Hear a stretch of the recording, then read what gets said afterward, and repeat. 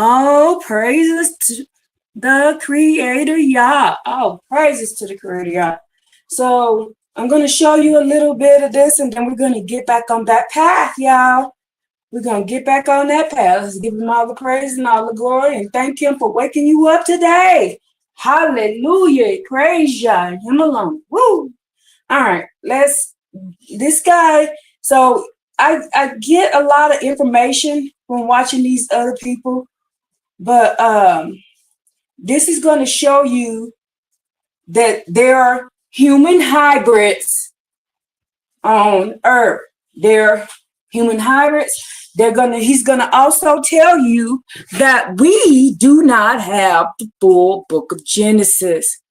We do not have the full book of Genesis. I'm gonna tell you it again.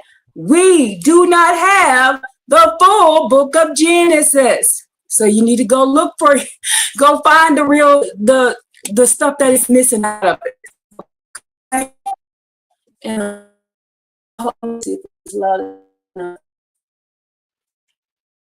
so listen to this class, and they're going to show you that there's human hybrids. They know the truth, and if you don't go seeking and searching it, you will not find it. In the seed of the serpent and all that kind of stuff. And they let you know that there's a messianic, the messianic came from these people. Messianic. So if you're messianic, you are worshiping demigods. You are worshiping a human hybrid. If you're messianic, you are doing human hybrid worship. We're not supposed to worship anything under the sky or any of those things.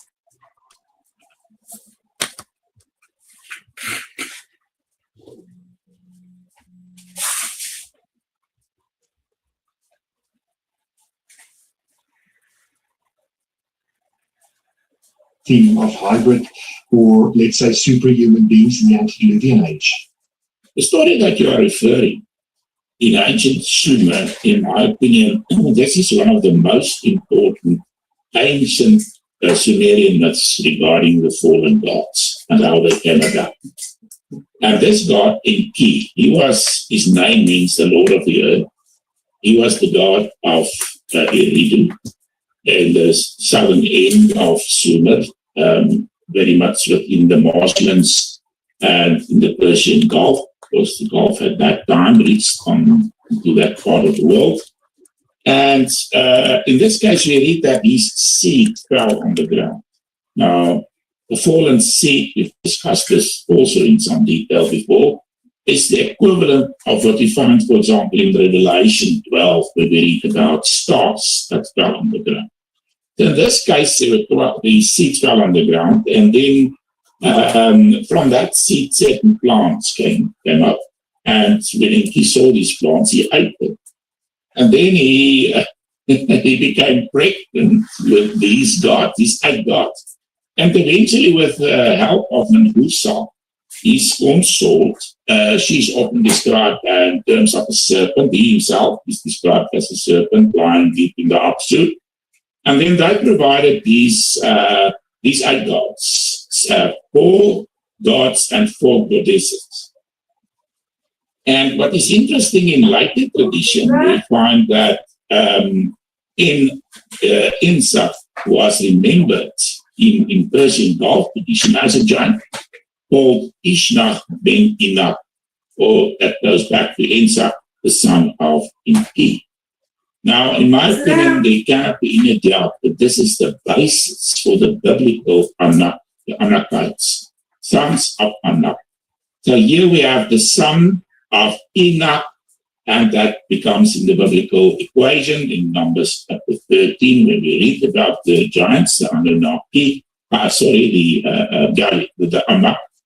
The Anakim, we find that the Anakim, the sons of Anak, corresponds with the son of Enoch. And Enoch in Anak basically goes back to Enki.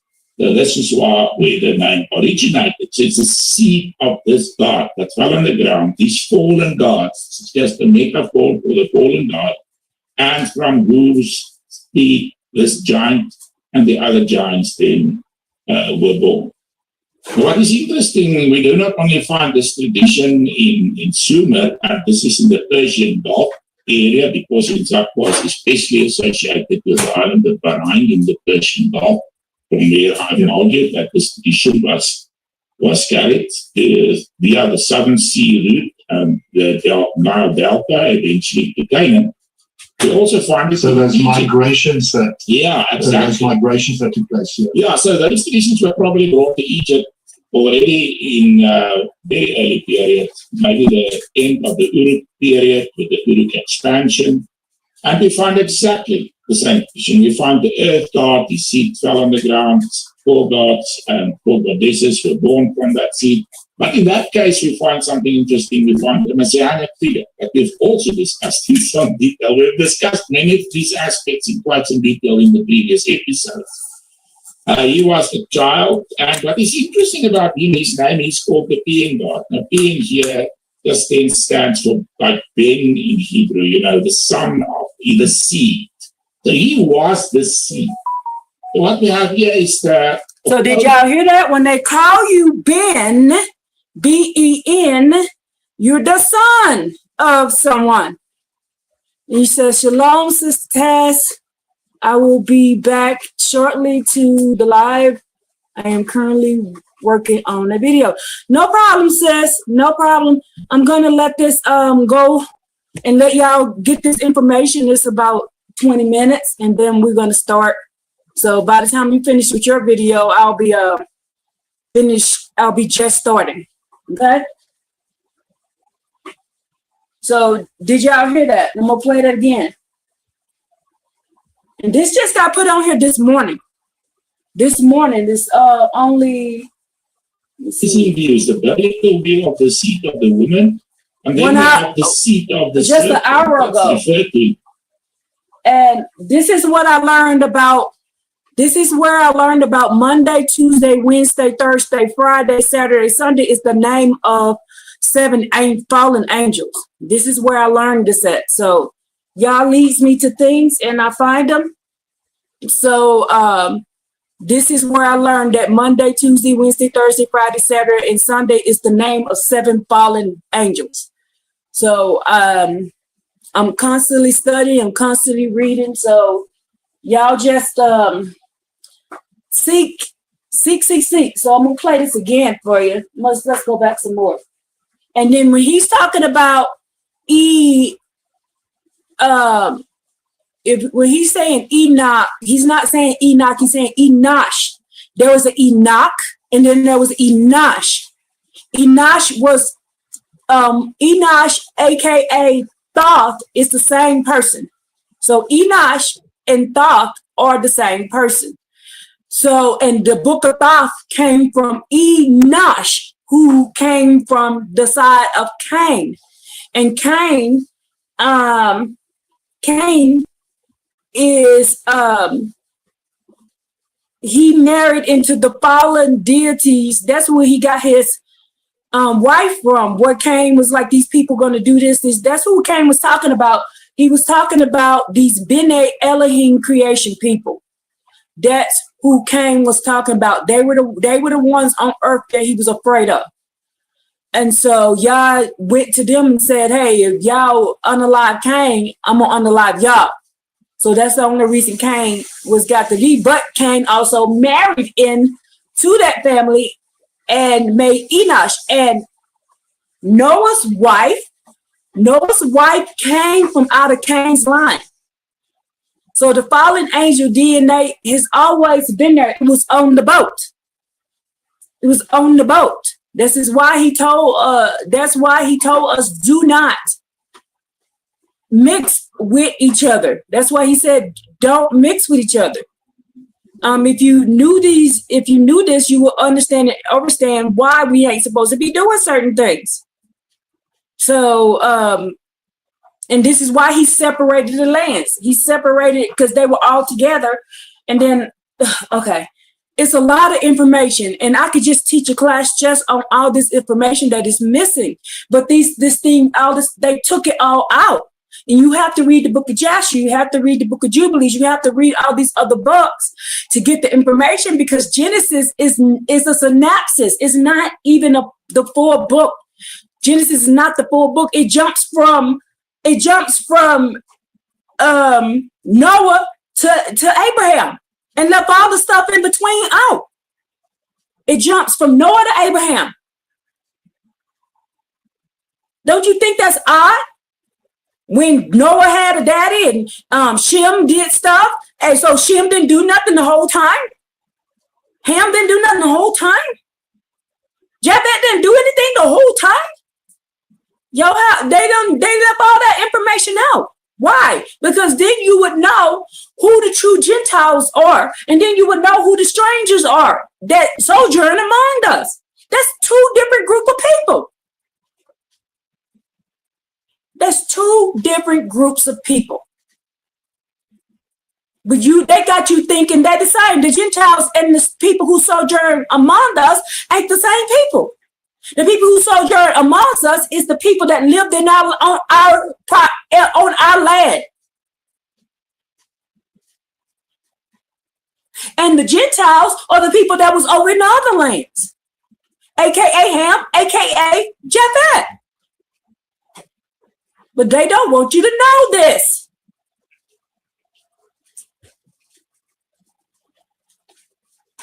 It's too different. They blended it all together to keep you confused, to keep us doing stuff going against Yah. That's why he tells you over what book? And Mr. Real Talk just read that menstruous women were going to be giving birth to monsters. Why? Why would they say menstruous women were giving birth to monsters? Why? It's because we started mixing with the other nations and they have fallen angel DNA. Okay? That's why he says a human would be hard, a real human being will be hard to find. That's what Yah said. They'll be hard to find. So let's go. Let me do this because I'm trying to finish a couple of things up because I had to get laundry done because my washing machine was broken and they just fixed it. Not yesterday, but just Wednesday, and I had I wash a lot of clothes, because I got pets, and because they touched up, I like to wash my stuff. I wash everything, and that people think I'm weird for, but I don't know what they walked on that ground and touched on their feet. So I wash everything and I bleach everything. I try to keep myself clean. So if I'm gonna have pets at me, I'm gonna have to wash everything a lot. So I have lots of blankets and lots, so I can switch them out all the time. I'm constantly switching out everything. Even my rugs, I have several sets of everything, so I can keep rotating. I be rotating, y'all. I be rotating because they walk outside on the ground and I don't know what was on the ground. So hell no, I'm not gonna just keep this stuff on here. I'm constantly switching out, cleaning. He became pregnant with these eight gods. And eventually, with the help of Medusa, his consort, she's often described in terms of a serpent. He himself is described as a serpent lying deep in the absolute. And then they provided these eight gods, 4 gods and 4 goddesses. And what is interesting in later tradition, we find that Insa was remembered in Persian Gulf tradition as a giant called Ishnach ben Inab, or that goes back to Insa, the son of Inki. Now, in my opinion, there cannot be any doubt that this is the basis for the biblical Anak, the Anakites, sons of Anak. So here we have the son of Enoch And that becomes in the biblical equation in Numbers chapter 13, when we read about the giants, the Anunnaki, the Anakim. We find that the Anakim, the sons of Anak, corresponds with the son of Enoch. And Enoch in Anak basically goes back to Enki. So this is where the name originated. So it's the seed of this God that fell on the ground, these fallen gods. It's just a metaphor for the fallen God, and from whose seed this giant and the other giants then were born. What is interesting, we do not only find this tradition in Sumer, and this is in the Persian Gulf area, because Isaac was especially associated with the island of Bahrain in the Persian Gulf, from where I've argued that this tradition was carried via the Southern Sea route and the Nile Delta, eventually to Canaan. We also find it. So those migrations that exactly. Those migrations that took place here. Yeah, so those traditions were probably brought to Egypt already in very early period, maybe the end of the Uruk period with the Uruk expansion. And we find exactly the same tradition. We find the earth god, his seed fell on the ground, 4 gods and 4 goddesses were born from that seed. But in that case, we find something interesting. We find a messianic figure that we've also discussed in some detail. We've discussed many of these aspects in quite some detail in the previous episodes. He was a child, and what is interesting about him, his name is called the being God. Now, being here just then stands for, like Ben in Hebrew, the son of, the seed. So he was the seed. So what we have here is the opposing views, the biblical view of the seed of the woman, and then we have the seed of the serpent that's referred to in Genesis 6. And this messianic child was called the seed. He was the seed. And from his seed, in later traditions, I believe the house of Uruk, for example, most likely was descended from this messianic figure. Then in Egyptian tradition, there was a deluge. The original homeland of the gods was overrun by the water, and then afterwards certain shamans went back. And we read in the Exodus text in the south of Egypt, and we discussed the Exodus text also in some detail. So readers, welcome to go through the different episodes and get the full picture. So what happened in this case is that these shamans, after the deluge, went back to that original place, and there they tried to bring back the gods that lived before the deluge, that various techniques, etc. And they were able to bring back certain of these gods then, like the 7 sages, like the 7 warriors, which is Setu, called in Egyptian text, Sebitu in Sumerian text, and the builder gods. And among them were the giants, the Ugal, the great spiders. I just wanted to add, people that are watching this for the first time, just listen to our previous episode. We go into that in absolute detail. Yeah, so here are the basis for the 3 Nephilim orders. And what is extremely important is the precise equivalence between the Sumerian tradition and the Egyptian tradition. And if we put these two together, we get quite a complete picture of the period before the deluge, when the seed fell on the ground, or the earliest tradition about the fallen gods, and how these earlier gods were brought back to live again via certain rituals and so on. So they clearly believed in the reincarnation in this regard. And the Nephilim was throughout the ages always closely linked with this idea of certain diamonds that were reborn in their midst. And then this messianic line, this is called the Shining One, and this is, well, we return to the Shining Ones, but this is the basic myth, earliest phase of the Nephilim tradition in ancient Sumer and Egypt. Absolutely, that's the foundation from which everything else flowed. But we're going to now start going into I want to say the meat of things. So really, who were the Uruga, the good shining ones, if you can say that, and the Ugal, the big shining ones in Sumerian tradition. And how did these shining ones actually teach civilization to early humanity? before the deluge hit. Yeah, so what you're now referring to is the terminology is the Ut or Ut. That's, we also discussed that previously. Now, Ut usually refers to a day or a storm or shining. It means any of these things. It actually refers to a certain kind of day. Let's say a stormy day or a sunny day or a huge, mighty, powerful day with regard to, say, a massive storm. And these days were associated with certain diamonds. These diamonds or spirits were called the shining ones because this is what this term means. It means shining. So they were the shining ones. And these diamonds were the ones that were incarnated within the framework of the network. So we have three different groups of diamonds in accordance with the three network orders. And those were according to the three different cosmic domains that the Sumerians believed in. So there were the sky. Some of these fallen diamonds were associated with the sky and also especially with the storm god.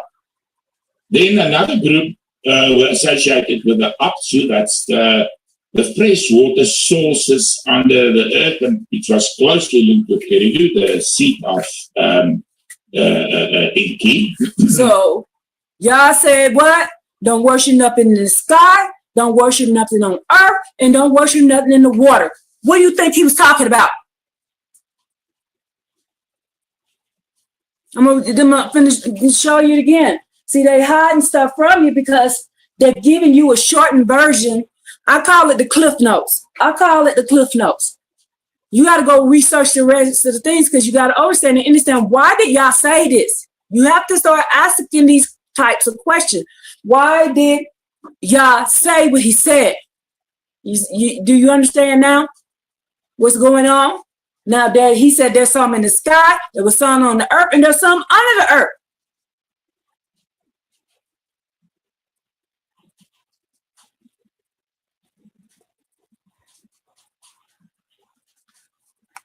And these days were associated with certain diamonds.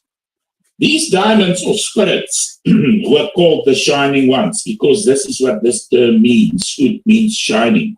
So they were the shining ones. And these diamonds were the ones that were incarnated within the framework of the network. So we have three different groups of diamonds in accordance with the three network orders. And those were according to the three different cosmic domains that the Sumerians believed in. So there were the sky. Some of these fallen diamonds were associated with the sky and also especially with the storm god. Then another group were associated with the Apsu, that's the freshwater sources under the earth, and which was. Oh, he's not saying diamond. He's saying demon. He's saying D-A-E-M-O-N.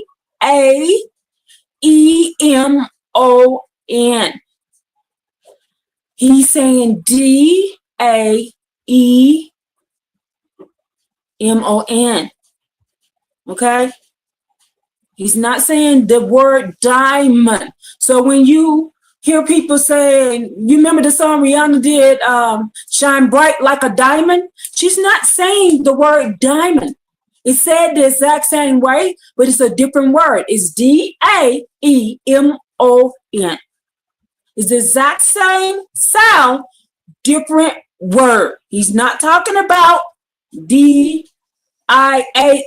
He's talking about D-A-E-M-O-N. Said the exact same way. Because they're singing that stuff about that. When you hear songs about diamonds or girl best friend and all this kind of stuff, they're not singing about a rock. They're singing about these demons. Okay? And they're doing it right in your face. This is why we need to know language. But y'all don't want to speak nothing but English, right? So that's what you get. That's what happens. You get tricked when you only want to speak English. You only want to research stuff in English. Because is, I keep telling you, these books, when you know the languages that they're using, when you know what they're using, you're saying something totally different than what you think. If you go read the New Testament in the Latin, if you go read it in the different languages that they originally wrote, you will find out they're telling you to your face that they're worshiping Baal, that they're worshiping this, and they're worshiping that. They're telling you to your face. But because you are only speaking English and only willing to read in English, you don't know that.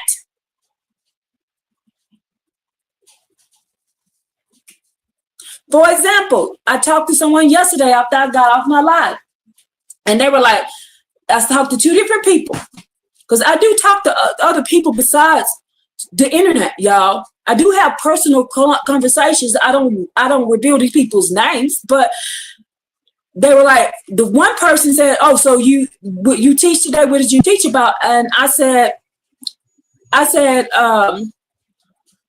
the class that I taught today was an advanced class. He said, "What? Was you telling us? Was you telling all of them you was reading?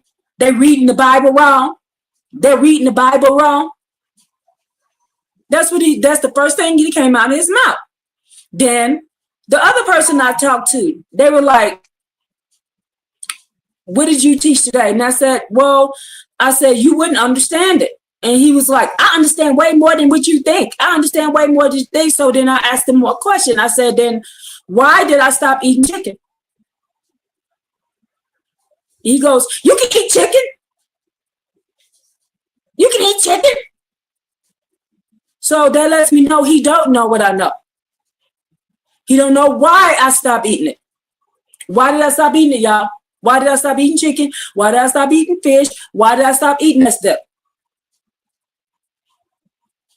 Because if you go into the Paleo Hebrew in the book of Daniel, it'll tell you why. So he don't know as much as he think he knows. And that's the problem with people. I don't say I know everything. I say if you knew what I knew, not I know everything. Listen to how I'm saying it. If you knew what I knew, I don't know everything. I can't know everything because they took some books out. This man just admitted that Genesis ain't even full Genesis. He just admitted it out of his mouth that Genesis ain't even the full book that they gave us. That Genesis 6 is way bigger than what we got. He said they just gave us a synopsis. You know what a synopsis is? It's a little snapshot. That means that Genesis 6 is way bigger than what we think it is. And if you want to know the truth, you got to go find it. And that's what I do. I spend my day searching for the truth. Since I know that it's a synopsis, that means there's something missing. Where is it at? Seek and you shall find. Ask Yah, he'll show you where to look. This is how I found this guy. I prayed about it. He showed me. And this guy just told you that they worship the day, they worship the sky, they worship these things, they worship beings. These are beings we're calling their own. Monday, Tuesday, Wednesday, Thursday, Friday, Saturday, Sunday. Those are beings.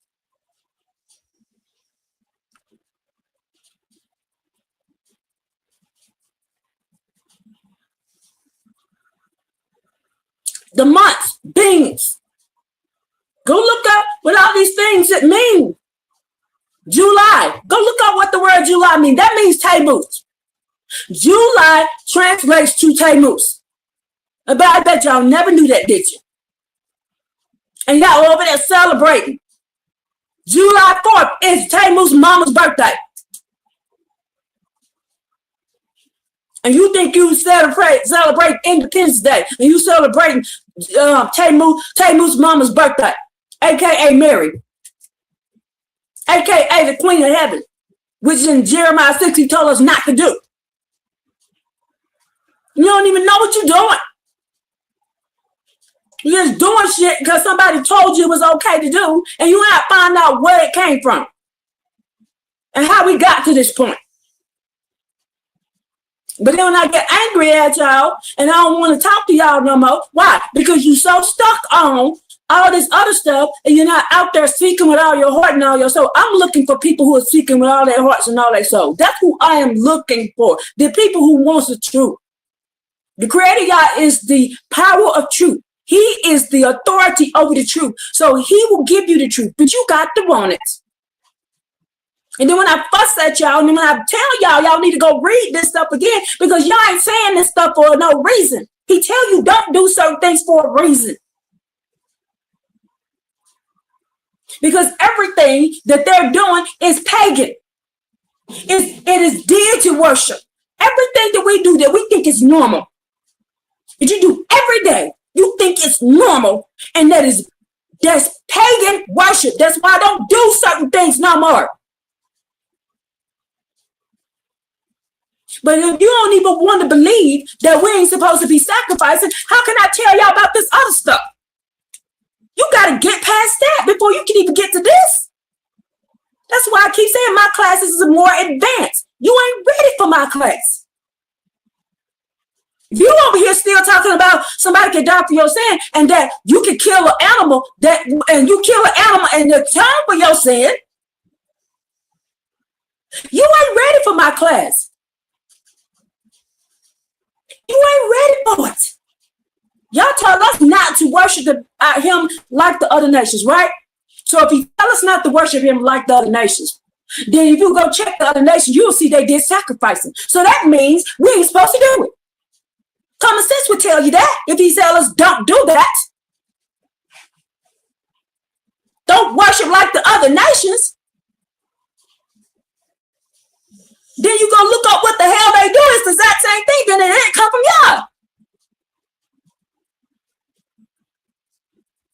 But y'all ain't ready for that. Y'all can't even get past all this blood stuff.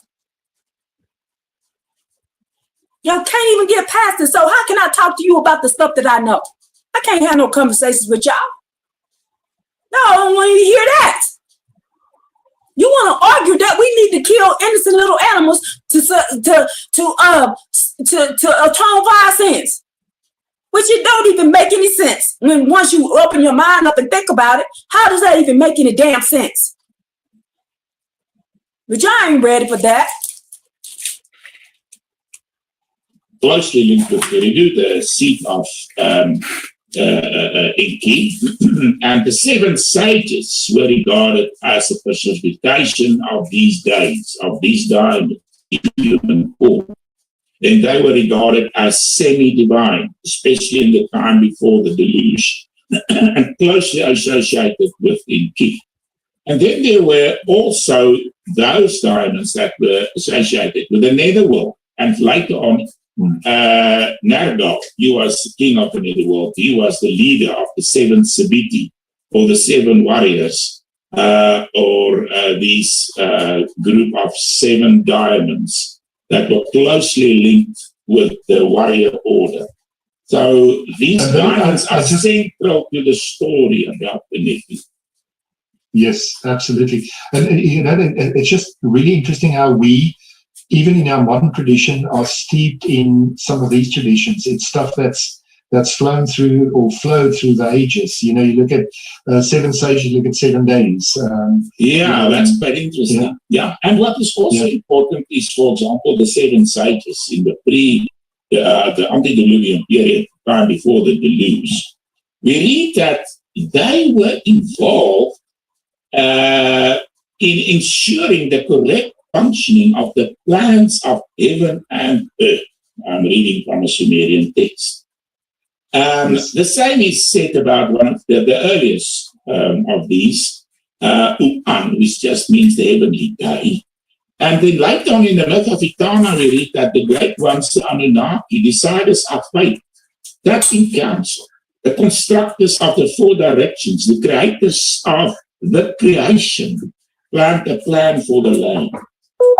So what we find is these Apkallu, these sages were closely linked. Also, some of them I've discussed that in my first book, Kings of an Epic Age, the Nephilim Kings of an Epic Age. So some of these Apkallu, some of these wise ones were also called Anunnaki. And they were the ones that planned the layout of the land.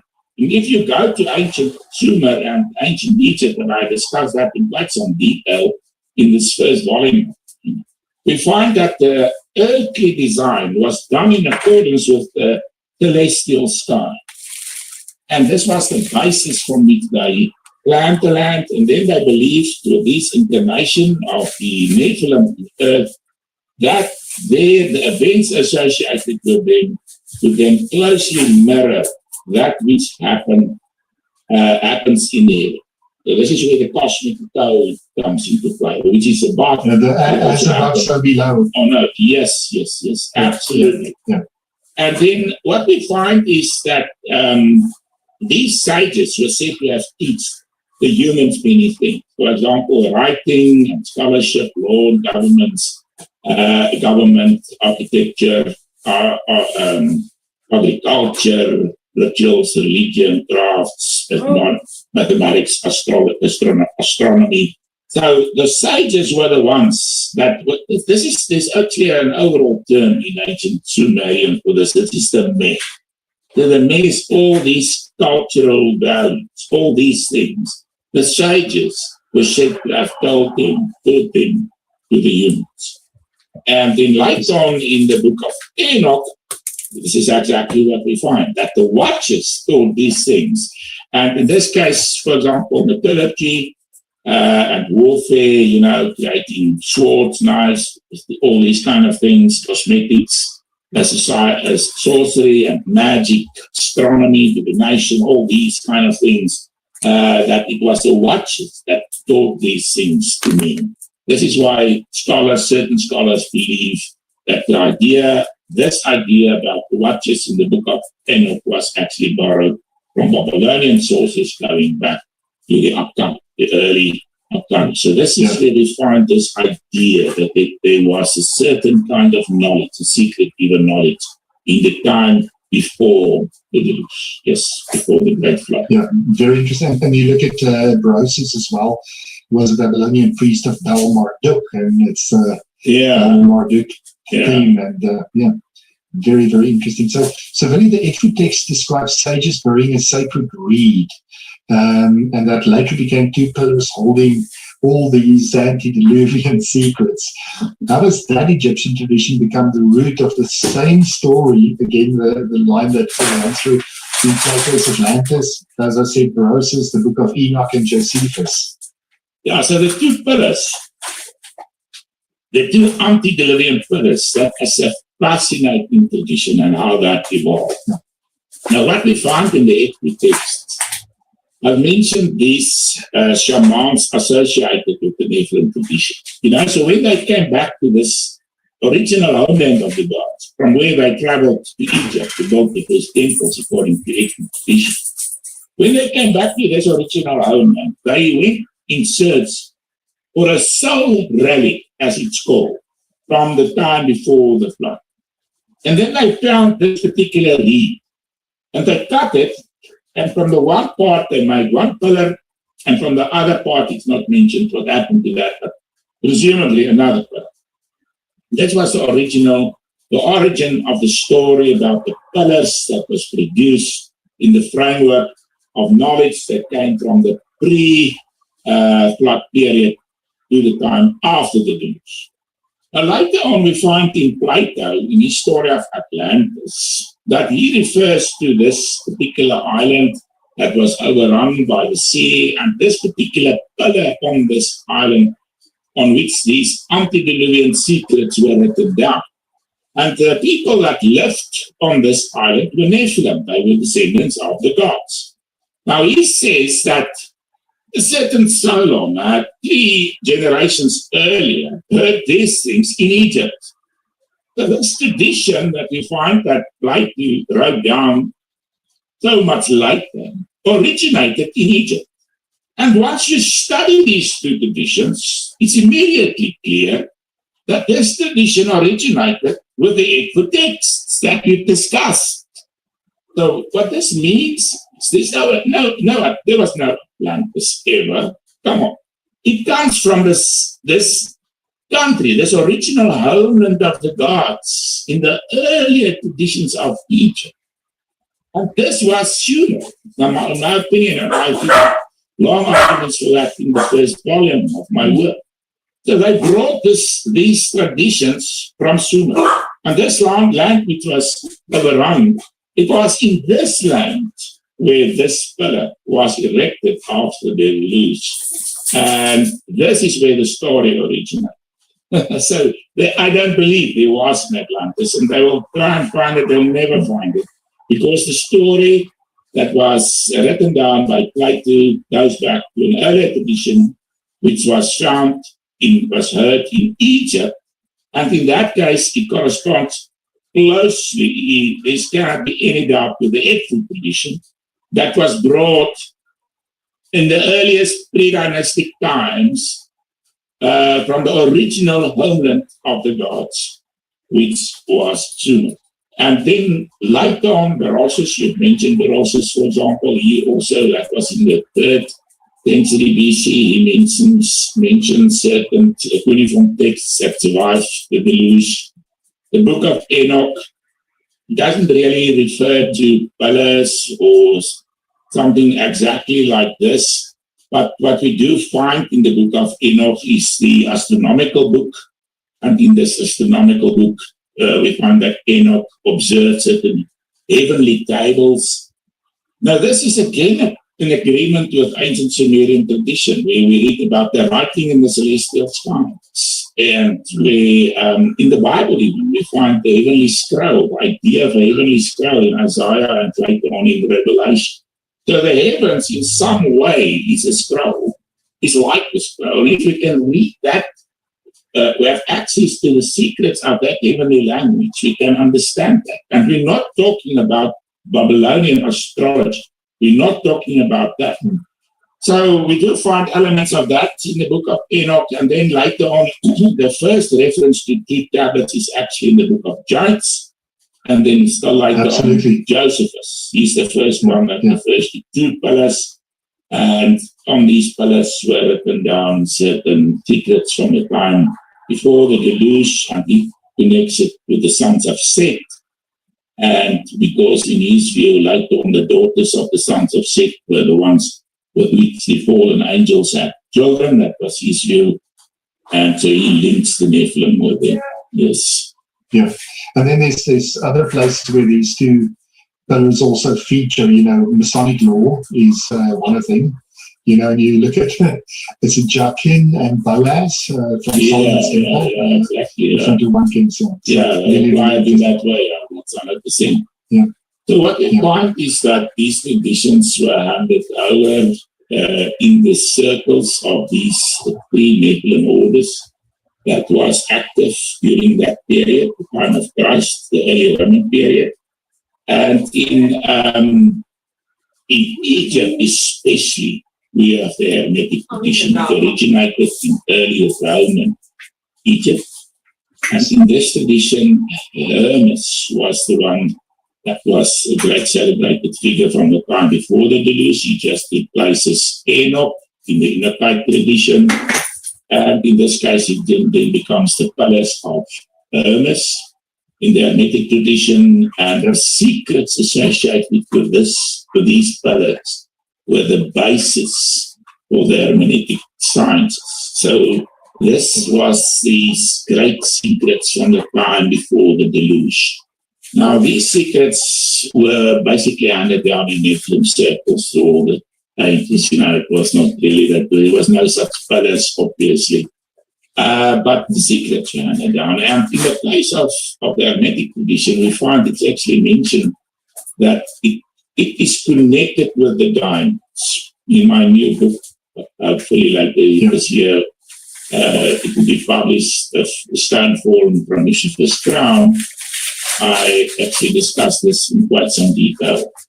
So these diamonds in Greek tradition were, for example, certain diamonds associated with the oracles. There were certain, female virgins that spoke inspired terms and said certain things about the future, and it was believed that it was the diamonds that inspired them. We also find the diamonds active in the secrets of the mystery religion, and that the initiates in those religions were believed to be possessed by the diamonds. And one of the important aspects of these cults, for example, the Sicilian cult, was the sacred marriage ritual, by which they tried to get these diamonds to be reborn again in human form. And then certain, like some of the big authors, Hesiod, for example, mentions that the diamonds go back to the great heroic kings of the Golden Age, and that it was the guardian spirits.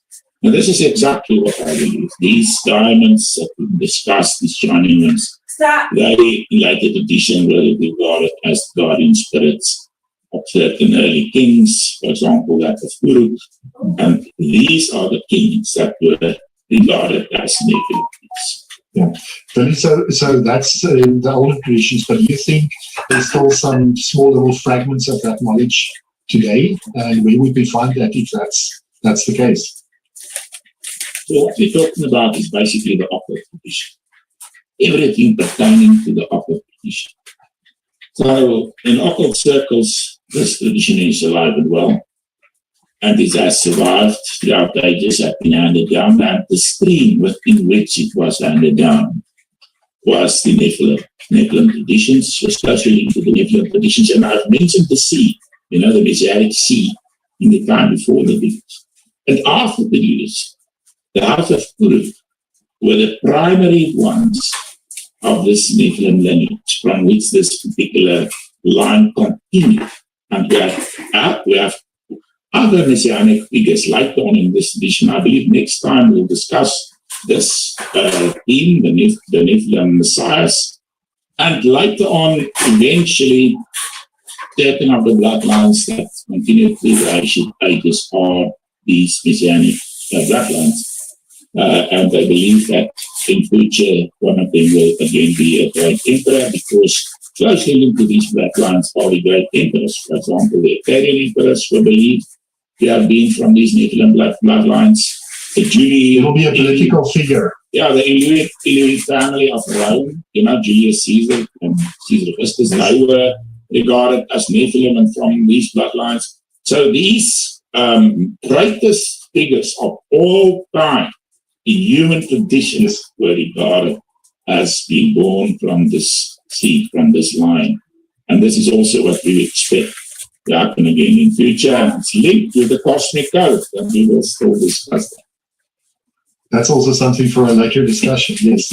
Next time we'll look at the ancient Nephilim Messiah. But Willie, thank you very much for that. All of your research, and if you read the books and stuff, it doesn't just connect the dots. It just paints this very wonderful, clear picture, and it's absolutely fantastic.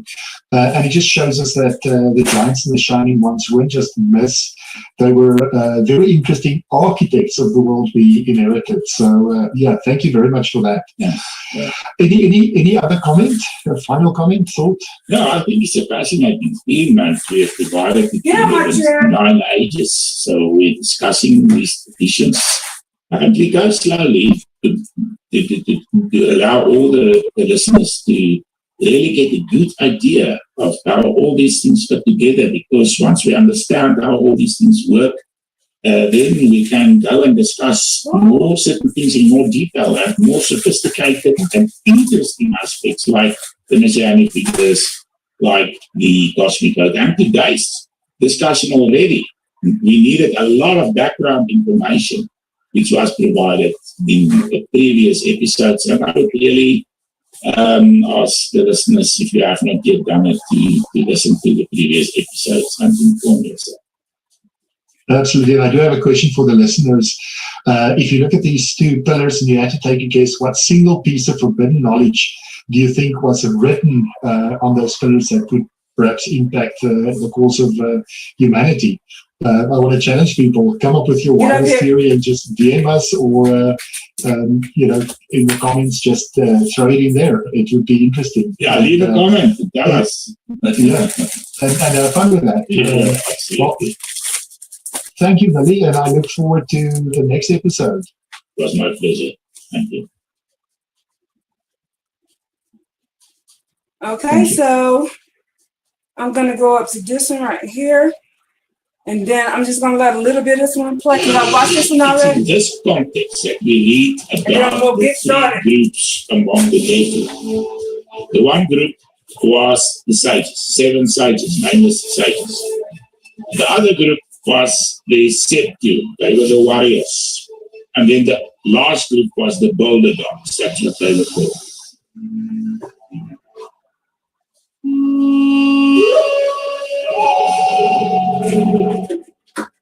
Today we dive into the ancient Sumerian worldview and uncover the 3 orders of the Nephilim, the shining ones, radiant beings tied to fallen gods, giants, and the mysterious origins of human civilization. Through ancient Mesopotamian texts, we'll explore how these accounts may illuminate the biblical Nephilim and the events that unfolded before and after the Great Flood. Very interesting topic. I'm looking forward to discussing it, Billy. So can you please explain who the Shining Ones were in ancient Sumerian stories? You actually discerned 3 groups, Shining Ones among the Nephilim. Can you elaborate?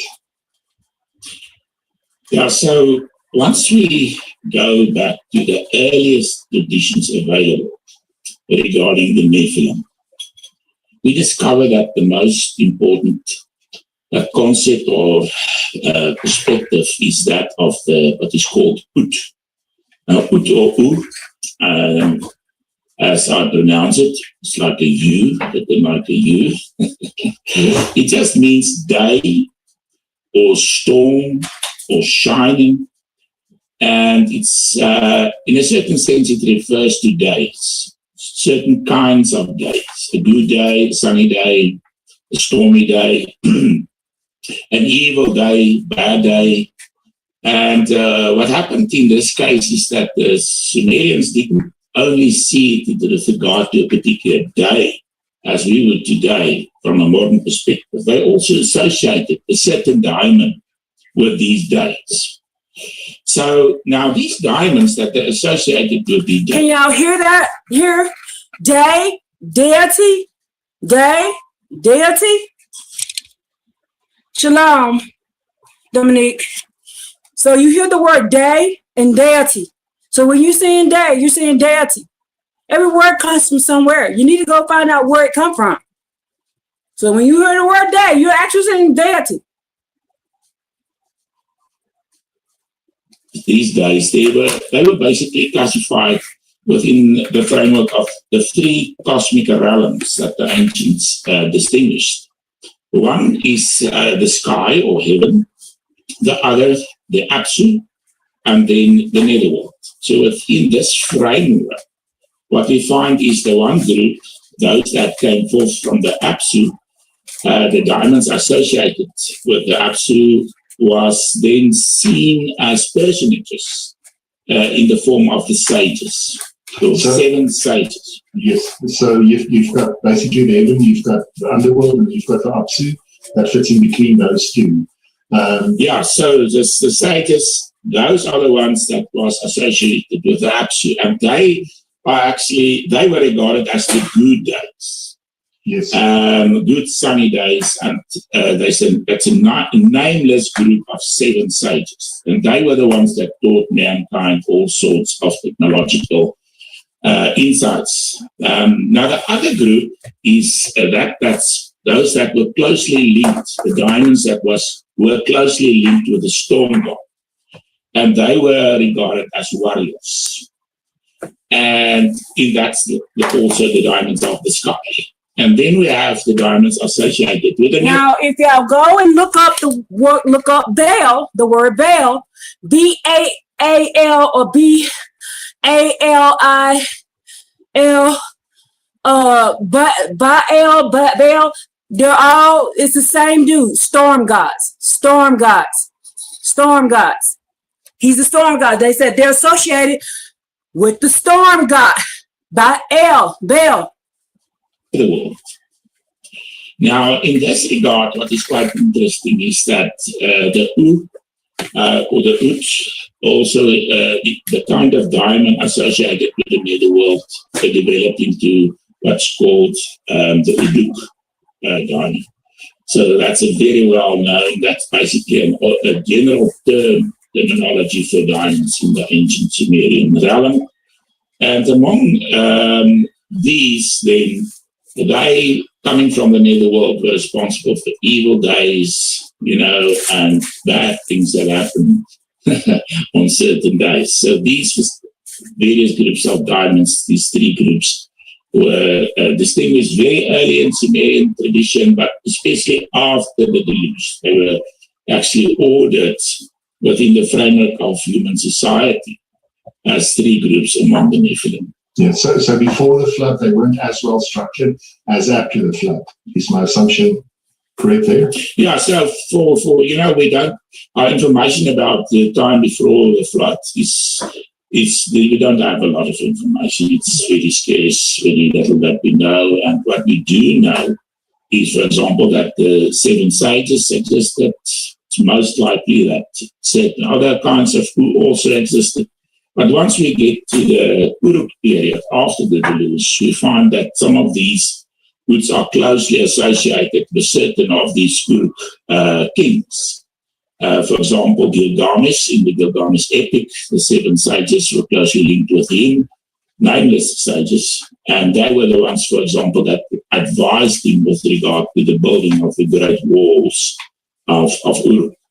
The warriors were closely linked with Lugalbanda, another Uruk king from Uruk, and in this case they were regarded as the Sabitu, the seven gods. We've talked about them, that were born on earth in the form of seven young men that accompanied Lugalbanda towards the land of Arata on his military campaign. So they were closely linked with warriors.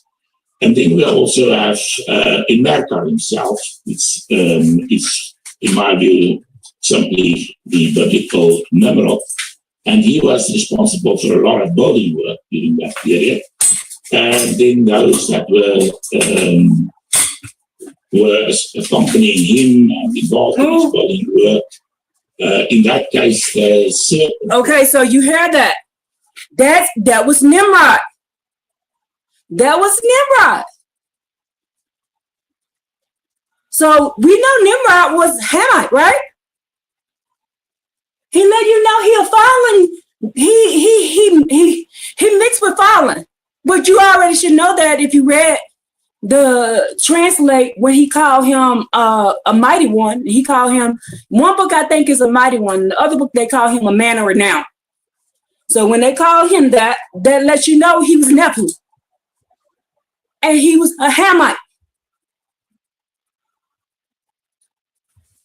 That's a very important emblem. He himself is very closely associated with the emblem of the serpent.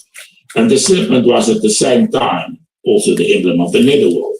The Nazur, the god of the netherworld, he was called King of Serpents. So that means that the kind of diamonds associated with him and the building work most likely would then be those of the netherworld. Yes. Very interesting. And Veli, the Ugal, where does this actually fit into the classification? Yeah, the Ugal is extremely interesting. So what we have here is a certain U, which is combined with the word Gal. And Gal means big or huge. So what we have here is these huge U's. So in terms of personifying these days or the diamonds, that would have then be our oldest concept of giants within the framework of the ancient world. We also find that I've mentioned the Uduk already, and in terms of the Uduk, we also find the Uduk Gal, a great Uduk, a great diamond of the netherworld. And he's interesting. We find that this diamond is described, for example, in one place. So how do we have a round earth when they letting you know that there's a group of things living under the earth? Not in the earth, under the earth. So somebody lying. How is that even possible? Okay? In the Udukhu series, he's described as having a towering stature. So he was really regarded as a giant, having a deafening voice and a terrible radiance. So, and that sounds fascinating. yeah, and the link between the diamonds and this diamond that is described as a giant and the real giants must have been very close, because they probably believed that these diamonds were possessed, the giants, or in some way were incarnated in the giants. We find the same in the biblical tradition of the Rephaim. Yes. The terminology Rephaim is used for diamonds that resided in the netherworld. We find that often in the Bible. But we also find that the Rephaim are used to describe certain physical giants. So this is extremely old tradition, going back to the earliest times in Sumer, where these diamonds, these big diamonds, these huge ones, were definitely associated with giants, gigantic figures. And later on in the Akkadian period, we find them among the enemies of the Akkadian emperors in the mountainous areas, especially with regard to the associated with the Hurrians, but that's a story for another day. So the earliest description that we do have, the oldest traditions about giants in the framework of the Nephilim, is then the Ugal. Yeah. Can you just expand on the term Rephaim and where it comes from? I mean, it features in the Bible as well. Yeah, so we will have a long discussion on that when we come to the Rephaim. So the Rephaim is mentioned, especially with regard to the biblical Israelites. You know, when they conquered the land of Canaan, before the conquest, some of the spies came across these enormous giants in the land, especially. So let's say they're called like grasshoppers. Yeah, they were called Anakim, but they were closely associated with the Rephaim, and the Rephaim were then described as giants also. Various passages in the Pentateuch describes them as giants. Yeah, I think that's much later than the time that we are talking about. Still, another topic for another time. Eh? Yeah. So Veli, the other thing I want to ask you is, how do the sages differ from regular human wise men like Adapa? And how does this distinction highlight the sages? I'm going to say semi-divine nature in this hierarchy. So a clear distinction must be drawn between these nameless sages, the earliest group of 7 nameless sages that were born from the Apsu in a supernatural way, most likely at Eridu, the town of the god Enki, the Lord of the earth. Remember, we've previously discussed the seed that fell on the ground, which is a metaphoric expression for the fallen gods and those gods that were born from that seed. And in later tradition, one of these gods in Zalk, he was also regarded as a giant. So it's closely linked. So what we find is that the sages, the nameless sages, later on, in much later tradition, they were also linked with certain human sages that are given certain names. But one name that is really old is the name U'an, which refers, it just means a heavenly day. And I've already said the good days, heavenly days before the deluge were personified as the sages, the 7 sages. So now what happens is that Adapa is an extremely interesting figure, because he is regarded as the first civilizer. In Sumerian tradition, he was definitely a human. But in later Mesopotamian tradition, he is connected with this U'an and even identified with U'an. But I think most scholars would say that Adapa is not the same. It's just a later tradition. So Adapa was human, and he corresponds with the biblical Adam, and which lived in the earliest of times. He's often seen as the first person sort of of importance in Sumerian tradition with regard to tradition. So again, he's a sage, but he's a human sage. So we must distinguish between the human sages that were associated with certain ancient kings before and after the deluge, especially after the deluge, and the group of 7 sages, which were semi-divine and definitely being Us. They definitely were closely linked to the Nephilim, being regarded as a certain kind of Nephilim. Yes. So the other thing that I wanted to sort of just revisit, we did mention Etana previously. How does Etana's story parallel Enoch? And I know we've mentioned Enoch in the past as well. And does the eagle versus serpent conflict in the Etana story actually reveal divisions in those Shining Ones hierarchies? Yeah, so the name Etana means he that went to heaven, or he that went to God. And in the earliest of times, the story was told that he was taken by the eagle to the heaven of the supreme God. In this case, in my opinion, it probably refers to the spirit of the supreme God, the eagle that took him to the abode of the supreme God, and he definitely corresponds with Enoch in biblical tradition. Now, what is interesting about the story of Etana is that we find this conflict between the eagle and the serpent.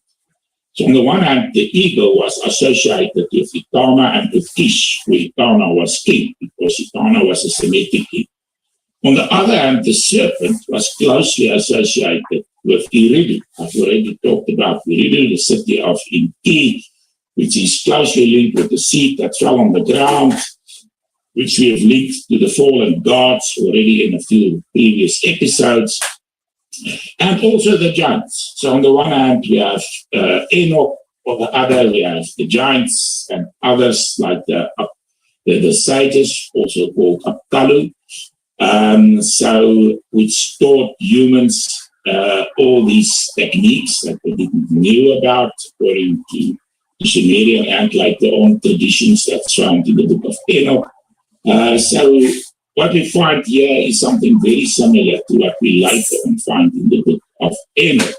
Now, the book of Enoch is much like it's about 3,000 years after the deluge, but it did took elements from Babylonian tradition. For example, it did took from Mesopotamian tradition the idea that the whole idea of the giants. Many scholars believe that goes back to the Apkallu, and we find that the things that the Watchers taught the humans, for example, the secrets of metallurgy and weapon making, cosmetics and Pharmakia, all of that. Yeah, sorcery and magic, astrology, divination, all these things that we read about in the book of Enoch actually goes back to the sages that taught certain, provided certain knowledge to the humans. And I think it's really other scholars.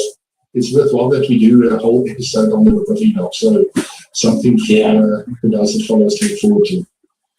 Yeah, and other scholars actually see the giants in the book of Enoch as taken from the Udu, as I've mentioned previously. And especially in this regard would be the Ududal, the large Uduks, which is definitely described as giants. But what we find in the book of Enoch is that it borrows Babylonian traditions, very old traditions, but the author of the book of Enoch tries to bring all these Babylonian traditions together in a certain way, the biblical tradition about the Nephilim. But now what we've discussed is we do find in the antediluvian period that Enoch was an important figure in the Babylonian or Mesopotamian Sumerian tradition. He was called Etana. And on the other hand, he was associated with the eagle. On the other hand, the serpent, closely linked with Etana, with Imerkar, which corresponds to the biblical Nimrod, and the city of Eridu. In the time before the deluge already, we had this very ancient mythos of the seed that fell on the ground, the fallen gods, and all the things that we've already discussed in terms of the Nephilim that was associated with Eridu, the Apkallu, the sages, the seven sages, and most likely other kinds of Uts or Us, like the Ugog, the giants. So really, if you look at the Sumerian ideas, how does that help us to better understand the book of Enoch, especially when you look at angels falling, fathering giants, and teaching advanced technologies? So Enoch is very important in the book of Enoch. He's a central figure. And I have no doubt that what is told about him was borrowed from Babylonian tradition with regard to Eternal. Yeah. So Enoch endeavors to intervene with God on behalf of the fallen watchers, which is just another name for the angels. Because God has decided to send the deluge in order to destroy them. And then Enoch visits heaven and other cosmic realms in the form of travels, visions, dreams. And again, these things are clearly based on the traditions that evolved around Etana. So the book of Enoch took a lot from ancient Babylonian tradition, but even though the book of Enoch is light, is not a credible source about the antediluvian period, in our reconstruction of the antediluvian period, we do find the figure of Enoch.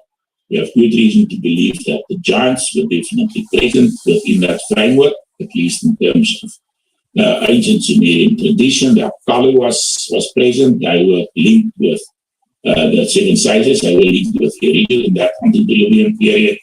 So these matters are definitely very real, going back to that early period. So when we talk about the book of Enoch, is it something that we can use as just a resource? And how serious do you think we should take the book of Enoch? Well, the book of Enoch, I think, is a kind of historical fiction. Nowadays, we find authors that use a certain historical setting for a story. This is very much what we find. It's a fiction, and it borrows a lot from Babylonian traditions, as I've already mentioned, and reconstruct a kind of story about the ancient world and what it would have been in the time before the deluge. But it's definitely not an authentic tradition going back to that period that was delivered in Israelite circles. This is definitely not the case, because we do know it was borrowed from the Babylonians during the exile. That's about 500 BC. Yeah, beautiful. It's definitely makes for an interesting read. Well, it's a fascinating book and fascinating ideas. Yes. And it definitely adds to the mystery around the Nephilim and so forth. Yeah. So really, and this is a question I've been looking forward to asking you. What inspired your unique view of the Nephilim as a tripartite hierarchy of sages, warriors, and builders, rather than just this sort of destructive offspring of fallen angels that we seem to be fed through mainstream media? Yes, I think when one studies the ancient world, as I have done, I've been carefully studying the ancient traditions, the oldest sources. We've discussed the Ekfi tradition in Egypt in a previous episode, where we find the Nephilim traditions were actually handed down and brought from Mesopotamia to Egypt. We've also discussed the traditions within the ancient framework of Mesopotamian tradition and Sumerian tradition during the Uruk period. And what I discovered was a very close correspondence between the Egyptian and the Sumerian tradition. Now, in the Egyptian tradition, we also find the idea, the motive of fallen seed, and the gods born from that seed, 8 gods, actually 4 gods and 4 goddesses, exactly the same as in the Sumerian tradition. In Egypt, we also find a messianic figure, the being god that was born from these gods, clearly a very early Nephilim sire. And then the deluge happened. And then after the deluge, some of these, somehow, according to the Egyptian tradition, as maybe people linked or knew what happened, etc., went back to their original homeland that was destroyed by the deluge and went in search for certain items that they have started Did y'all hear that? That JC was born before the deluge. The deluge is the flood. Did y'all hear that? They was worshiping him before the flood happened. He been around. And you said in the other video, all they do is reincarnate. They reincarnate. They reincarnate. I'm gonna say this again. They reincarnate. They just come and they give you a different name, same dude. Tammuz, JC, same dude. Zeus, Jesus, same dude.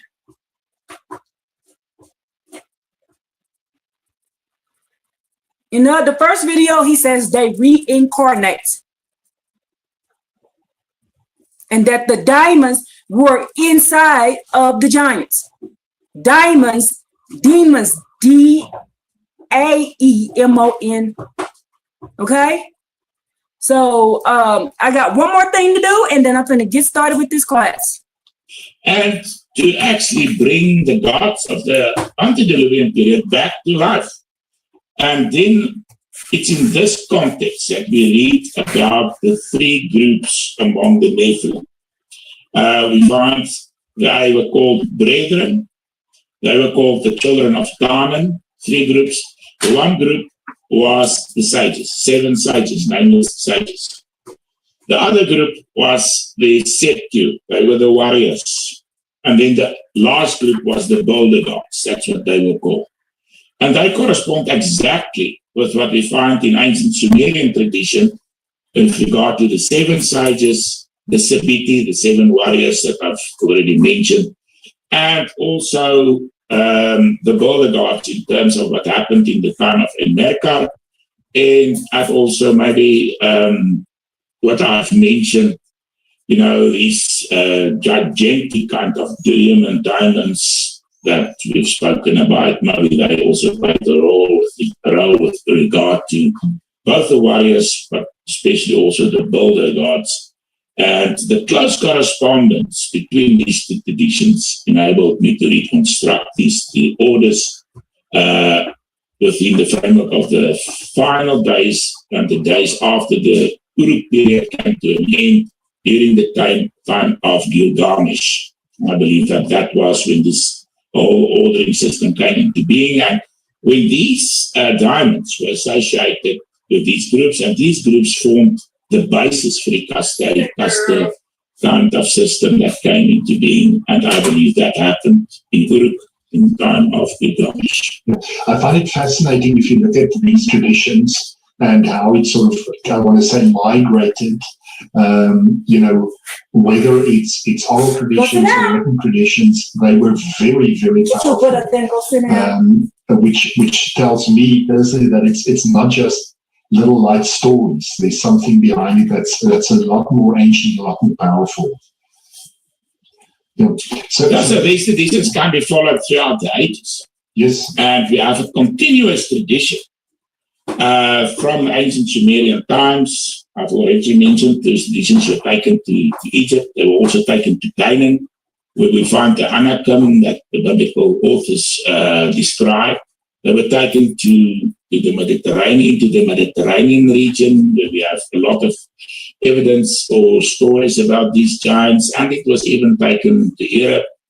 And I follow certain families and later on bloodlines with regard to those carrying these Nephilim traditions. That's why it's very important. What did he say? Did you hear him?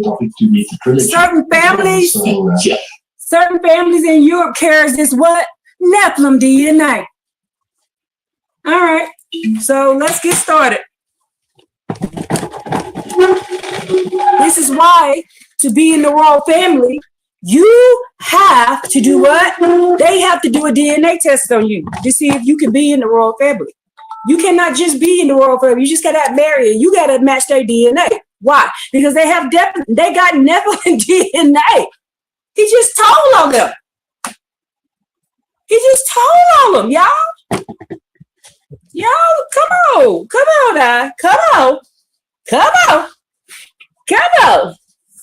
Y'all got to know. that this is a spiritual war. You got to know what you're looking at. They dumbed us down. They dumbed us down, y'all.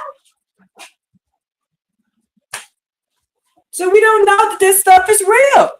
They got us thinking everybody all the same. We all came from the same this and all this kind of stuff. No. I'm gonna say it again. No. It's bigger than what you think. It is bigger than what you think. Now, we are talking about the path. Yesterday, I'm trying to see if this B gonna come up in here. Now, yesterday we finished the teaching of the call is coming from inside the house. So now we're going to be working on a different portion of this series, and this is going to be long series. So I'll probably do a few hours here and a few hours there until we finally get it done. Remember, get your pens and your papers together, write down these precepts, go and seek Yah with all your heart and all your soul. Find out what Yah is teaching. These are not my teachings. These are from the Creator Yah. So with that all being said, I need to let you know, to give a disclaimer, that we do not worship deities over here. We only worship the Creator. And we don't call him out his name. He has a name. His name is Yah.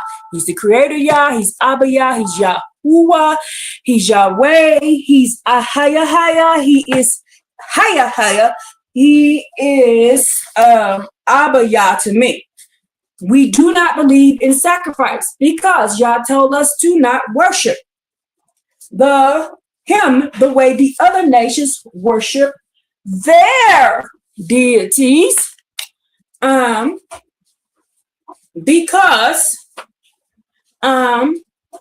So we don't believe in sacrifice, because if you go look up El Elyon, is Elelyon, he requires sacrifice. So because he requires sacrifice, El Elyon requires sacrifice, aka y'all call him the Most High. He says they were Nephilim. There were Nephilims after the blood. I believe that DNA can be passed down through the bloodline. Yes, it was. Yes, it was. And as I was telling you a little bit earlier in the first video, if you go do your research, you will find out that Noah's wife came from the line of Enosh, not Enoch. Noah came from Enoch. His wife came from Enosh. Enosh came from the line of Cain. Enoch came from the line of Adam. You see what I'm saying? There's two different lines. Line of Cain, line of Adam. Line of Cain is the seed of the fallen. Line of Enoch is the seed of the Creator Yah, aka he called him the serpent. So that's one thing we need to understand and understand. But you got to go all the way back, and then when you read this book, you will understand why y'all said certain things. Why y'all said certain things. See, they got us believing a lot of stuff because they were able to get us to believe this stuff because they left out a lot of information. There are some people that don't believe that the Nephilim are real. They don't believe that it's here. They don't believe it. So you cannot teach them any information like this. You can't teach them this information. You can't teach them this, because if they don't believe the Nephilim is real, then everything that I'm teaching is bullshit to them. You see what I'm saying? So you have to understand and understand these things, that these people don't want to believe that, even though they're doing DNA tests, finding out people having Neanderthal DNA. And then if you go back and you find out the Neanderthals are the Eloids, You go find out who the Eloids is. And I don't agree with him about not reading the book of Enoch. I believe the book of Enoch was written before the deluge. The reason why I believe the book of Enoch was written before the deluge is because after the deluge, if you go read the Apocryphon of Genesis. So there's a Genesis and then there's Apocryphon of Genesis.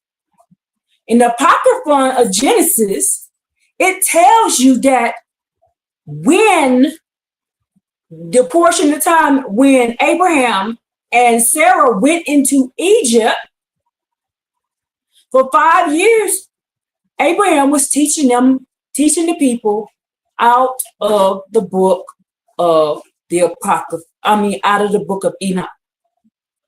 And he got the book of Enoch from Shem. Shem was alive when Abraham was alive. So Eber was alive when Abraham was alive. He went to Shem's house to learn. And Shem got the book from Noah, and Noah got the book from Methuselah, and Methuselah got the book from Enoch. But you got to do the research. You can find that in the book of Jasher. And the reason I read the book of Jasher, because the book of Jasher used to be in the Bible, which y'all call the Bible. The book of Maccabees used to be what y'all call the Bible. The book of Esdras used to be in what y'all call the Bible.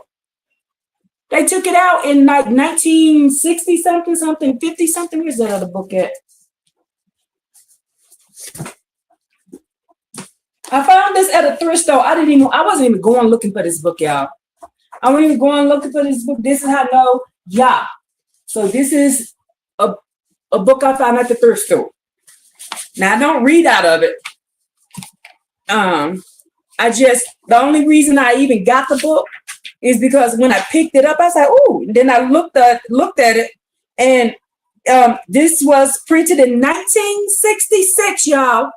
So I was born in 1976. This book is only 10 years older than I am, and it has all those books I just mentioned to you in here.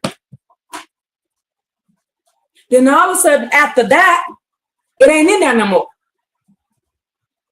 All of a sudden, it's after that, it ain't in there. There's first and second Esdras is in this book that I've been reading to y'all. So Ecclesiastes and the book of Sirach is in this book. I'm reading to you the things that are in here. The book of Baruch is in this book that I read to y'all from. The Apocalypse of Abraham is in this book. Let me see, where's the other book that I read from? Isaiah, Jeremiah, Job.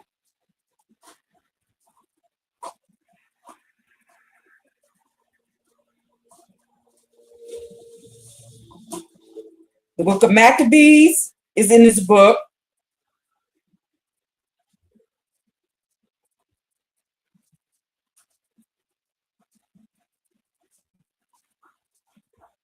Proverbs, Psalms. The book of Tobias is in here, and the book of Wisdom is in here.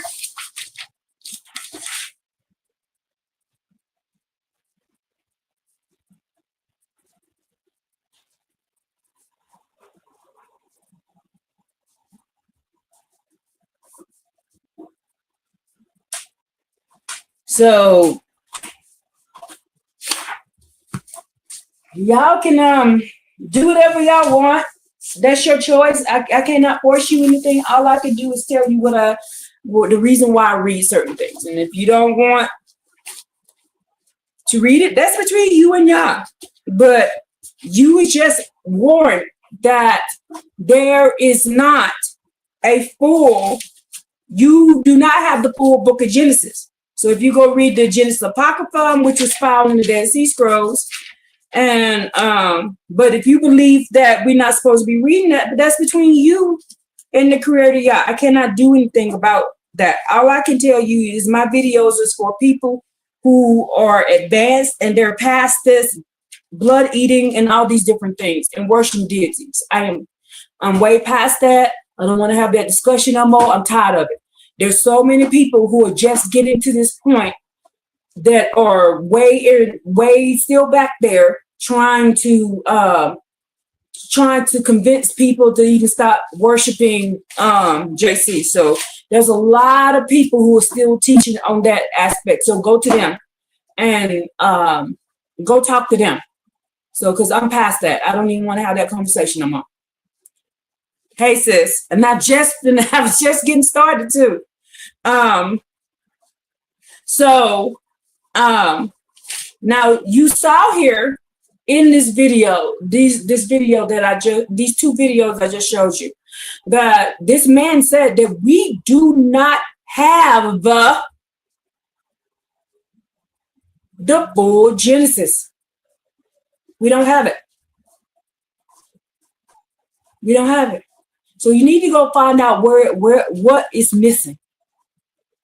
That's why I keep telling y'all, I suggest books for you to read. That's why I do it. Why?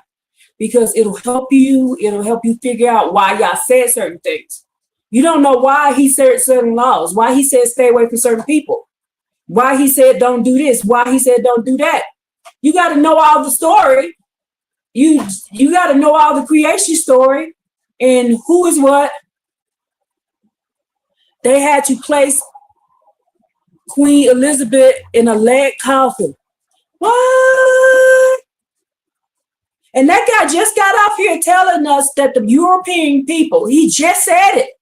He just said it, that the Europeans came from the Nephilim. That they came from the Nephilim.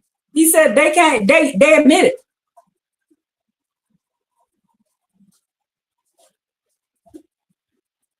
Oh, they're blocking your comments. Wow, I'm sorry, sis. I'm sorry. Sometimes you got to reword it because sometimes you have to put it in 2 or 3 times. And reword it. So now, let me move this down.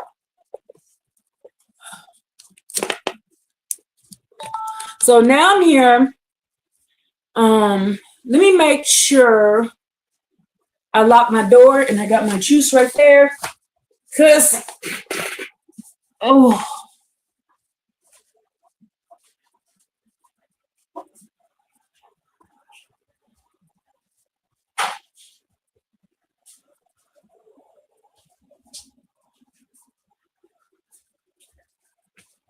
Because I don't want nobody just walking in my house. Shalom, Layaf 555. Hey, y'all, peace and barukis. So there's a lot of information we need to understand to get us to this point. I suggest you go seeking and searching. The guy admitted right here that JC was born before the deluge. What is the deluge? That's what we call the flood. He admitted it. And if you go back to the beginning of this video, because I'm an hour and 33 minutes into my video, he admit that all these deities do is just reincarnate. Basically, they use the bodies and they go back into the bodies. That's all they're doing. That's all they're doing. They're reincarnating back into these bodies. So JC done came over and over and over again, just in different bodies. Okay? Y'all see it now? Do you see what's going on? So it's the same deity, same thing they was worshiping before. This is why y'all was like, don't do what they do. Don't do it like they do. And guess what? He says they took this into Canaan, which we went and took over Canaan, remember? They took this over into Mesopotamia. They took this over into Egypt. He admitted that Nimrod was a Nephilim. Nimrod is a Nephilim. He said Nimrod came from the diamonds. Diamond does not mean a rock, doesn't mean a stone. Diamond is what they're saying. They're not saying diamond like a stone. They're saying diamond like we call the word demon, and diamond is the same thing. DAEMON. Then when that girl saying it shine bright like a diamond, she is not talking about it. He said he even called them the shining ones. That's why I saw last night on the live showing, celebrating, coming back and having the same distinctive markers. Thank you. Thank you. Thank you. They have the same distinctive markers. They say that President Trump and Elvis is the same dude. They said Trump and Elvis is the same dude. But I can't prove that. That's just a theory. They said that Trump and Elvis is the same dude. So now, where was my mind at? Now, we need to go down the road how to get back on the path. So this is part 2 of Back to the Path. Andrew Jackson and Epstein. Oh, I never heard that one. Whoa. Girl, put that link down in the what you was watching. Put that link down here so I can go watch what you was watching. So now, oh, this is what I'm about to say. Remember Nimrod. You gotta remember Nimrod was from what? Nimrod was Ham. And it even says that in this book that Nimrod was a mighty one. And when y'all call you a mighty one, he let you know you a giant. You never left. If he call you a man of renown or a mighty one, he's calling you Nephilim. And Nimrod was the first one after. The first mighty one, he said. Now Canaan was the first mixed seed. And now what I was trying to show y'all, why? Because Canaan had 6 toes on each foot. Thank you, sis. And 6 toes and 6 fingers on each hand. That's how Noah knew what happened.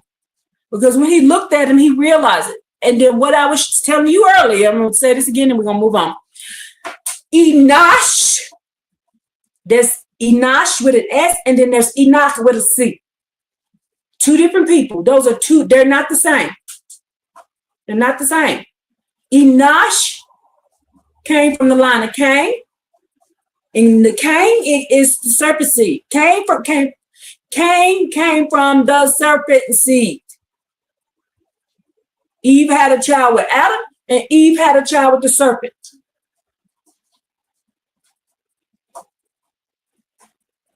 The knowing the good and evil was not what you thought it was.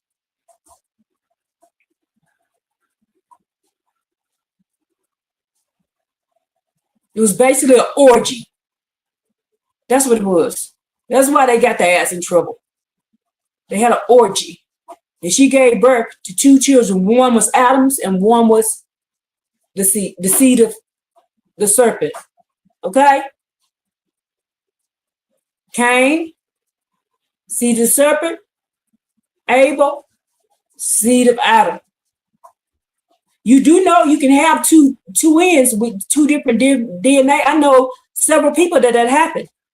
One, she had sex with one guy on one day and had sex a few weeks later with another guy. She got pregnant by both of those guys and had 2 children, and they had 2 different daddies. This happened in the town that I came from. But they were born on the same day. You see what I'm saying? So that can happen. Just like you can have fraternal twins, you can have twins who got 2 different daddies.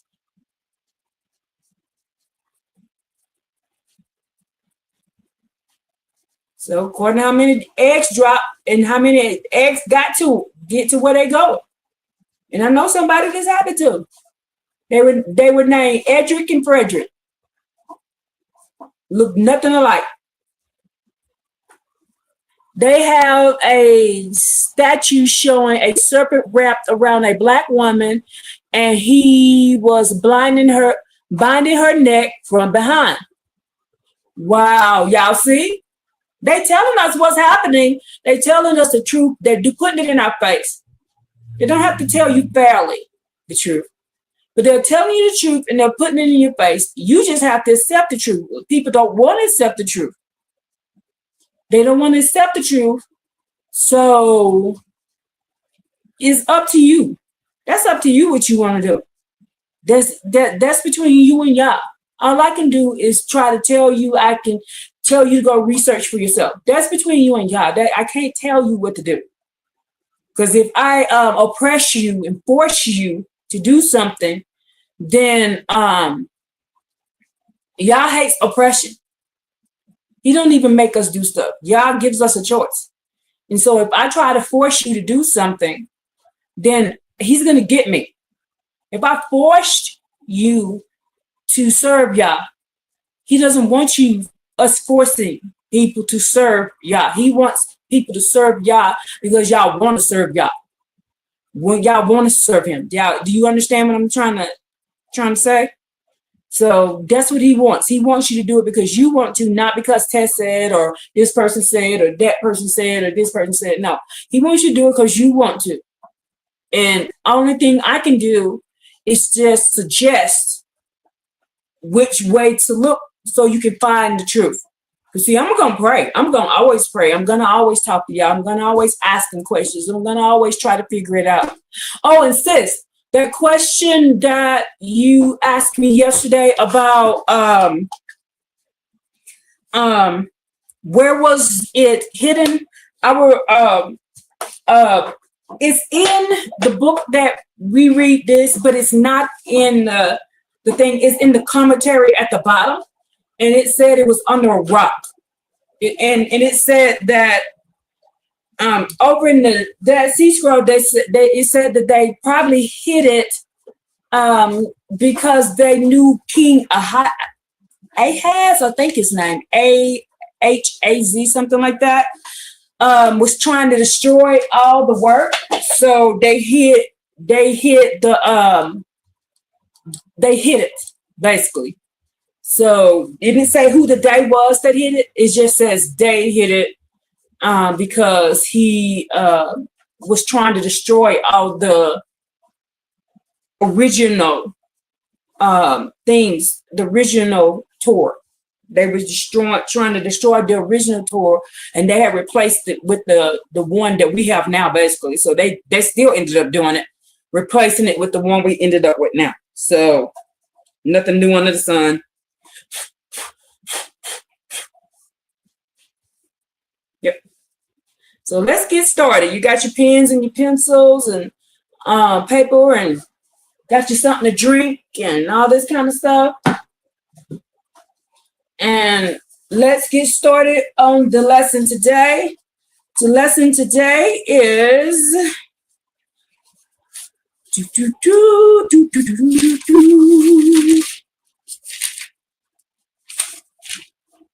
and like I said, this is going to be a long series, so just get ready. And it's going to I'm trying to settle my mind too, because I was trying to make sure I got everything done and I need to get done. So we have the path for the Passover. So the path of the Passover.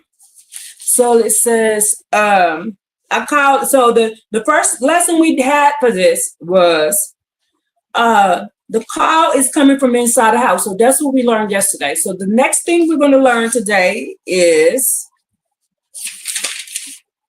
the order of the path that we're on. And then the first one is going to be set apart.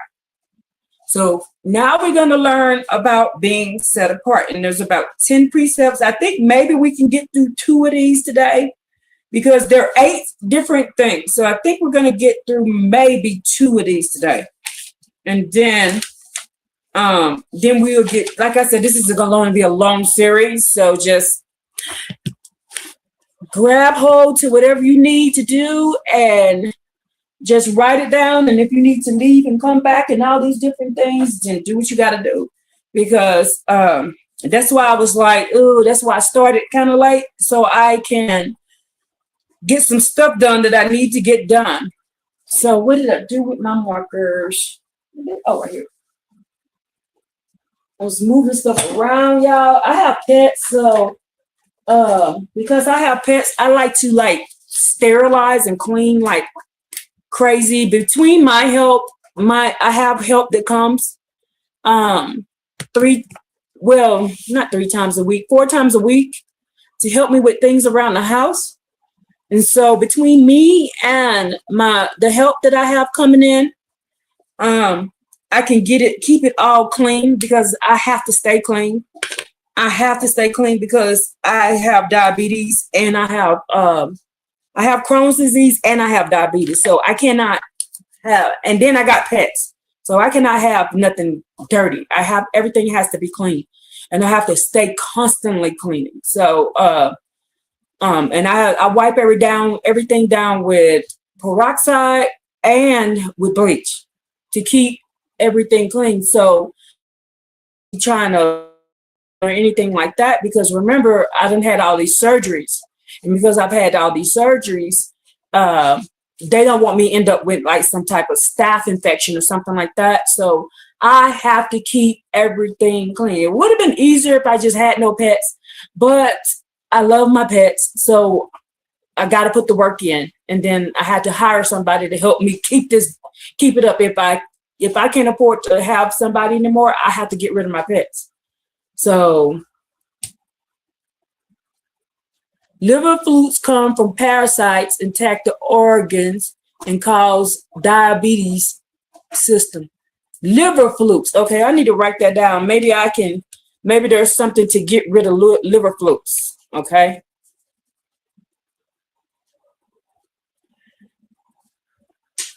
Because if I can get rid of that, that will help me so much. Because I don't want it. I was trying my best not to get, because it runs in my family, and I was trying my best to keep myself on par, but things kind of went downhill after I got in a car accident. So I was okay until I got in that dang car accident. So I was able to keep everything under control, but I couldn't. After that, I couldn't keep it under control. So, all right, we're going to get this class started. We're going to get this y'all party started. So I'll be looking up how to kill these parasite liver flukes. So I'll thank you, sis. I love you. Clove tea and charcoal. I already use charcoal. I take charcoal every day. So do I need to add the clove tea with it then?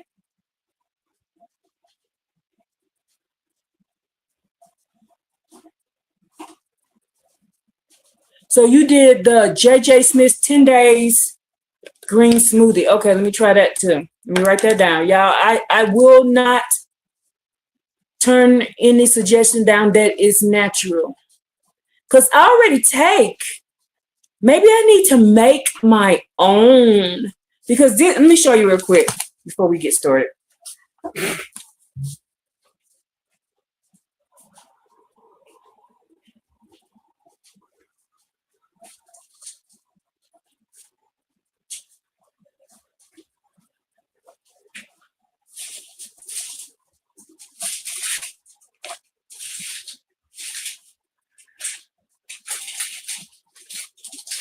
So I bought these. I've been taking these. This is charcoal. I take one a day. But I also went and had somebody make me some. So I was making me some charcoal, active charcoal. So once I finish taking these, I'm gonna start with the one that I had somebody make for me. The charcoal. And so I had already paid for them. Charcoal is a binder for any anti-parasite regimen. So the worms, the eggs will be killed during the time the worm is dying. They will release eggs each time they feel threatened. Oh, I wonder why I haven't been feeling up to par then, because I started taking this about 3 months ago. And so if I add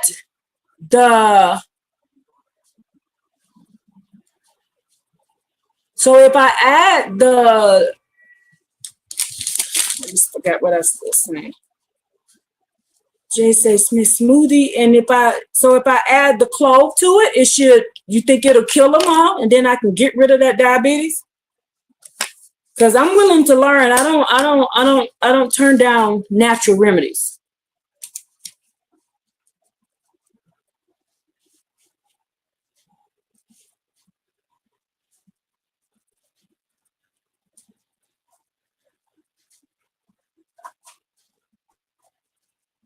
I'm writing it down so I can.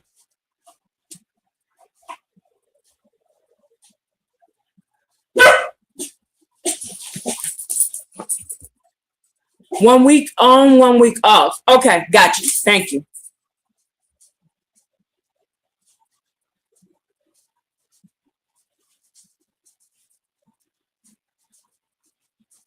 Sounds good to me. Hey.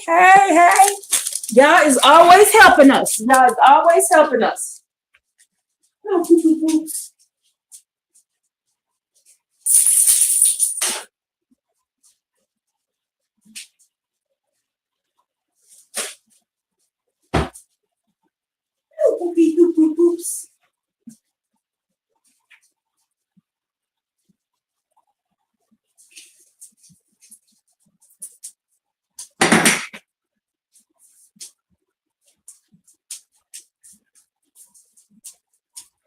All right, I'm back.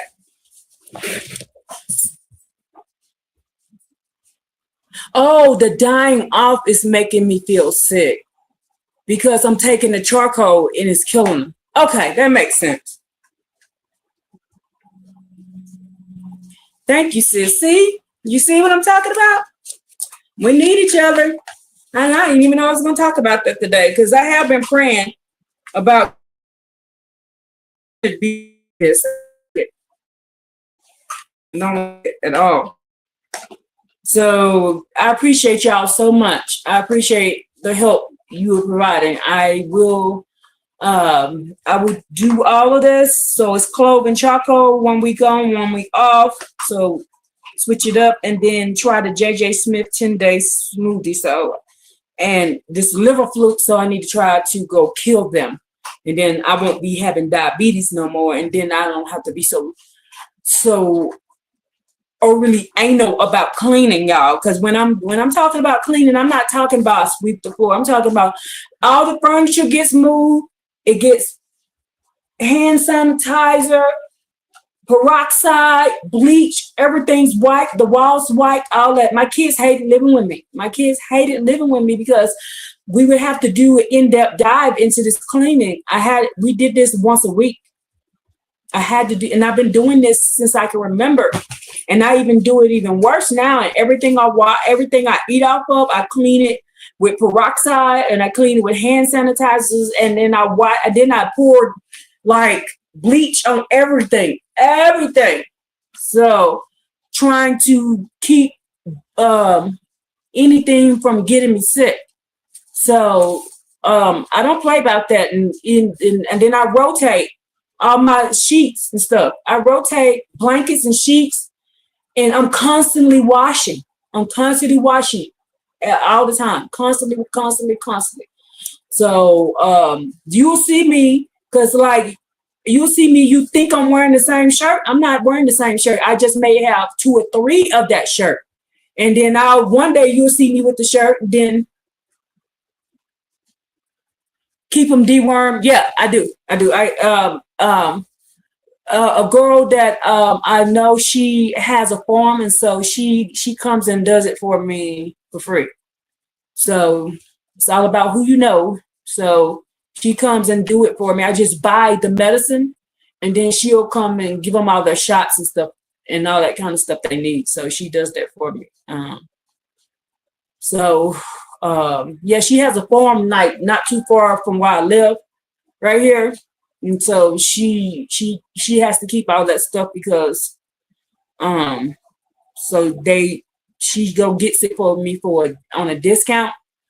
And then because she can get it in bulk, and I pay like $20 and then get them everything they need. So, yeah, it would have been just easier not to have pets, but because I love animals, I knew that in order to keep them around me, I have to stay clean.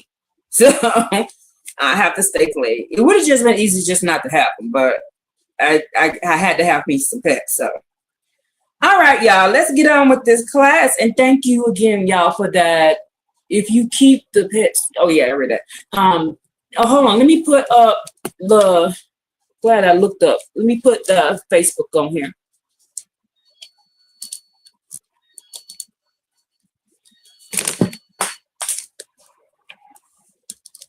Ooh, get on here, thing. Put the Facebook on real quick. So,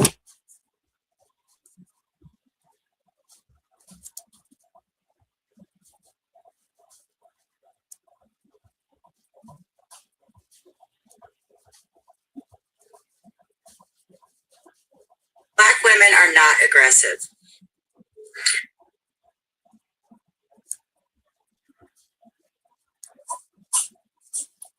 turn the sound off, and then we'll get this party started.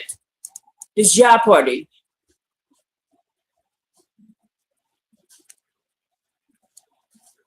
All right, there we're good. So what we're going to do, we're going to first start the first precept. Now, this is the path back to Yah. And the first precept we're going to start with is the first category of the 8 precepts is set apart. So the path back to Yah, you have to start with the set apart. Now, we're going to start out simple. After we get through these first 8 categories, and then after this, we're going to go into an in-depth class about the path. So, but we got to get to this part first. So it's going to probably be something you heard before. We're going to go down this road, and then we're going to go further on down this road. But first, we have to, like my sister said, we got to unlearn the lies. And then once we unlearn the lies, learn the truth, and then we go in, and then when you read it, you'll understand what is being said and who is being said to and why it's being said. You see, just like I gave you the example a little earlier, they got us thinking that Gentiles and the sojourner is the same. The Gentiles and the sojourners are not the same. Sojourners mean these people are on our land, they're in our land, they're just visiting from a different part of the land. Gentiles come from the Isles of Ham and from the Isles of Japheth. Everybody that we are supposed to be dealing with is Shem. The other nations, when he say the other nations, he's talking about Shem.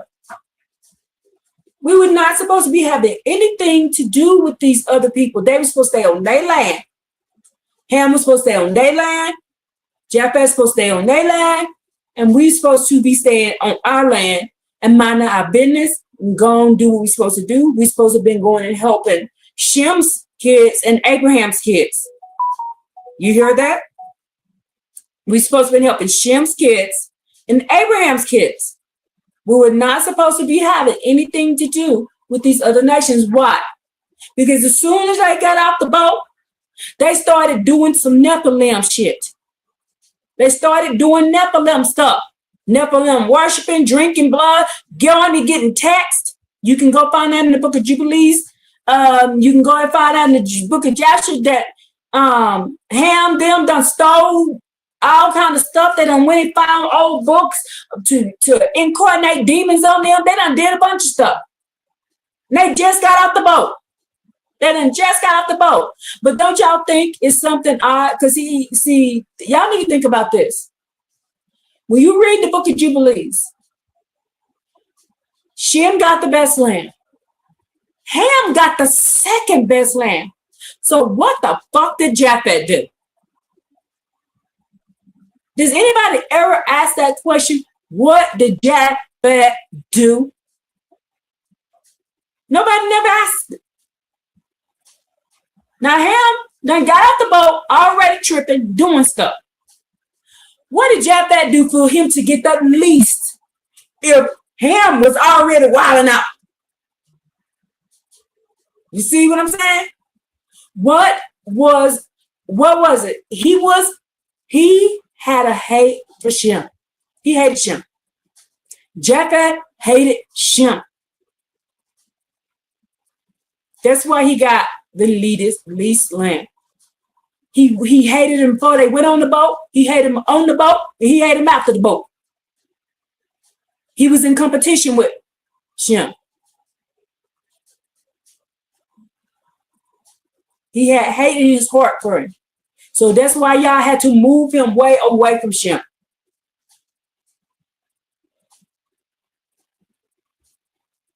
You understand now? Because don't you think the worst portion? Yes, he got the worst portion. So you had to see people ain't even asking that question. You like, wait a minute, why he get the worst portion? If Ham was doing what Ham was doing. And what the hell did Japhet do? See, I be asking questions like that. I'm like, now do I get all the questions? No. Do I catch all things? No. That's why we need each other. That's why if you read it, you're gonna catch something that I didn't catch. You're gonna be like, wait a minute, blah, blah, blah, blah. Why did this happen?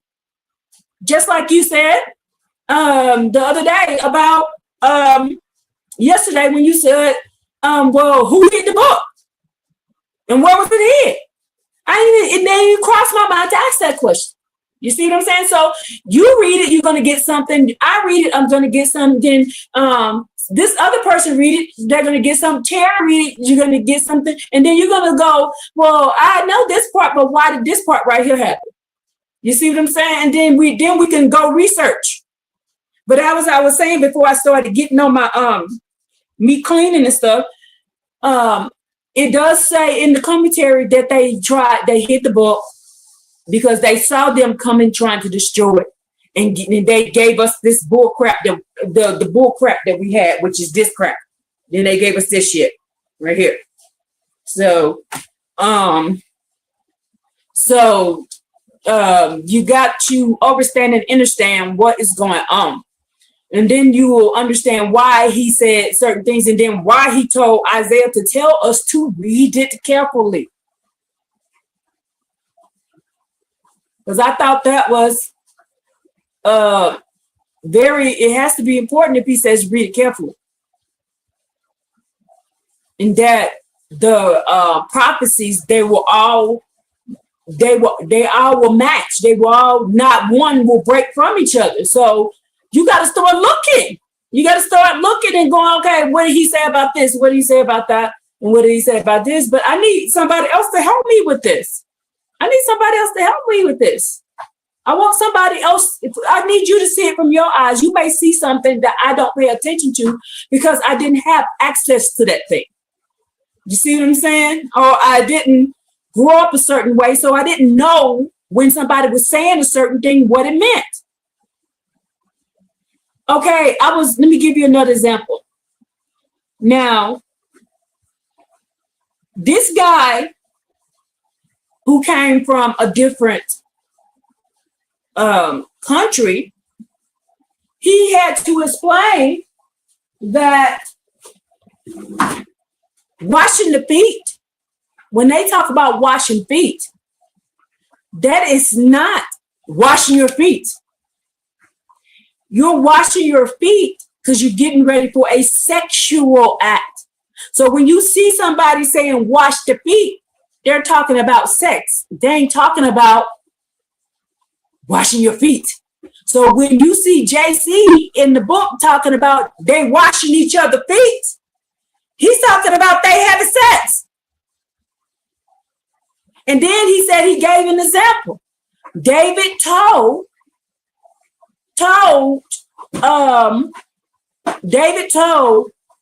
Bathsheba's husband to go home and wash her feet. And he didn't go. You see what I'm saying?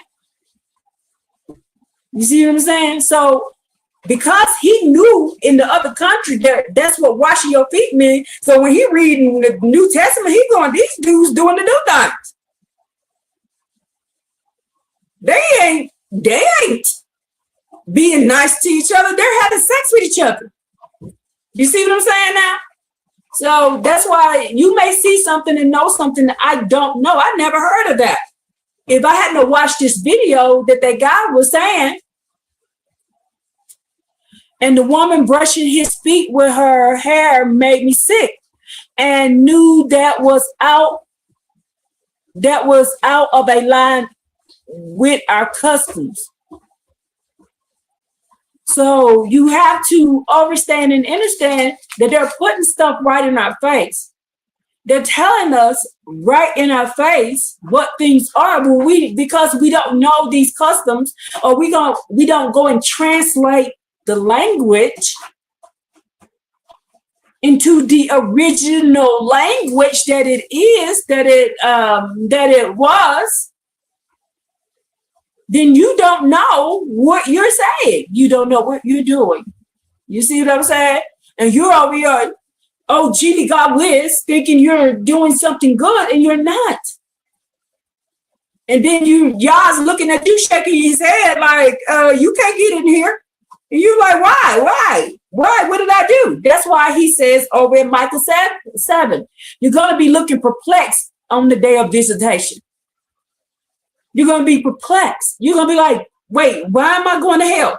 Why am I going to the nether world? Why am I going to the nether world? What did I do? Because you didn't take the time to research for yourself to make sure these people weren't lying to you. You see what I'm saying? And you need to, that is very important. But Yah tells us this in Deuteronomy 13. It's a test to see if you really love him. If you really love him, what he says, if you really love me, you will hearken to my words. Then what is his words? Then what is Yah's words? Then you need to find out what his words is. Okay? So let's go to 1 Chronicles 16. 1 Chronicles 16. Not just do that. Me and these pens and these markers and stuff, y'all. So I want to mark this page.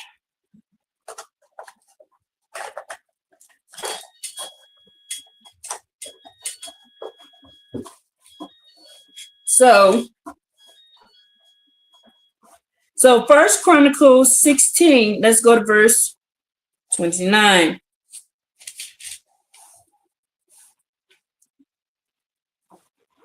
All right, let's start it over here. It says, render unto the Creator Yah honor worthy to his name. Take an offering and come before him. Prostrate yourself before the Creator Yah in his intense holy place. Tremble before him. Everyone on earth, let the world be fixed so that it cannot falter. The heavens will be glad and the earth will rejoice. Let them declare among the peoples, the Creator Yah reigns. The sea and its fullness will roar, and the field and everything in it will exalt. Then all the trees of the forest will sing with joy. Now, when he's talking about trees and when he's talking about forests, what is he talking about? When he says trees and forests, what is Yah actually talking about? He's talking about the nations, and he's talking about each person in the nations. That's what he's talking about when he says it's a tree. Yes, thank you, sis. It's people. So when the Yah says tree, and when he says he was a tree or this tree was cut down, he's talking about a person, not an actual tree. Okay? They don't want you to know that, so they translate it so you think he's talking about a tree outside. They don't want you to know when he's talking about water. What we learned that when he's talking about water, what is he talking about? When he's talking about bread, what is he talking about? When they translated water. He's talking about law. That is the water. When he's talking about bread, he's talking about the Torah. Okay. When he's talking about, let me see, what is it? See, bread, that. When he's talking about bring me an offering, what is the offering?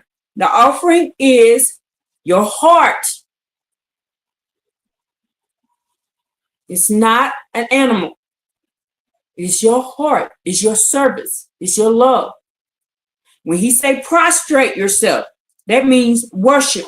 So if he's telling you you prostrating over here, that means you're worshiping something. Okay? You're worshiping. That's why in what is that? Jeremiah 8, he says they're prostrating themselves to the sun. They was worshiping the sun, S-U-N. And then if you look in the Aramaic, S-U-N and S-O-N is the exact same thing. S-O-N and S-U-N is the same thing. And they're prostrating themselves to the sun. So when they're saying they're prostrating themselves to the sun, they're worshiping the sun. And he said it is in them. Y'all said in Ezekiel 8, that it is a abomination to do it that. So we already know we can't be worshiping no sun, S-U-N, or no S-O-N either. So we have to understand and understand how they've been tricking us by having us read English.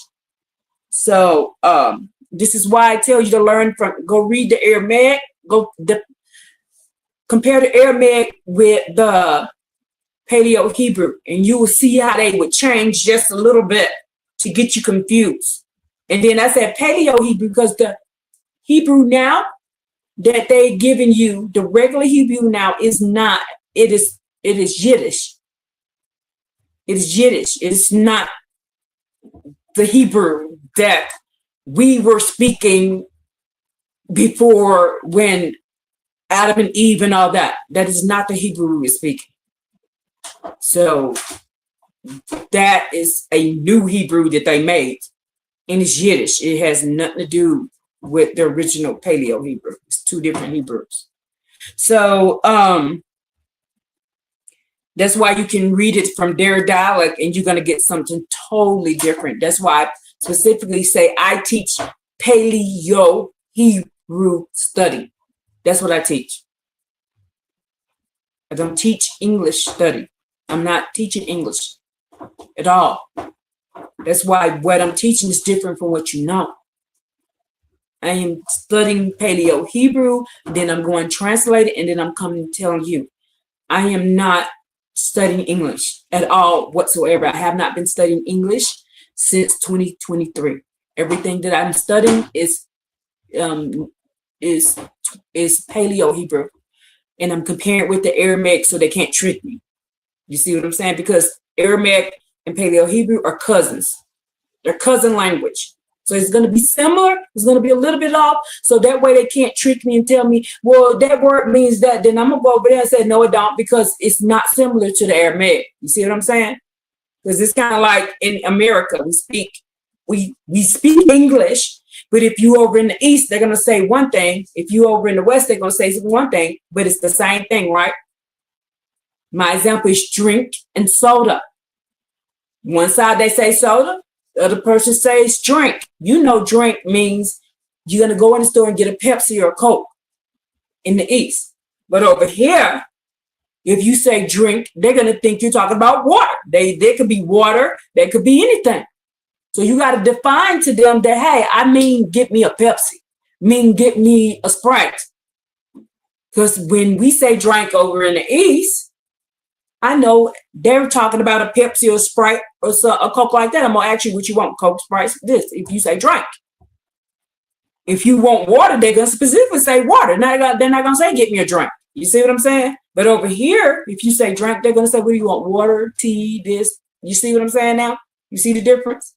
So You have to define what they're actually saying, and then it'll change what you're reading. So when I'm reading this, I'm not reading what you're reading. I'm not getting the information that you're getting because I'm not reading it in English. I'm not reading it in English. I don't read this book in English at all. I only read it in the Paleo Hebrew. So when you read it and you see tree, I don't see tree. I don't see the word tree. I see a person. Because I know when they're saying tree, it's a person. Okay? And the reason why I'm explaining this is over here on TikTok so people can know why I'm saying what I'm saying. So, because the people over here on my Facebook and on my YouTube, they know that I am what I'm doing. But as for my TikTok, they don't, because I had to start my TikTok back over. So because they took my TikTok down, y'all, and I had to get a new TikTok. So now I got to go and tell this information again. So, let's go. So now it says here, let's read this again. I digress. The heavens will be glad and the earth will rejoice. Now, when he's saying the heavens, what is he talking about?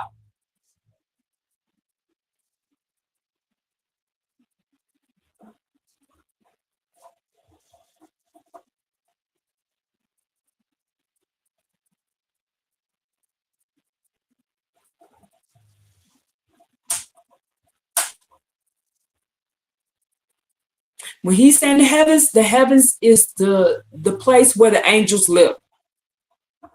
Thank you, sis. Got it. Angels.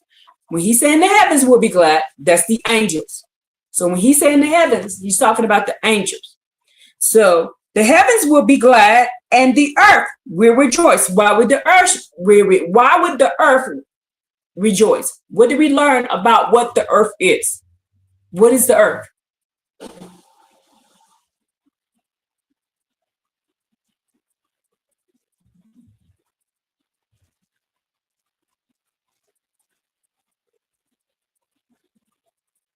I'm giving it time because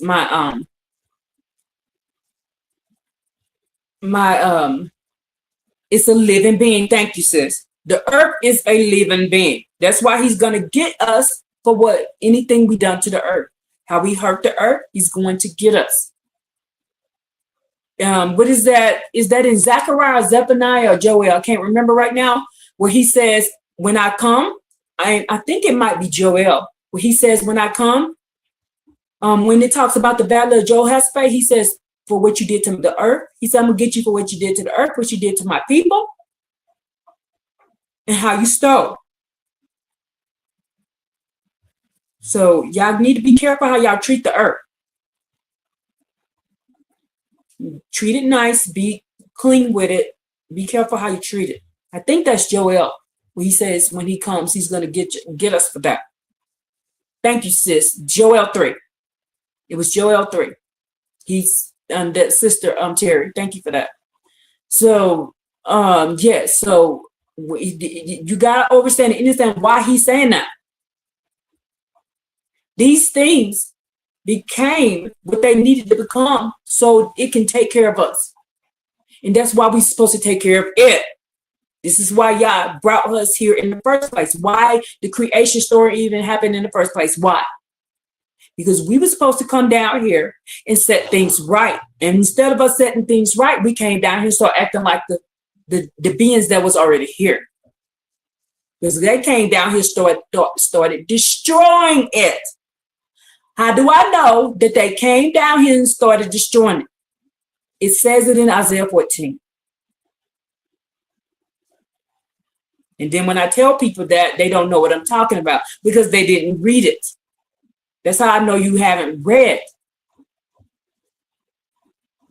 It says that these beings came down and he said, you had a planet, you destroyed your planet, you destroyed your people, you were doing all this, and now you over here trying to do it again. That's what it says in Isaiah 14. So that lets you know why we came in the book of Genesis. He brought us down here. He told us, get out there, protect this, protect that, protect the earth, protect the animals, protect them. And then what do we start doing? We start acting just like these people.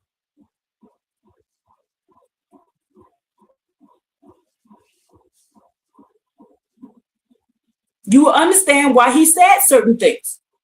If you understand and understand why, you will understand why we was created. We was angel status. We walked away from angel status to act like them. And then what is the goal? What is our goal? I know what my goal is. I know what my goal is. I understand what my goal is. I understand what my goal is. My goal is to get angel status again. If you go read in the Exodus when he is talking to them, he's talking to Moses. He's telling them, Moses telling them he gonna upgrade you. What do you think he was upgrade them? How? What were we finna get? If we had to act right in that wilderness, we would have been upgraded right then and there. We was about to get upgraded, and because we was listening to the Eloites, the mixed multitude, we turned it down. Do you know when I realized that, I got so pissed off I was ready to fight? Do you realize we didn't have to go through none of this? He was about to give us angel status in the wilderness. That's why he told us to get ready for 3 days. We had to clean ourselves. We had to do this. He had them doing all these different things for 3 straight days. If you read it from the Paleo Hebrew, you will understand we was about to get it right then.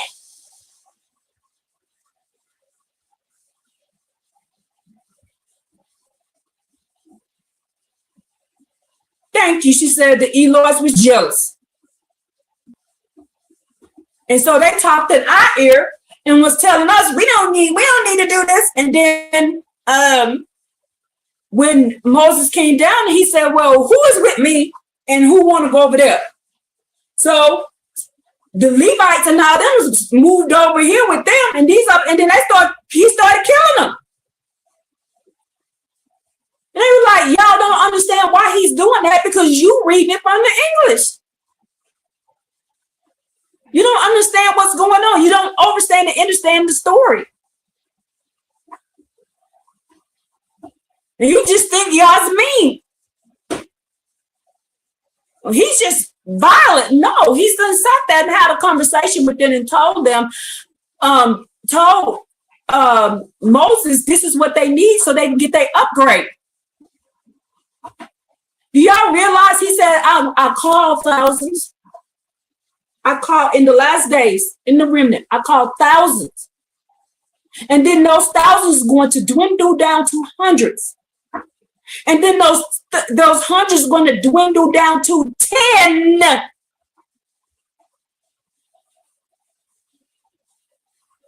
This is 10. There's only going to be 10 of us, y'all. 10.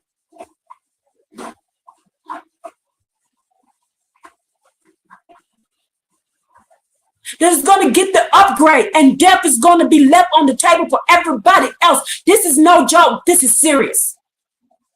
Now you get to live longer if you follow the laws and statutes and commandments. But the names of the righteous ones, we are the ones that are going to get access to the portals, what we call now stargates. And that's in this group. Now, because there's other ones in the past who did what y'all told them to do. And yes, they're going to have access to the stargates. That's why he tells you, or what y'all call the stargates, the portals. But in the last days, in this one right here, it's only going to be like 10 of us. I want to be in that number. That's why that song came, I want to be in that number. What y'all think they were talking about?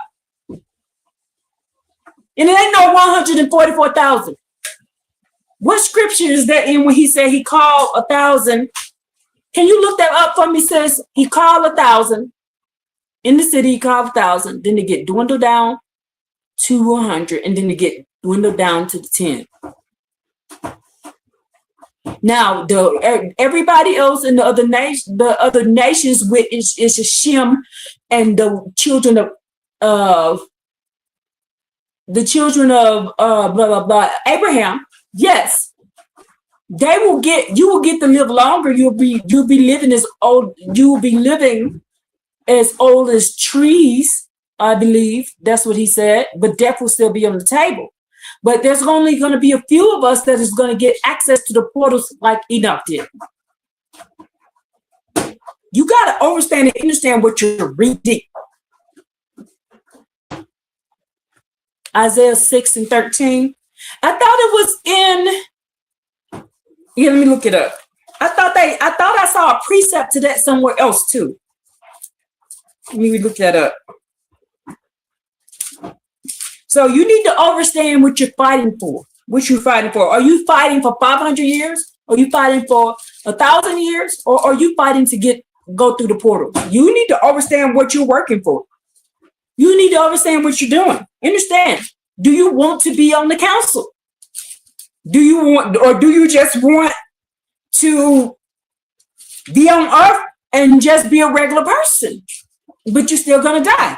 You have to understand and understand what you want. And then you need to shoot for it. I am shooting to be on the council. That's what I want. I want to walk with Yah, like Enoch.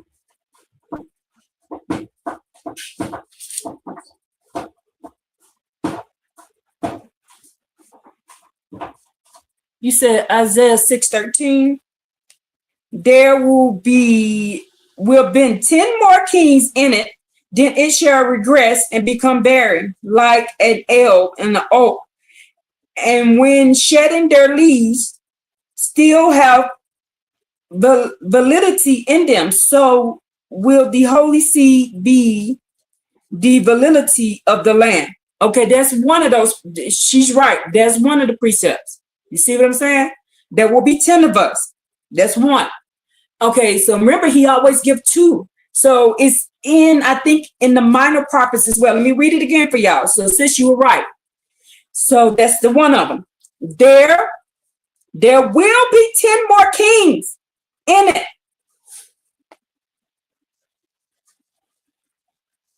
From the time of Josiah, when Isaiah received this prophecy, when the 10 tribes were exiled, there will be 10 more kings of Judah. Then it too will be exiled and the temple destroyed. That the tent will still be in it. And when the wicked ones among them have been killed, 1/10 of the people will remain. So that's one of the precepts. So let's go. I think it's in, let me look it up because I'm trying to remember that precept. Y'all, these precepts, I can't remember all these precepts by heart. So this is why I write everything down.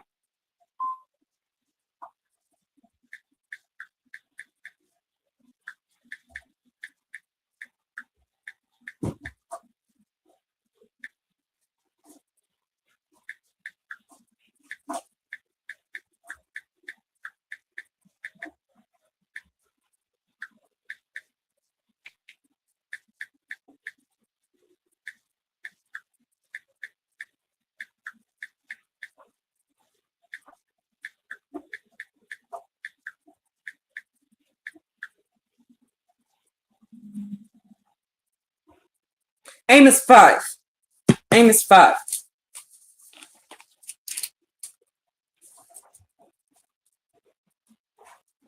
Let's go. Why did I do that? Yeah, Amos 5. Let's read that real quick.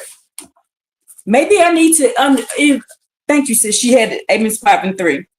So, for thus said the Creator Yah, the city from which 1,000 people go forth will be left with hundreds, and one from which 100 people go forth will be left with 10 in the house of Israel. You see what I'm saying? There will be left with 10. Did the house of Israel for what? The house of Israel for what? For thus said the Creator Yah, the house of Israel, seek me and live. Do not seek Bethel. Do not go to Gilgal. Do not traverse. When he say live, he's not talking about the live that we think. He's talking about the live of eternity, where you get to have access to the portals, where you get to have access to go into the heavens. You see what I'm saying? When Yah's talking about seek me and live, he's not saying everybody gets this. No, everybody does not get this. Where the law is placed in your heart, everybody don't get this, baby. You need to go, people need to really truly and go and read Jeremiah 31 and read Isaiah again. The people who will get the laws placed in their heart is the one that's seeking him to live. These are all the people. If you're not seeking him with all your heart, all your soul, you're going to still die. Remember how the serpent tricked Eve? You got to remember, you got to bring all those things back. How did the serpent trick Eve? He told her, if you eat this, you will surely not die. Y'all didn't tell them they were going to drop dead immediately. He didn't say that. That's what he got her at. They died like 900 years later, but they still died. Do you get it now? So you got to remember what he said in the beginning. So death will still be on the table. Yeah, he said, if you read in Jeremiah 31, he says what? You're going to start living as old as trees.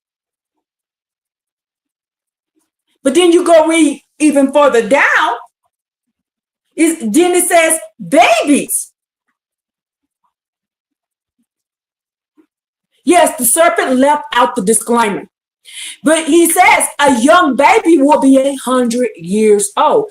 Now, 100 years old, they think you're old. They think you're an old person.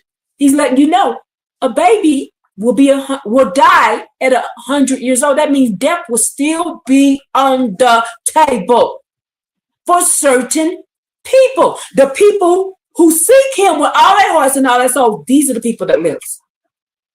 These are the people that will get that upgrade. But he lets you know in this right above it, if you read it, he said, out of the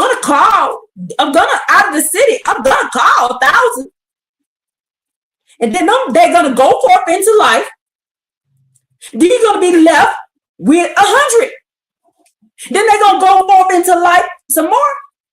And out of the house of Israel, only 10 is going to seek God the way he asked you to seek him. And then you're going to live. You got to read it all. You just can't read a portion.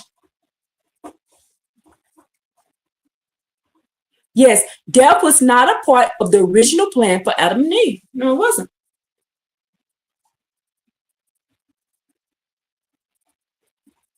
Okay?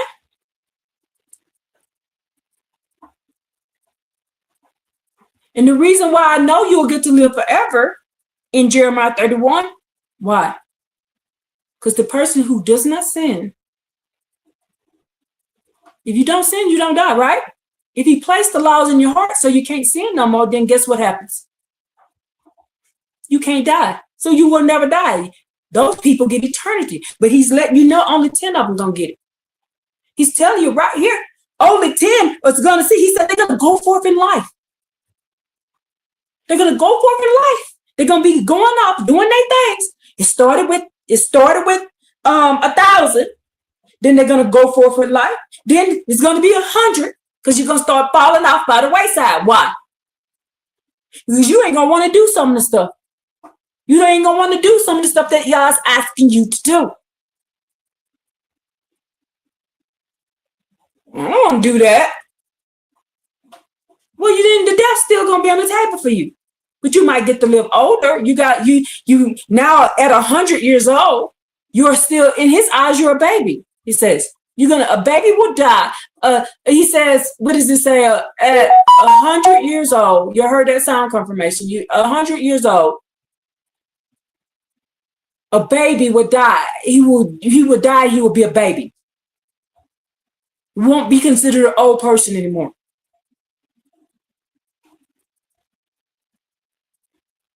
but death will still be on the table. Everybody doesn't get eternity. Because you got to do everything, he says. Everything. But you got to go find out what the everything is. You got to go find out what the everything is.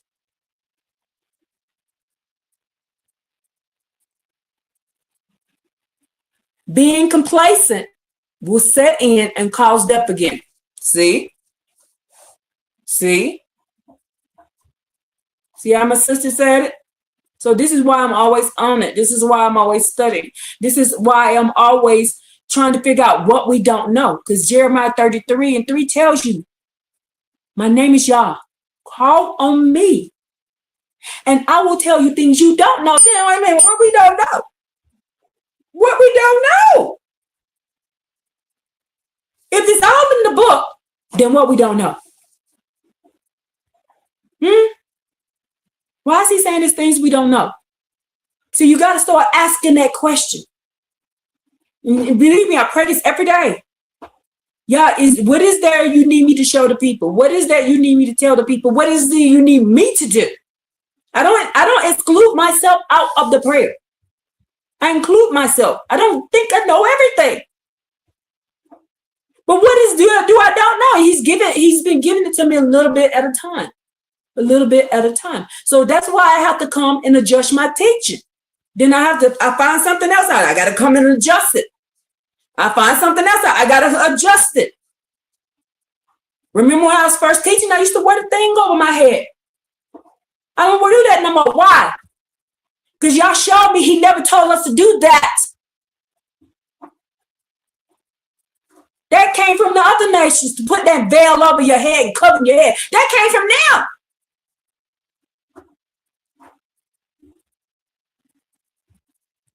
But I bet you're going to see a bunch of people running around here with their head covered. Why? Because somebody told them it was okay, and they didn't go find out if we supposed to be doing it or not. They went and find out what we supposed to be doing it. Then why do you wear this on your head? Why do you wear that on your head? Go look in the scriptures, see why I wear it. Go look in the scriptures and you'll see why I wear it. Why I got something on my arm with y'all's name on it. Why? Go look in the scriptures, you see why I do it.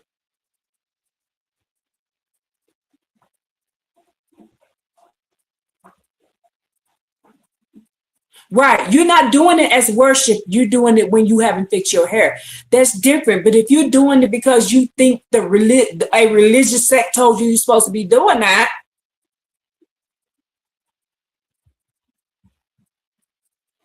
so you got to know why you're doing a certain thing. You got to know why you're saying it. Why are they telling us to say this? Why are they telling us to turn to the east? Why are they telling us to do these things? You got to go back and research, and you got to read the book and then read it again and read it again and read it again. And I keep telling y'all, I am not teaching English at all. So the reason why I'm telling you something different than what you've ever heard is because I'm translating this stuff into the Paleo Hebrew. And then I'm studying what did he truly mean? Oh, then when you find out what a word really meant, then you're going to understand why he said what he said.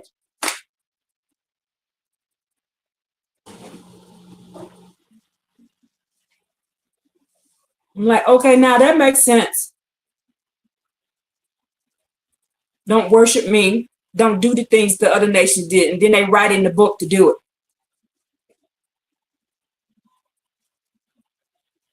The feast that you do for these holidays, what do you think you're doing those feasts for? What do you think they got you cooking all those meals for? Huh?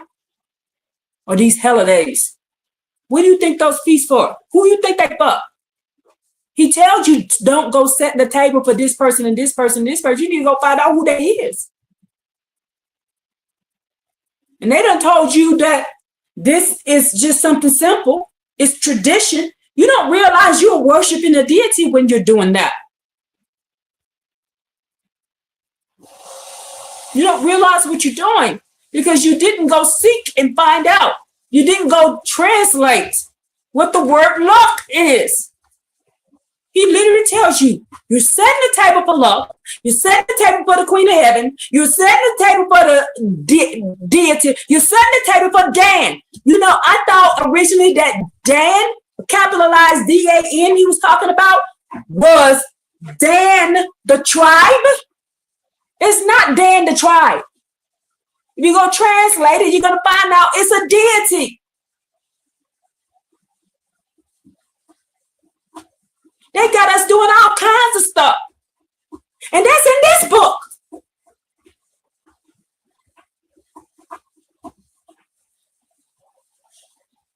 And you don't know that's what you're doing. The days of the week.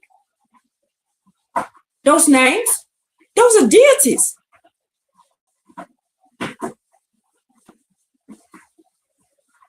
You don't even realize what you're saying. The months, deities. But he says, this is why. It tells you right here. Let's look at it.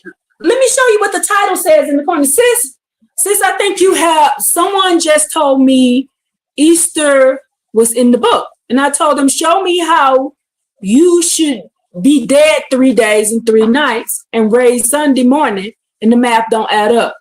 See?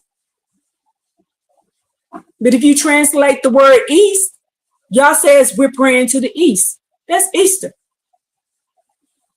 So they're celebrating Easter, the east, and y'all said this is y'all says in Ezekiel 8 that that's an abomination to be praying to the east, and they just added ER on it, and you're still doing it.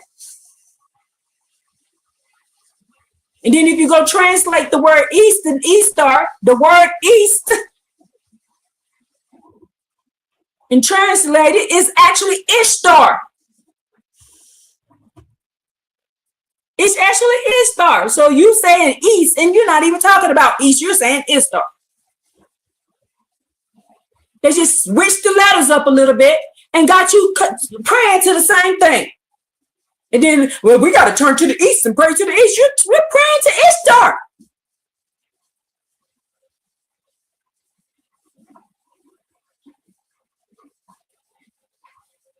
But let's look at it says here. In Amos right here, what does it say? What is the heading to this? Since you have the same book, go to Amos 5 and look and see what that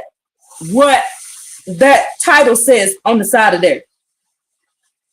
This is how I know this is us. This is how I know this is us.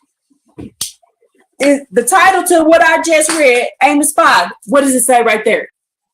It says final fall. The final fall. That's us in the last days. Right there. And the reason why they got that written over there in that corner, because on this side is Paleo Hebrew. This is the Hebrew right there. That's the Hebrew. That's the Hebrew. And for them to write it over there, that means it's over here. Let me see if it say that in the book y'all have. I keep this to compare it. And then let me see if it's in the other book that I have too. Where's that other book at? I got more than one. Oops, I just got. So let me see. So I got this one. And I got this. I don't compare. I don't just y'all, I be studying. That's all I got to say. And then it's backwards. It's over here now. So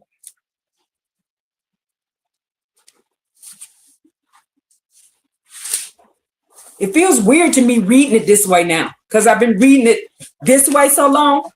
So now it feels weird to me reading it this way. It says, seek me and you may live at the top of it right here. That's all it says. Seek me and you may live at the top of it right here. And that is the Bible y'all carry around. Now this is the JPS right here. It doesn't have a New Testament in it. It just has a Tanakh. But it doesn't have everything this Tanakh because it's not the Ark Scroll. So let's go to Amos.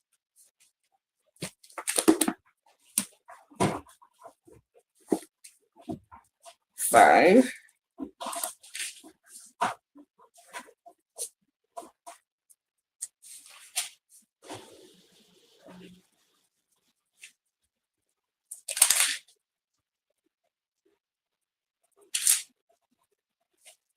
Oh, I keep forgetting this one is on both sides.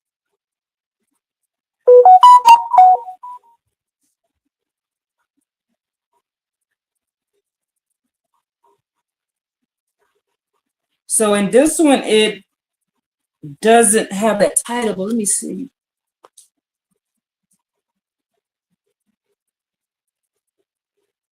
Let me read it from this version. Let me get you to understand what the word dirge means. Everything happens for a reason. So in Jeremiah 9, it tells the daughters of Zion to go teach a dirge. Go teach a dirge. Go teach a dirge. So in Amos 5, in this book right here, let me show you what the meaning of dirge is. So when they telling them to teach a dirge, what dirge is? See. So let's read it word for word. The first word it says here is hear this. Then it says over here, hear this. Hear this pronouncement that I recite over you in lamentation. It says here, hear this word that I intone as a dirge over you. You see what a dirge is? It's like she says, it's lament. So this word is over there. What is this? What is being pronounced? This is a future prophecy. So he told them to go tell the people a future prophecy. That's what he was telling them to prophesy them what's going to happen. I need y'all to understand and understand what's going on in Jeremiah 9. Did y'all understand now what they're doing? That is a future prophecy. He's telling them to prophesy. Why? Because they're seers. Prophet and seer is the same thing. Seer, dreamer, dreams, all that. If you go look up the word seer, that's what that is. They're letting you know they're prophesying out of the mouth of Yah.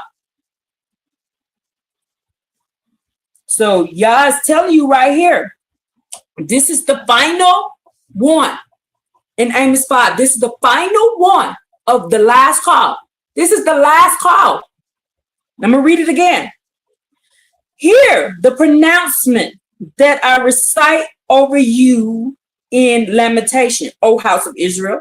She has fallen and will no longer rise, version of Israel. She has been abandoned upon her soul and will know with no one to lift her. For thus says the Creator Yah, the city from which thousands will go forth will be left with hundreds, and one from which 100 people go forth will be left with 10 of the house of Israel that do what? This is the final people. This is the last call right here. This is the last call. He says, for thus says the Creator Yah, the house of Israel, seek me and live. So it's only going to be 10. This is the final one. I'm going to read it from this version. Hear this word which I intone as a dirge over you, O house of Israel. Fallen, not to rise again, is maiden Israel, abandoned on her soul. So we are on our soul, abandoned on her soul, with no one to lift her up. For thus says the Creator Yah about the house of Israel, the town that marches out at 1,000 strong shall have 100 left, and then that one town that marches out 100 strong shall have but 10 left. You see that? Thus says the Creator Yah to the house of Israel, seek me and you will live. And he said, this is the final fall. This is the last one. So in this one right here, it's only gonna be 10 people, y'all. They're actually going to make this. I want to be in that number. So I am doing everything I can to do it, to make it. He's not talking about in the past. He's talking about in the final, in the last one. This is why we got to read everything. This is why we got to study everything. I'm not saying everybody's going to die. What I'm saying is death will still be on the table for everybody. He says to live. But let's go to Jeremiah 31 and let's read it from the perspective of the Paleo Hebrew and not from what they told you. Maybe I needed to get y'all to understand this before we get on with this class.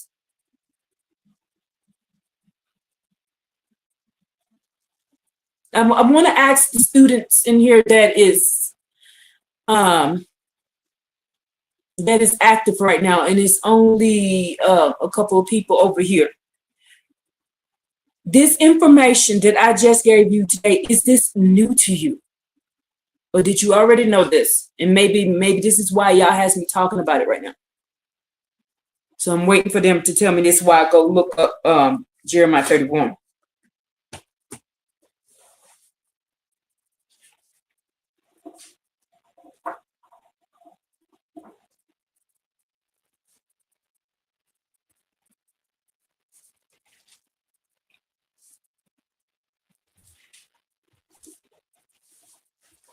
I'm waiting to get an answer because my internet might be slow too. I might have to add my second internet.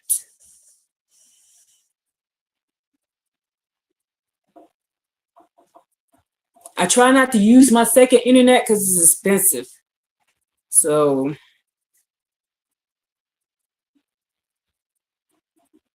I pay like $115 just for this little box.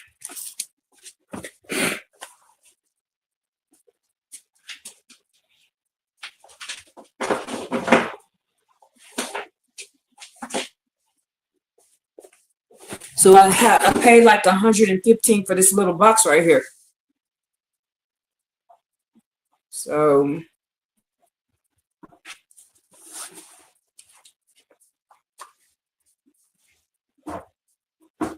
trying to see.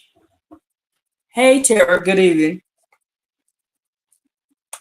So I was just asking the question to you. The information that I told you about, we just learned over in Amos 5. Is this new to you?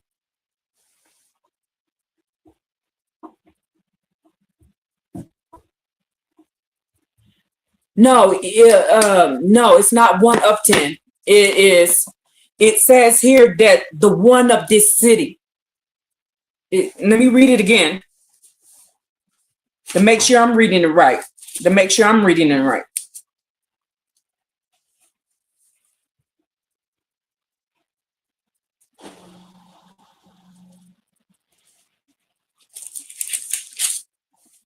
It says here,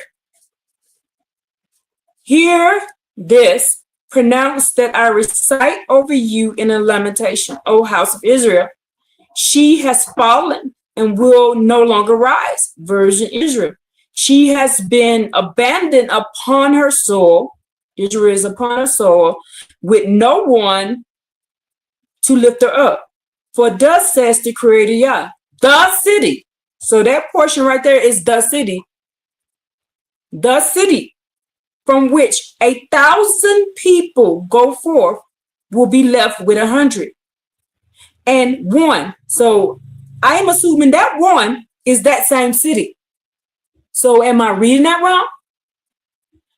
So, and one from which 100 people go forth will be left with 10 of the house of Israel. Because it's talking about Israel, so it's that same city, right?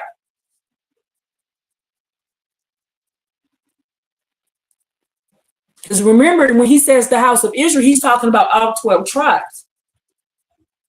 So am I reading that wrong?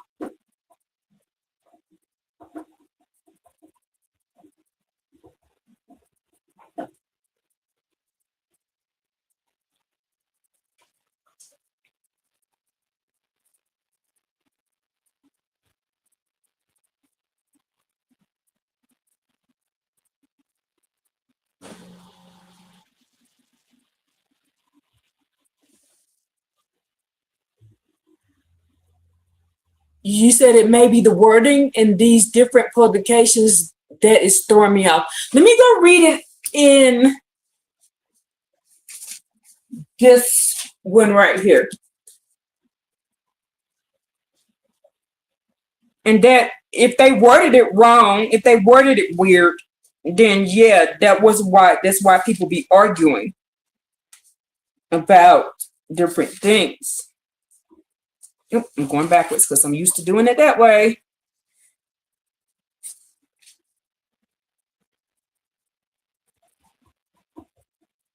Y'all, this is so weird for me to read it this way. I need you to go over here. Let's read it. Hear this word which I take up for you as a dirge, O house of Israel. She is fallen. She will not rise again. The virgin Israel, she lies neglected on her land. There is none to raise her up. Thus says the Creator Yah, the city which goes forth 1,000 strong will have 100 left. And the one that which goes forth 100 strong will have 10 left. This to me, it reads that city. That's what I'm reading is that city.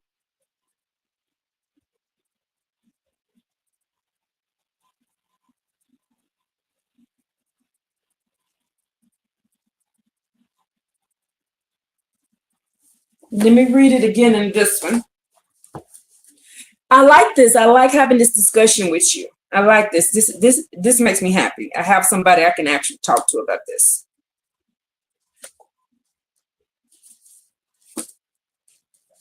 That got me all turned around, that book.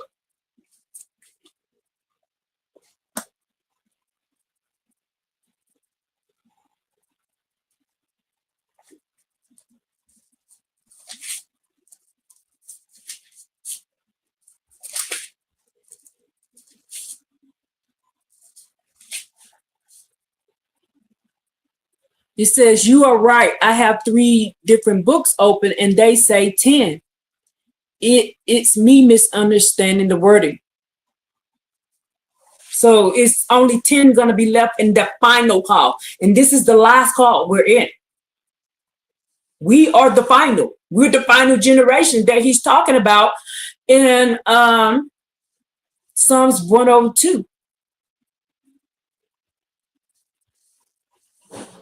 So, and don't think that I don't have more than one book going on in my mind, because I used to read the Amplified version and I read that book so much it fell apart. I got another one, it fell apart, and I just didn't go buy another one. But whenever I keep saying that my people know my name and what it means, I got it from the Amplified version. That's where it came from. And then when I keep saying that when you left from Egypt the first time, you ran. That came from the Amplified. That's not in this book. That is in the Amplified version. So those things are still in my head, and I think that's why he had me read the Amplified version first before I read this, because I knew about the extra stuff that they left out. Amplified is supposed to have all of the words they left out of the sentences that's in the book. So that's why it says my people know my name and what it means. And then you did a version. I watched you did a version of yours, and it was different from what I had ever read. And I was excited to read that about blaspheming his name. It was different than what I had ever read. And I think you must have read that in the Sefer or the Septuagint. So when you compare all these things, you're going to get something different, but you're going to kind of find out what was going on. So yes, so it is saying 10. It's going to be 10 of us in the last group. In the final call, it's only going to be 10 of us left.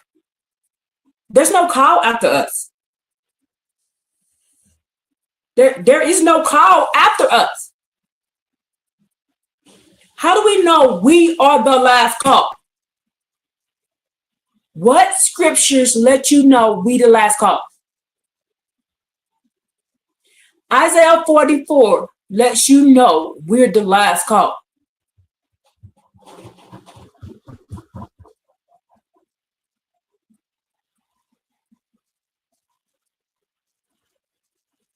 So that if you want to know we're the last call, Isaiah 44 lets you know that we are the last call. That's how I knew what time we was in. When I read Isaiah 44 and it says we're going to start jumping up and we're going to start changing our names, that's happening right now. That lets you know this is the last call. He gave us signs and wonders. Says one will change your name, one will do this, and one will do that. One will adopt the name of Israel. One will, you see what I'm saying? And that's happening as we speak. And you go through platforms, that's happening. But out of all of these people, thousands of the city of Israel, he said, it's only going to be 10 of us that's going to get this. Now let's go to Jeremiah 31 and read. Just said, got it. Just said, got it. So this is how we know we're in the last call is Isaiah 44, but you go to Jeremiah and 31. Get back over there. Man, picking that book up threw my brain off, y'all. I gotta focus. Ooh, I hate reading that book. It's like it's witchcraft or something. It just did something to my brain. Ooh, I want to throw that in the garbage. Okay, so I don't even feel right. Oh, let me fall out of agreement. Y'all fall out of agreement with witchcraft curses on our life, witchcraft literature, witchcraft everything. I renounce the witchcraft in these books and anything that they touch. I repent from in the name of Yah. All praises to you, Yah. You alone. Ooh. Y'all, I felt this energy on me. Read not this book. Read not this book. It messed with me. I don't read out this no more. Ooh, this energy came on me. It felt icky. Ooh.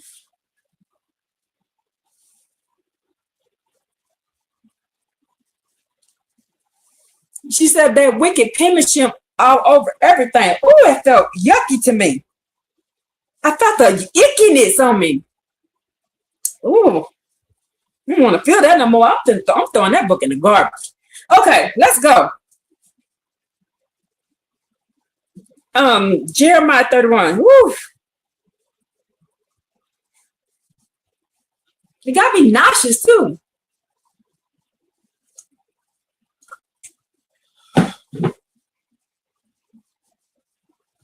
Jeremiah 31. Thus says the Creator Yah. I need to jump down. Let's go down to verse 22, Jeremiah 31, verse 22. Thus says the Creator Yah, the authority of legions, the power of Israel. People will again say this thing in the land of Judah and in the cities when I return their captivity. May the Creator Yah Baruch you, O abode of righteousness, O holy mountain. Judah will dwell in it and in its cities together. Plowmen and those who travel with the herd. For I have quenched the thirsty soul and have replenished every distraught soul. Because of this vision, now this is a vision. My book says it's a vision. That means this is a future prophecy of this happening.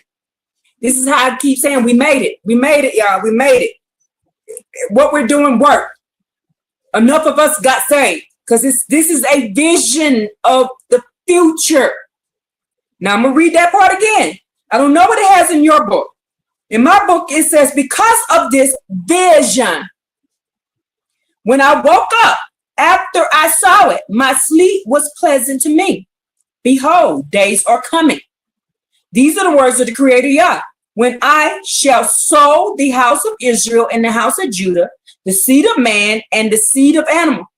And it shall be just as I was diligent concerning them, to uproot, to smash, to destroy, to annihilate, to bring evil. So will I be diligent concerning them to build and to plant. These are the words of the Creator Yah. In those days, it will no longer be said that the father ate sour grapes, but the teeth of the sons are set on edge.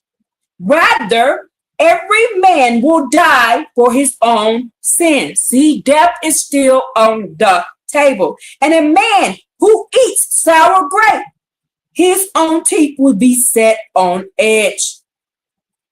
Death will still be on the table. Keep going. Behold, the days are coming. These are the words of the Creator Yah. When I will seal a new covenant with the house of Israel and the house of Judah, not like the covenant that I sealed with their forefathers on the day that I took hold of their hands to take them out of the land of Egypt. For they abrogated my covenant, although I became their master. These are the words of the Creator Yah. For this is the covenant that I shall seal with the house of Israel after those days. Now, we just learned.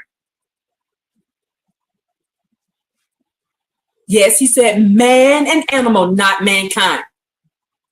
You got to distinguish between that too. Sometimes he says mankind. Sometimes he says man. So who is he talking about when he says man versus mankind? He said, I'm going to destroy all mankind. All mankind. So y'all thinking that's everybody. No, everybody ain't mankind. Some people are man and some people are mankind. AKA Neanderthal DNA. Y'all gonna all die. Sorry, but not sorry. You shouldn't be here anyway.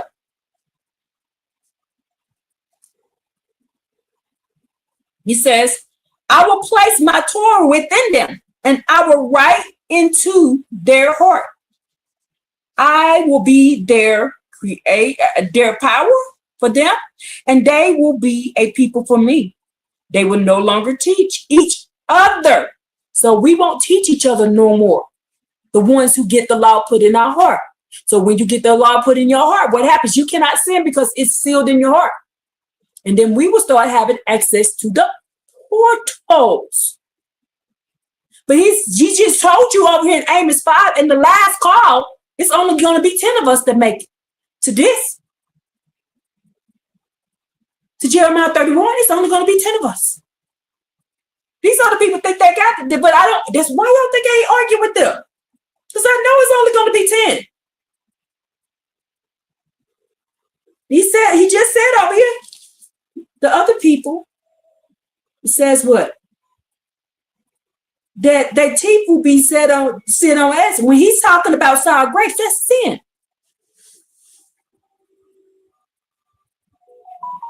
You hear that sound confirmation? That's death.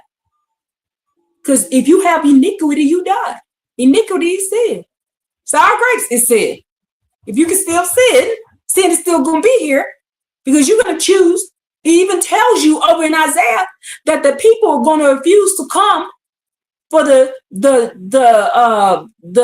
festival of the tents. And he gonna punish you. So that means they gonna be able to refuse. But there's also gonna be some people here. He said this is a future vision that these people are not going to have to be taught the law because the law going to be within their inner parts. He said these people are the ones who are going to get the new soul and the new body. Y'all need to know what y'all reading. If you still over here teaching blood sacrifice and all this, baby, you ain't going to get it. That's why he said it's going to be 1,000 in the city. 1,000. The city of Israel. He said Israel, that's the 12 tribes. And they're going to go forth with life. They're going to keep going forth. Then they're going to drop down to 100. Then they're going to go forth and they're going to drop down to 10. And that's in the final line. You hear that sound confirmation? I can't make this up. I am not telling you what I think. I'm telling you what I read. But in order for you to get this, you got to get back on the path. The path of old. And a lot of people don't want to do the path of old. They don't want to do it. That's why it keep dropping off. It keep dropping off. It keep dropping off. It's dropping off. They're going to go forward. It's just going to be like, what is the other people saying right now? What is the other people teaching? And these are y'all own teaching. We shouldn't be doing the Sabbath. I ain't arguing with them. Why am I not arguing with them? Because I already know it's only going to be 10 of us that's going to get their upgrade. So if they've already made up their mind, they ain't going to keep the Sabbath. That's their ass. And from what Melissa told me, y'all showed her, it's only going to be 10 women that make it. It ain't even going to be no men. It ain't even going to be no men. All the men going to fall. Why? Why the men going to fall? Why? Because of Paul. Because of Paul. They still got that Pauline thoughts in their head. Paul got them thinking that we have no, even though they keep saying that y'all only not respect my women, and then you will turn around and you will hear them say, well, if a woman don't do what I say, but y'all already said over in Malachi, if you oppress the women and you oppress the children. So they doing exactly what y'all told them not to do.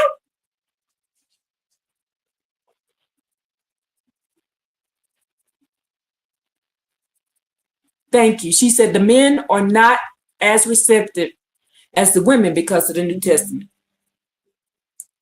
One day, one dude, I like the women. I love our young the women. Then the next day they'll be saying, these same guys be saying, them women, they need to do what we say. But y'all tells you in 2nd Chronicles that the woman is responsible for her own life and the man is responsible for her own life. Is our relationship with Yah. And then he tells you over in Jeremiah 9 not to let the men overpower you, women. He said, don't let them overpower you. This is why I got upset with my friend. The one that I told you she's so smart because her husband told her basically, I'm not letting you do this. So she's like, I'm not going to do it. You see what I'm saying? That was her test. She failed. And I kept trying to tell her. Yeah, I was trying to get me to water. But she done already made up her mind. She gonna do what her husband said. Not what y'all said. So do y'all understand and understand what was going on with Leah? That's the same problem Leah had. She was so busy trying to run up behind Jacob and sniff up his ass, she wasn't serving Yah. What was the problem with Rachel? What was the problem with Rachel? She was so busy trying to sniff up in the idol's ass, she didn't have time for Yah. Both of them had to learn a hard lesson. When Leah finally stopped trying to sniff up Jacob's ass and started serving Yah and Yah only, see, somebody is flagging my thing for harassing people. I'm not harassing nobody. Who am I talking about?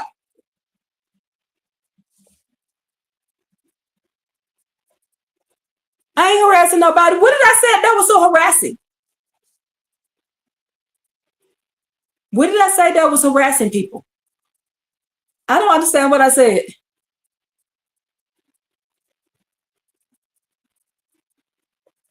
The pen of the wicked scribe plays down the woman when Yah's word say different. So that lets me know when they have played with the scriptures exactly. I don't know what this is. I wish I can get that off of there. But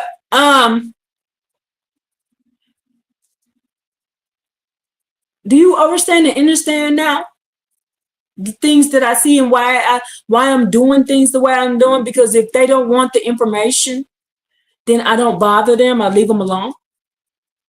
That's why I leave them alone. I'm like, well, I don't want it. That's deal. But remember, he said we're gonna come out the city. And this is the final call in Amos 3. It's the final call. So you gotta understand precept upon precept. All this stuff go together. It's not this person is talking about one thing, this person is talking about one thing, this person is talking about something else. No, it all goes together. He just told one of them and told one this, one that, one that. Why? Because you got to have 2 to 3 witnesses of this happening. But if you don't understand and understand Paleo Hebrew, you don't know what he's talking about. It says, seek me and live. So you just think, I'm praying to Yah, and that's it. But then you got to go over to Jeremiah 33 and 3, and you'll find out it's something that you don't know. So you got to seek him and live, but you need to know what you need. Then he tells you, what is it that in Deuteronomy? Hearken to the words that is out my mouth. Well, what words came out his mouth? You see how they all go together? Seek me and live with the words that are out of my mouth. And there's things you don't know. Put all that together. I just got one out of Deuteronomy. I got the information out of Amos. And I just got the information out of Jeremiah. That there's something we don't know. But in order for us to know, we got to ask him. And we got to seek him and live. And he says, you got to hearken to the words that came out of my mouth to live. But then what is the words that came out of his mouth? Am I wrong how I read that? Am I wrong for seeing it that way? Tell me if you think I'm just going too far with that. But that's what I see.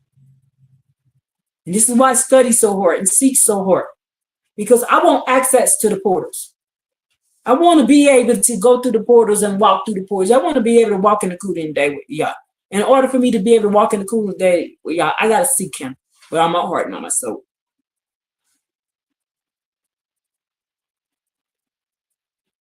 You said, no, it is what it is. Okay. So I'm not reading it wrong because that's what I see when I read it. So when everybody's getting in my ass, I'm like, looking at them like, but it says this. So this is why I'm going in so hard.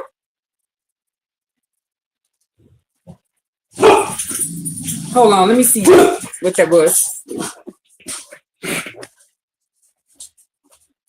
Good girl, good boy. Ooh, mama, come on, get down.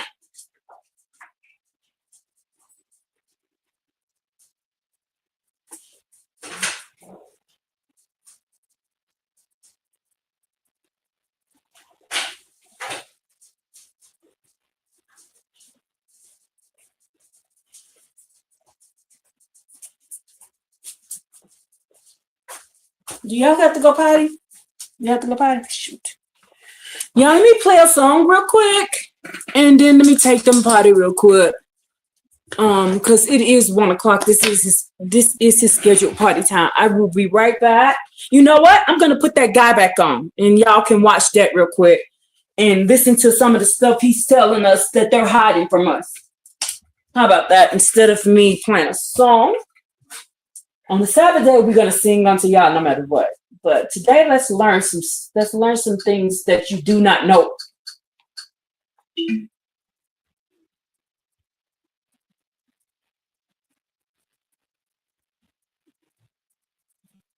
Do I trust everything this guy says? No.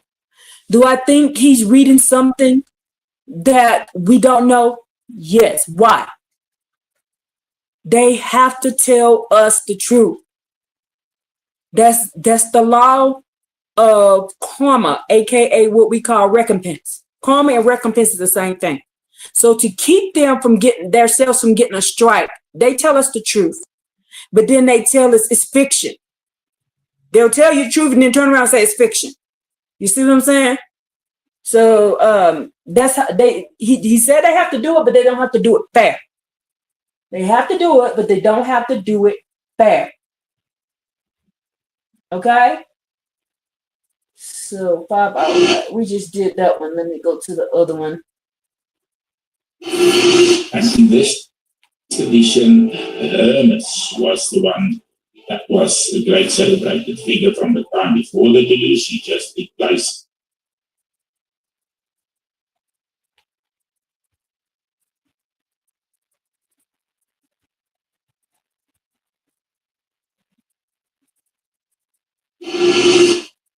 Okay, let's turn this around. We have great advances in genetics. In that case, with the gods having these children with human maidens, it's quite possible that the return of the Nephilim at the end of the days will also be linked to a similar kind of ritual in our time, and also to maybe some experiments Come on, let's go, Patty. to genetics. Oh, sorry. Oh, Mom gotta get her key. Come on, she gotta get her key.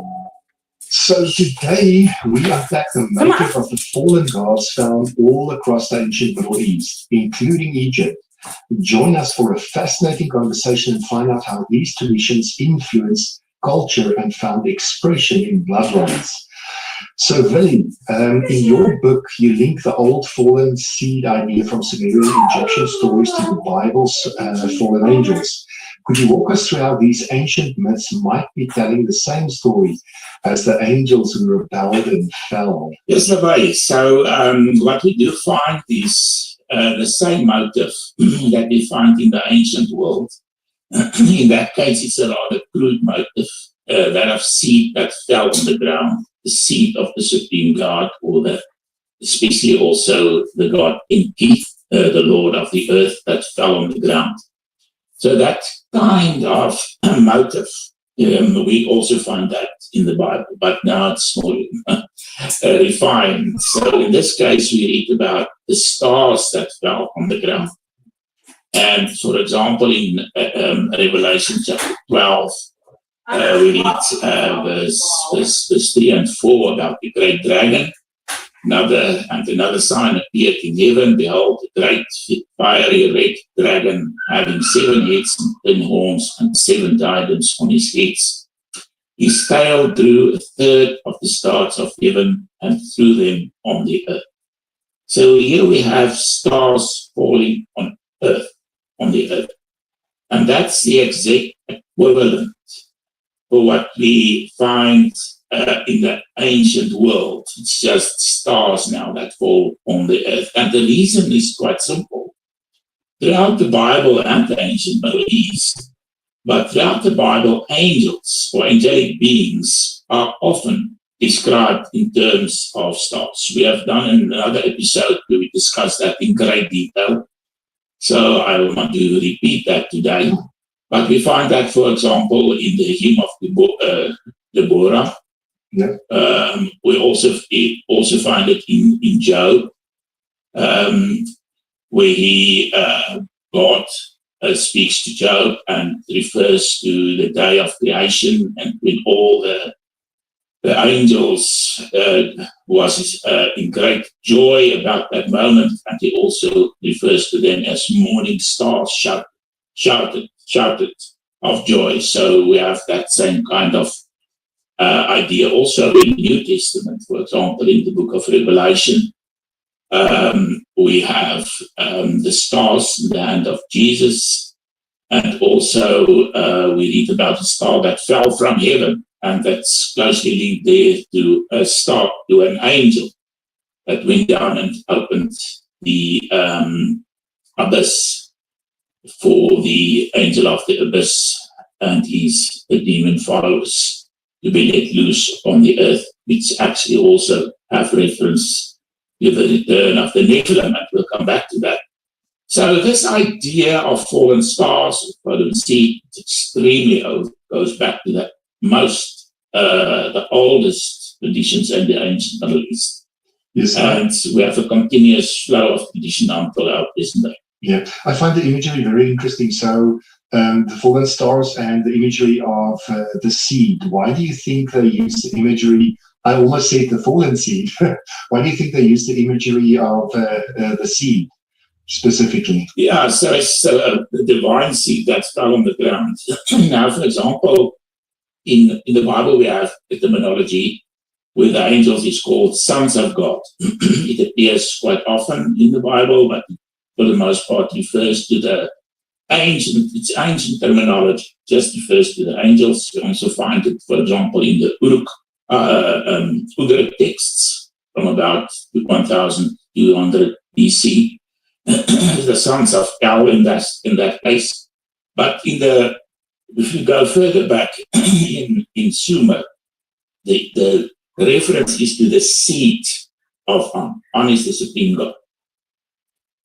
So sons and seed were equivalent terminology. So the Anunnaki, that was the term for the gods. And we find a similar terminology in, for example, Psalm 82, verse 6, where we read that the sons of God, or the children of the Most High is just another name for God, that they are the gods in the divine council. So it's just another reference to the gods, but in that ancient time, they talked of seed, the seed of the supreme God, which later on became the sons of God. That kind of terminology evolved through the years.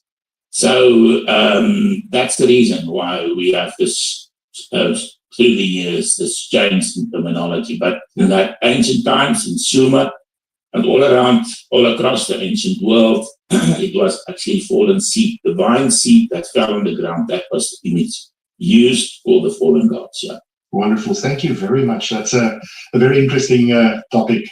So really, the 8-foot text from ancient Egypt talked about 8 gods born from this fallen seed. And then this bright, shining child called the August stripling shows up.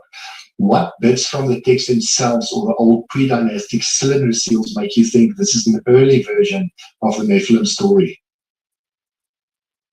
So the 8-foot texts are extremely interesting. There can be no doubt that these texts are very, very old.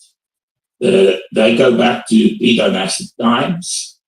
The scholar that did a lot of work on these texts, E.A.E. Raymond, she actually made, I think, quite a convincing case that these texts, the story, the myths in these texts, and maybe also legends, because it's actually a very old story that goes back to pre-dynastic times. According to the story, the family of gods that built the first temples in Egypt actually came from another land, which is called the homeland, the original homeland of the gods. And we read how there was, before the deluge, how a certain earth god, that his seed fell in the primeval waters, and that from that seed was born the first 8 gods. Now, the earth god and his seed that fell on the ground, I can maybe quote from that. We read, and in this case, what is also implied here is actually castration, because there's this idea of conflict in the celestial skies. So we read, you placed your seeds into the being, that's just the embryo of the earth, which you fertilized with your palace, which you have plunged into Nun. And Nun here is the primeval waters being united as one. So the seed fell on the permeable earth that rose from the waters, and that was how these 8 gods were born. Now we find exactly the same story in Mesopotamia, where Enki, the Lord of the earth, where we read that his seed fell on the ground. And again, 8 gods were born from that seed. Actually, it's 4 pairs of gods, 4 gods and 4 goddesses. And so there's no doubt in my mind, and I discuss it in great detail in the first volume of the Nephilim. And it's some That these, if you look at the fallen gods, they're sort of shown as dwarves or little people. Can you? yeah, so there's no doubt that these traditions came from Mesopotamia and was brought from Mesopotamia to Egypt. And in Egypt, we find that they are sometimes portrayed as 8 dwarfs. Yeah. And this is quite interesting because, there's good reason to believe that the earth god himself in both Mesopotamia and in Egypt was regarded as a dwarfish figure, maybe a pygmy or something, a great shaman. Portrayed as a dwarfish figure. Yeah. So there's definitely a link there, Yeah. And really, just to expand a bit on the August Stripling, I mean, it's featured in the Edfu text as well. Can you expand a bit on that individual? Yeah, so in the Edfu text, we actually read that the 8 gods, the pairs of gods, eventually produced this child, this August Stripling. It's a very remarkable personage. He had a bright shining face. He actually had the sun and moon for eyes. Had these flaming eyes, and clearly this is a kind of messianic figure. And according to the Edfu text, he lived before the time of the deluge. And if we allow that this tradition actually was brought from Mesopotamia to Egypt, then it's quite possible that it refers to a very early period in the ancient Middle East, in Sumer, where there was such a messianic figure born from the fallen seed, born from the fallen gods. And this placed the Nephilim within the framework of the antediluvian age. This is one of the few texts that clearly present a tradition that goes back to that early times. That clearly, because in the tradition it's clearly stated that these things happened in the time before the deluge, and that the whole world in which they lived was then overrun by the deluge. And then afterwards they came back, they rebuilt that world. They actually went and they searched for a certain kind of, let's call it a pillar that was hidden somehow before the deluge arrived, and they found that. There's a whole story about that. But eventually some of them came all the way from there to Egypt, where they built the first temples in Egypt. So most likely this happened during what we call in Mesopotamia the time of the Uruk expansion. So we have Uruk influences in Egypt during that period, in the north and the south. There's no doubt there's very, very extensive influence in Egypt during that period. So it was most likely during that period that these stories was brought to Egypt. And it's easy to deduce that it is an earlier version of the Nephilim story. But at some stage, I'd love to discuss the stone pillar as well. That's a fascinating topic, but that's something for the future. So you point out that in some Sumerian tales, the earth god Enki rebels against An, and that's why the fallen seed ends up getting connected to Enki. Can you explain that rebellion part in more simple terms, so someone like I can understand it as well? Yeah, so what we find is actually that when we take all the different versions of the story about the seed that fell on the ground, if we take the Egyptian version, I've already mentioned that in this case, castration is implied. And we also take the Sumerian version, where the Lord of the Earth's seed fell on the ground, and 8 gods were born from that seed. In Egypt, we also have the earth god. Very primitive earth god seed that fell on the ground. And then the Hurrians. On the Hurrians, we have Umarbi, which is the equivalent of Inki in Sumer, and he actually castrated An, the supreme god. And some of that seed he swallowed, and from that he gave birth to some other gods, for example, the storm god. We find something quite similar with Inki because he also ate his own seed and gave birth to the 8 gods from that. And we find this exactly the same motive also in Egypt. But some of the seed also fall on the ground. And in that case, we find that the giants were born from that seed that fell on the ground. But the motive that's important here is that of castration. If we take all the different versions together, it seems that what happened was that the earth god Inki rose in rebellion against the supreme god, and some of the gods followed the earth god, and they became known as his seed, and also the monarchy of the earth. I hope you learned something. Got some information gleaned some information from that. He says facts like movies say it is just the movie. Yeah, they'll say it's just the movie, but then they're telling you the truth. They have to tell you the truth. They have to tell you the truth. That is the rule. Y'all showed me that in the beginning when I first started this. The rule is the truth has to be told because they will be held liable. They will be held liable. AKA what we call karma. What they call karma is the same thing we call recompense. It's the same thing. Whatever you do is going to come back on you. That's what recompense is. So we call it these days karma. Same thing. Whatever you do. So they don't want that karma on them, AKA recompense on them.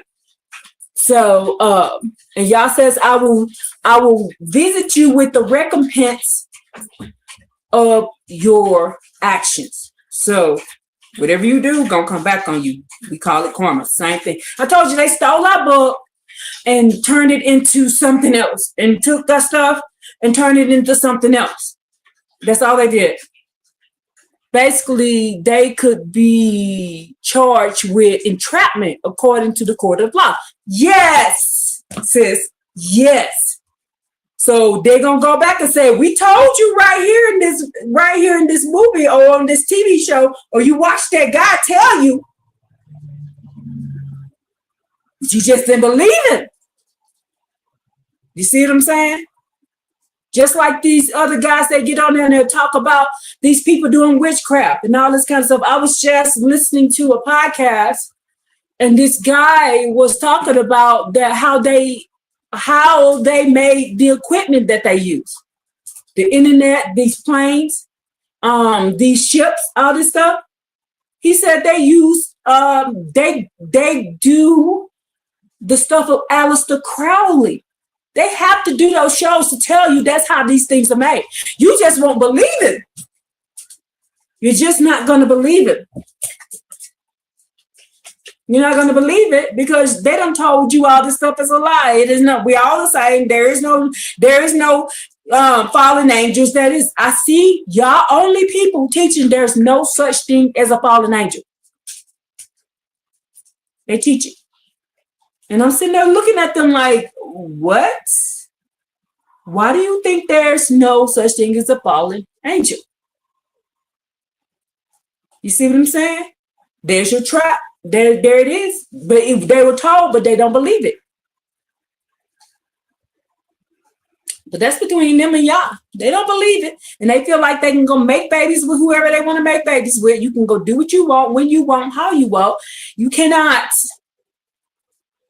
Yah does everything and says everything for a reason. Now let's get back to this Jeremiah 31 thing we were talking about, because I need y'all to where's the verse? Where is it where he says a baby? Sometimes I don't remember exactly where these things are. That's why I have to write them down. David, stop and go sit down.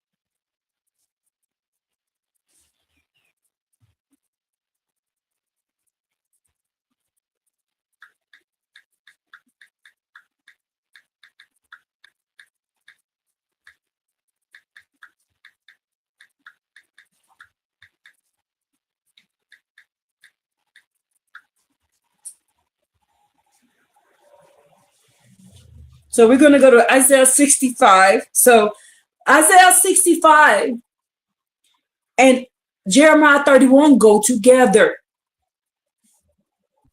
So Isaiah 65.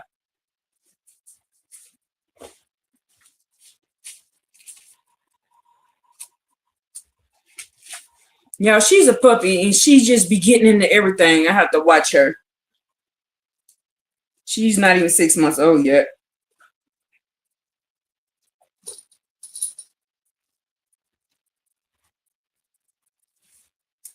My pit bull, he's trained. He's like super duper trained. Like he's amazingly trained. Like I don't have to worry about him. It's just the new one. So let's start at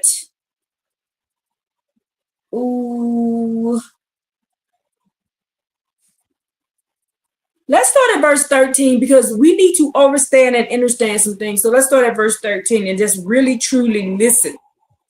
Therefore, thus said the Creator Yah, behold, my servants will eat and you will starve. So there's still going to be punishment. Let me read that again. Therefore, my servants will eat and you will starve. Behold, my servants will drink and you will thirst. Behold, my servants will rejoice and you will be ashamed. Behold, my servants will exalt from good heartedness and you will cry out from pain of heart and wail from the broken spirit. You will leave your name as an oath for my chosen ones. So they're going to be coming up to us, giving us a name, saying, please pray. An oath and prayer is the same thing, y'all. Please pray for me. Please pray for me. Just like they do with us now. They're going to be coming saying, please pray for me. Please pray for me. And the Creator Yah will put you to death, but will call his servants a different name. So death will still be here. You see it? You see now? You see what I'm talking about? Now this is no joke. He ain't finna play. Let's keep going. Whoever Baruchs himself in the land will Baruch himself by the power of truth. You Baruch yourself in the land. So we're on the land right now, y'all. How do you Baruch yourself? Keep reading. And whoever takes an oath in the land will take an oath by the Creator Yah. See, I don't know what these people are waiting on. That's why I'm like, why do y'all keep teaching people we're going to get gathered and then this? No, we got to do this now. You got to take the oath now.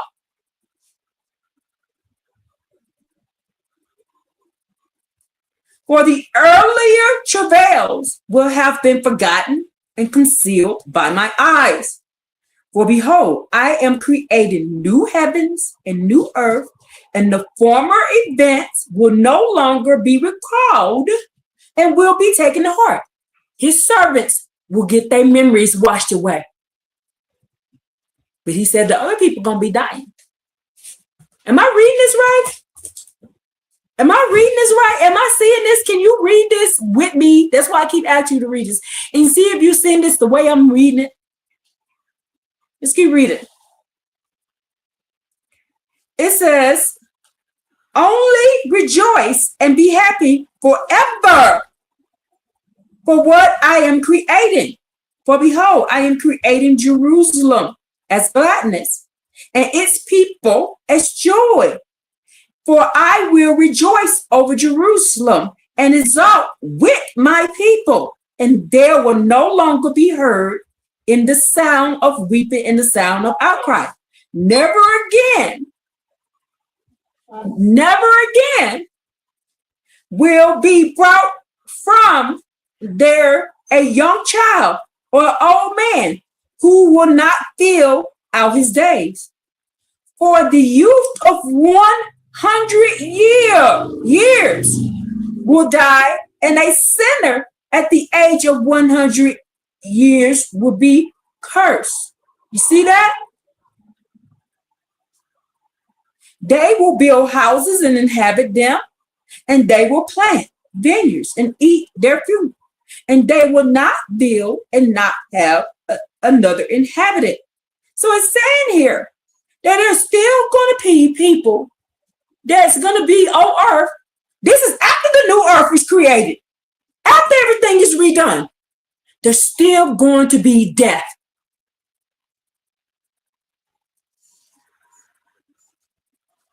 And there's people going to be coming to us who has forever. We got forever.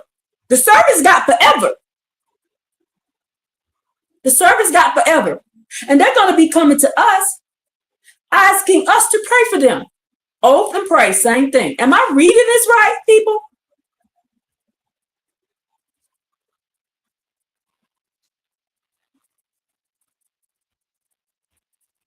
Am I reading this right? I'm asking y'all. This is why I ask y'all to read this stuff and go back and check me. Fact check me. Make sure I am reading this the way I'm seeing it. I don't want to tell nobody to do the wrong thing. I want you to do the right thing. I want to do the right thing. But if y'all leads me down the wrong road, I keep telling you, if he leads me down the wrong road, I deserve it. I done something to make him lead me down the wrong road.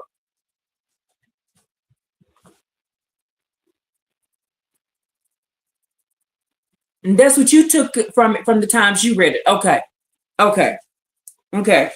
So I need a witness here to see if I'm reading the same thing, because this is why people are confused about what I'm teaching. That's why I said my classes are more advanced.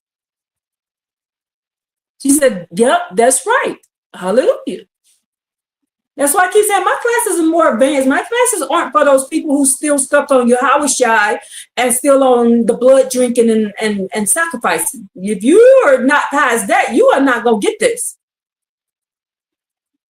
That's why, and I'm not bragging. I'm just saying that I've gotten past that a while ago. It took me a while. It took me about 5 months to get past that. That nobody can die for your sin crap, and we need to be sacrificing crap. You have to get past the sacrificing crap to be able to read this. Because whenever you read this and you see the sacrifice, you need to be like, we ain't supposed to be doing that. But if you still think we're okay, that you can have to, even though you're not sacrificing a child for your sin, you still thinking you can sacrifice a person for your sin, then you're not going to change your walk. You're not going to change how you walk, how you talk, how you sing, how you pray. You're going to be wishing you had a cow to kill so you can get rid of your sin. You don't think you're not going to know that you have power over your own sin. You can stop sinning. Because you're going to believe that you can just unalive a poor little animal for your sin. And then you're not going to get control of your sin.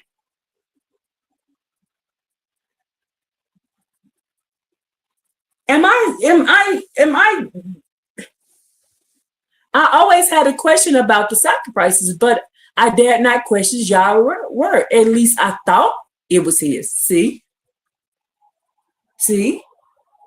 Because when I read Psalms 19, I see that we can control our sin, and there's no words about sacrificing in it. Am I reading that right? When I read that? Because when I read Psalms 19, it tells you don't let my sins be overpowered. Don't let my sins overpower me. Exactly. They want to continue in sin because someone else can cover my wrongdoing. So I am reading Psalms 19 right. Okay. Because when I read it, I see, well, I can get control of my sin. I just need to ask y'all to help me. Y'all's my rock. He will help me get control of my sins. So that's what I read. And so in that, there's no sacrificing needed. So I was like, we don't need this. Then I read Psalms 119, and it tells you he says you don't need sacrificing. You never tell us to do it. So I'm like, okay. Then I read Psalms 51 and it says, if you wanted sacrifice, I will sacrifice. But what you want is a broken, contrite heart. You want a humble spirit. And I'm like, okay, then. We don't need this. Are we in agreement right now in what I'm reading? Maybe y'all needs me to talk to y'all to see what y'all see, if y'all can see what I'm seeing. Maybe that's what he wants me to talk to y'all about right now, and then we'll get on with the road, the path. Because are y'all seeing these precepts upon precepts the way I see them? You says I agree with you on all of it. Okay, gotcha. Okay, because maybe I'm from my perspective. Absolutely, they don't want to stop sinning. It's pleasurable for them. Okay, I got you. And they need that excuse. They need that excuse. All right. Okay, so we're in agreement that if we choose to get control of us, we're in agreement that if we go to Yah, he will help us get control of it when we want to be control of it. And we don't need to go kill a cow or a chicken or something to accomplish that, right? So that's how I feel. That's what, from reading this is what I know. And then when I read Jeremiah 33:3, that's why I always bring it up. There's something we don't know. So we need to ask Yah what it is. And so he can show you what to look for. That's what I'm getting. So this is why I'm coming up with the teachings that I'm coming, because I'm asking him specifically. I say, what is it that you need me to know and the people to know? I include myself in it. I don't exclude myself. And I pray this every single day. And then I thank him for what he tells me and what he shows me. I pray 3 times a day to Yah. And I thank him. In the morning is, what do you need me to know? In the middle of the day is thank you. In the end of the day is thank you for what you show me. Okay? Right? If we are sorrowful and repent, then repent means to never do it again. You won't do it. Naturally, you will not do it again. That's why when I read Daniel and I translated it, Daniel asked for seed. That same day, I stopped being a meat eater. I never looked back. I've never eaten meat again. I didn't have to wean myself off of it. I just stopped. You see? When I know that y'all don't want us doing something, I just stop. I just don't do it no more. You see what I'm saying? Just like the hair thing. When we was doing that,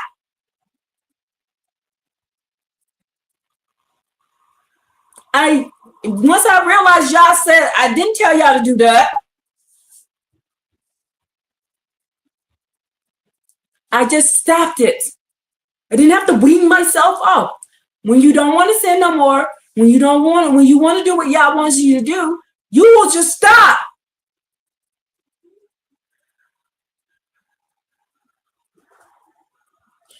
She said, when I learned about the meat eating, I immediately stopped and did not have to do rehab because I was not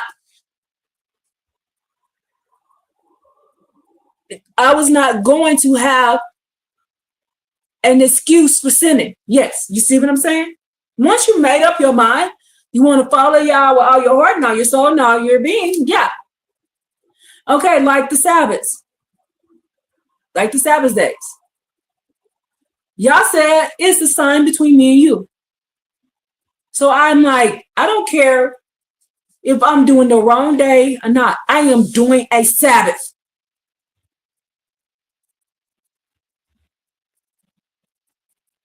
And I don't fight with people about what day they choose. Because he says it's a sign between me and you. You see what I'm saying? So if he's saying it's a sign, that's a sign that you care about what I say. So I'm going to do it whatever day I do. And I'm not going to yell at you, well, you need to do Saturday. Well, you need to do this. I'm not going to argue with you. I'm not going to do that with you. I'm not going to do it. Do you know why? Because do you understand and understand that right now, at where I'm at, it's 2 o'clock, but where you at, it ain't 2 o'clock. So why would I argue with you? Well, you need to be doing it from 2 to 5. Well, your 2 to 5 ain't the same as my 2 to 5. You see what I'm saying? I pay attention to that stuff. In some places, it's dark right now, but it's light right here. So their Sabbath won't be the same Sabbath as our Sabbath. Even if we're all doing it on a Saturday, we're not doing it on the same day. I think about stuff like that. So I don't argue with people over stuff like that. I don't argue with people like that. I don't argue with people over stuff like that. That's petty.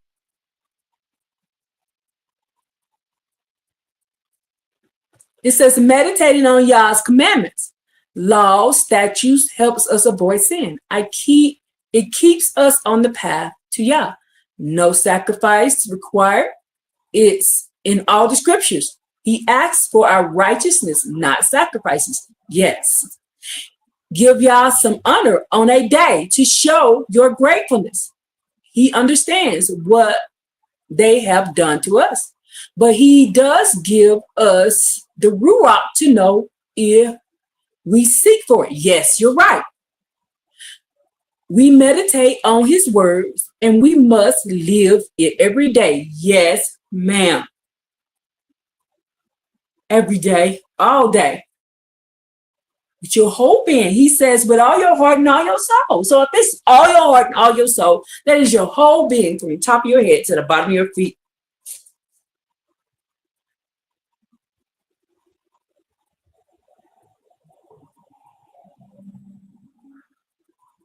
So let's go. Now that we got into this, maybe this is what I needed to do with you all. Now let's go back to the original thing, which is to be set apart. To be set apart. So we just read 1 Chronicles 16 through 29. So let's go to Psalms 111 and 9. Let's go to Psalms 111 and 9.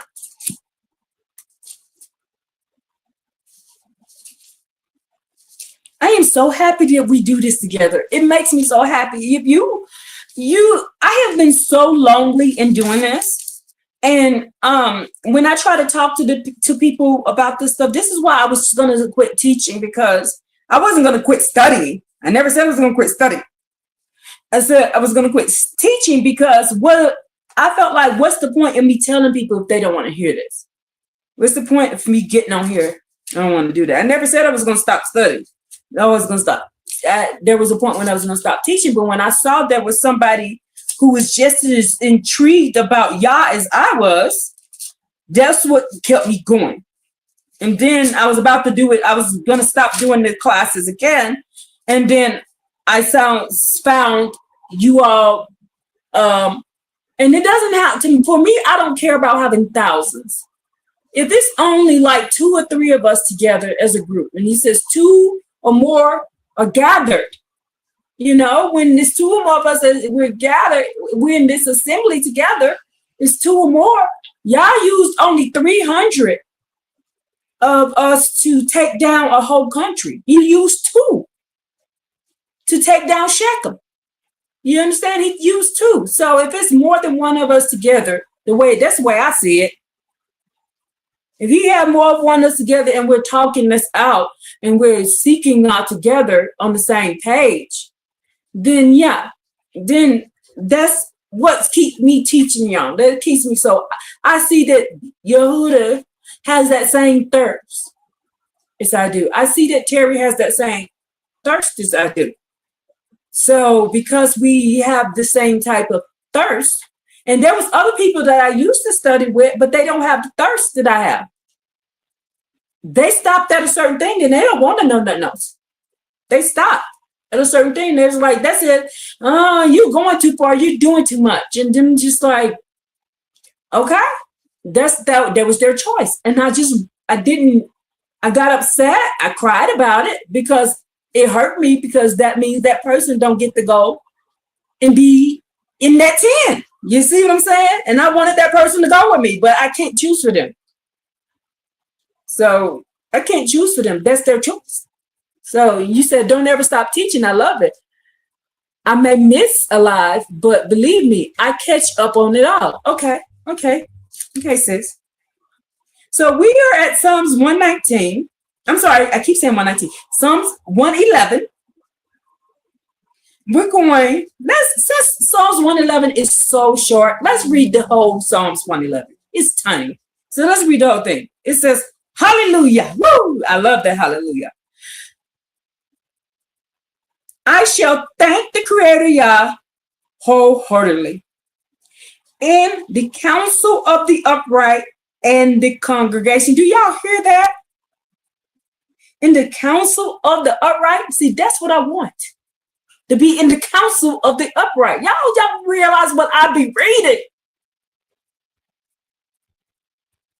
Do you realize that is an actual council? That is a group. That's not talking about, if you read this book, you will understand and understand.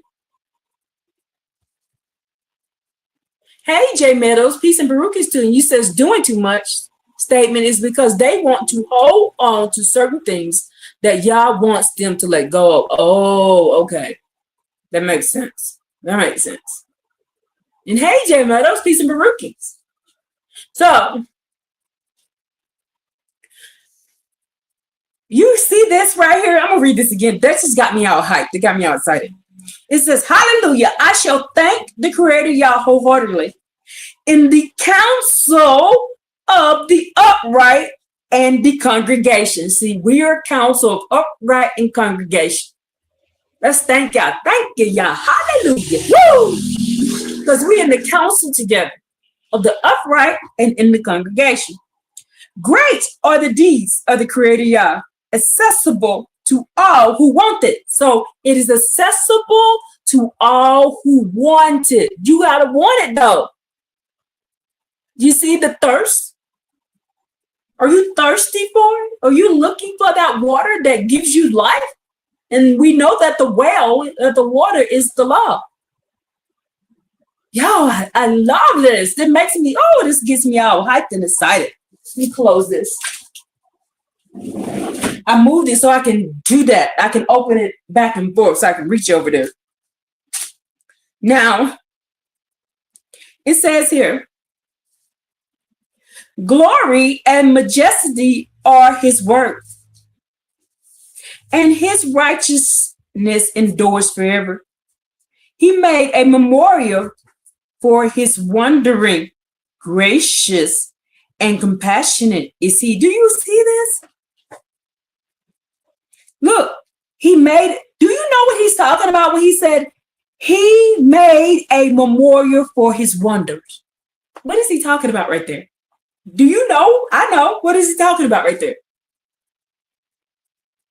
What is the memorial that he made for his wonder? Remember, he gives two precepts.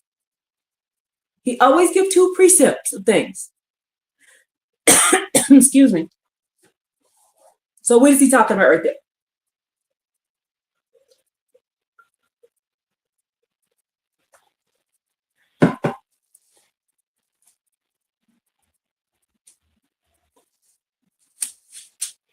Isaiah 45, he talks about he said, I created earth for it to be inhabited. Now, right here, he's telling you, I created the word. I created a memorial. What is the memorial? This earth we're living on. That's how we know this is a heaven. He says, I made a memorial for his wonders. The wonders of the earth.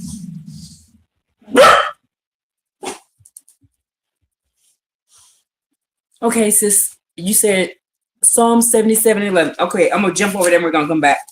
This gets me excited to study with y'all. Oh my goodness.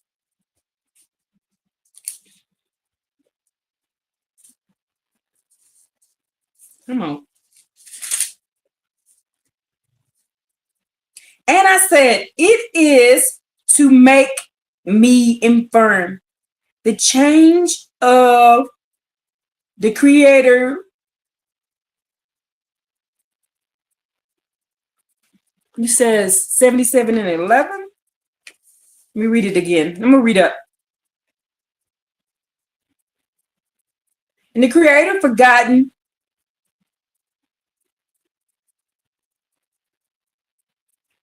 Hold on.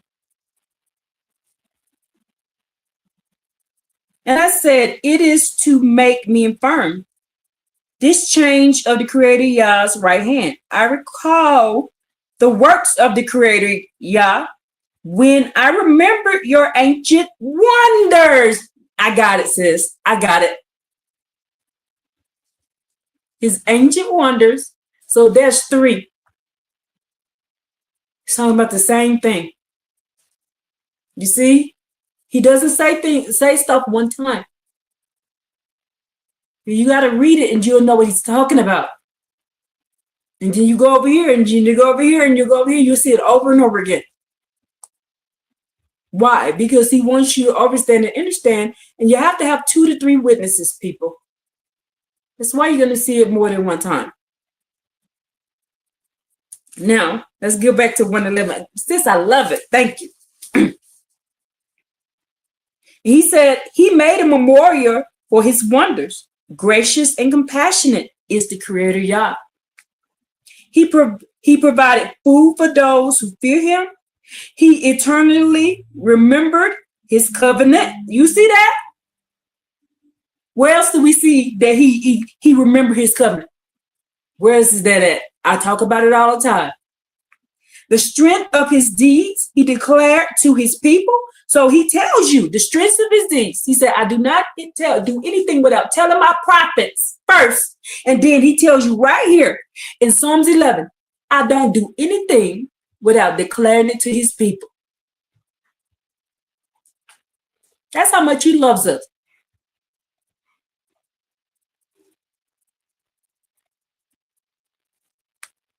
To give them the heritage of the nations. His handiwork is true. I'm going to say it again. His handiwork is truth and justice. Faithful are his orders. They are steadfast forever, for eternity, accomplished in truth and in fairness. So everything he does is in fairness. And he sent redemption to his people. He commanded his covenant for eternity. Holy and awesome is his name. The beginning of wisdom is to fear the Creator Yah. Good understanding to all their practitioners. His praise endures forever.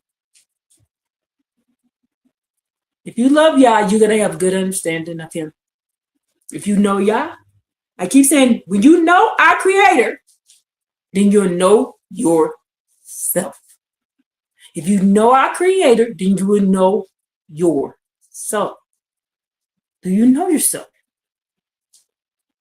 Do you look at yourself and you know I am sinning right now because the Creator Yah says, hate what I hate and love what I love.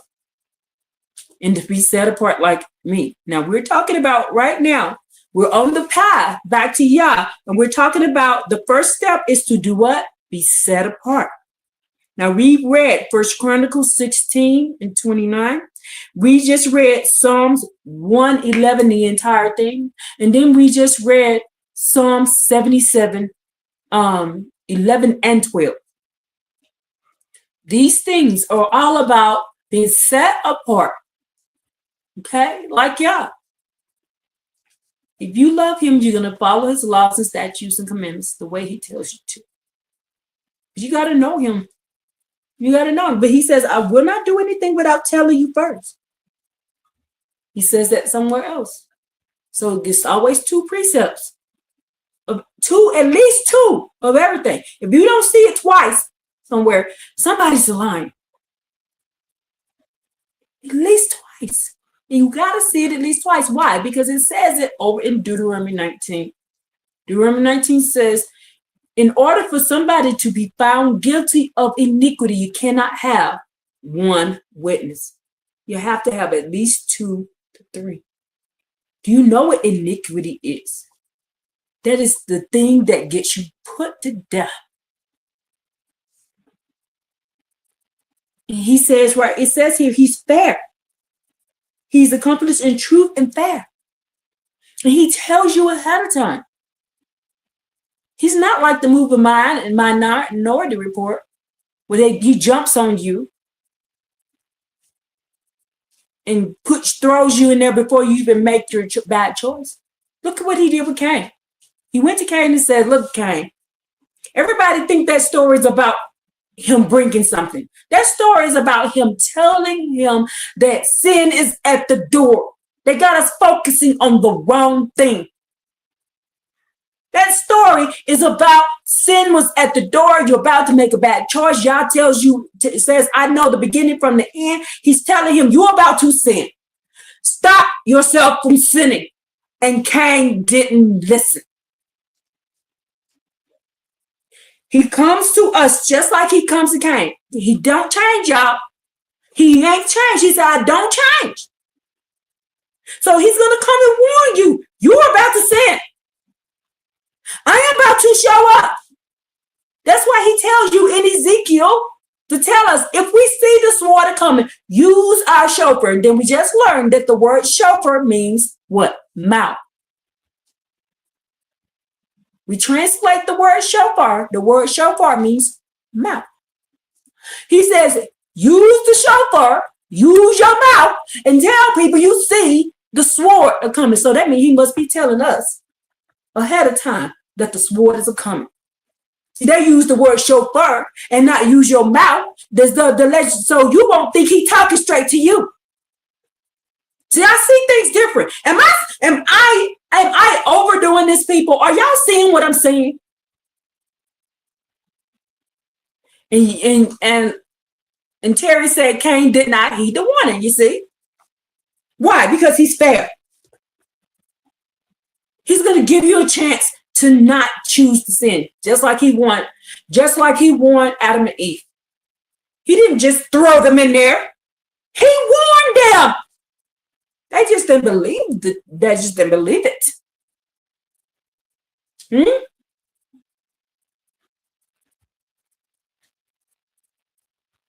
Do y'all see what I'm saying? How I'm seeing these things? How my mind is open and receptive to Yah's word.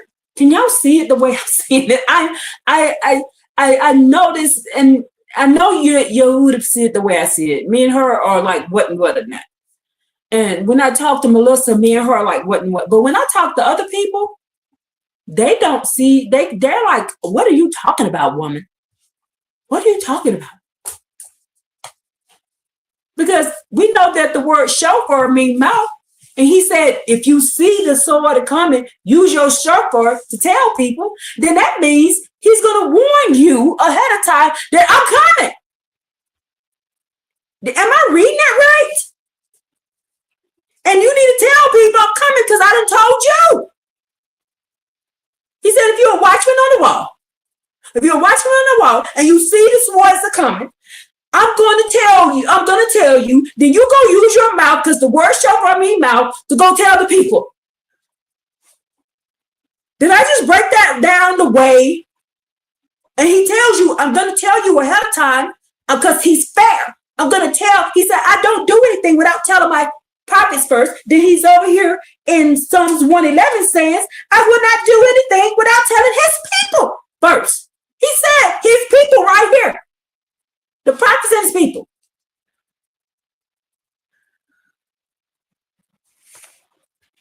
What you are doing is blowing a shofar, sounding the upcoming alarm of destruction for those who don't take the shelter with the Creator Yah. Okay, and she said the precept to that is Isaiah 58:1. Let's go read it. See, I love, you see what I'm saying? I like this. I don't like being in this by myself, seeing this by myself.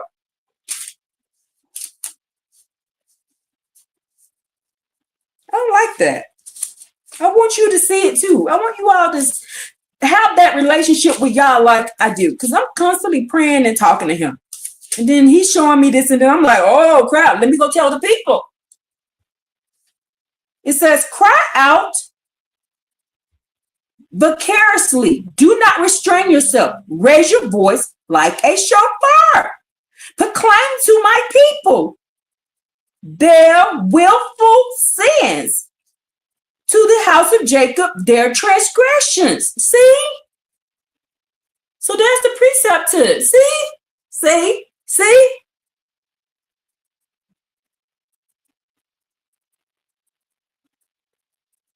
So the precept to Ezekiel 33 is Isaiah 58:1.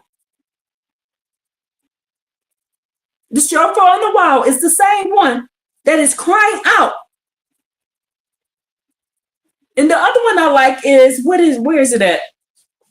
I will not stop. I will not be quiet until I will not stop for Zion, and I will not be quiet until Zion is established. You see what have you read that one? I read that one. And when I read that, I'm like, okay, we can't be quiet. We got to tell until Zion has established.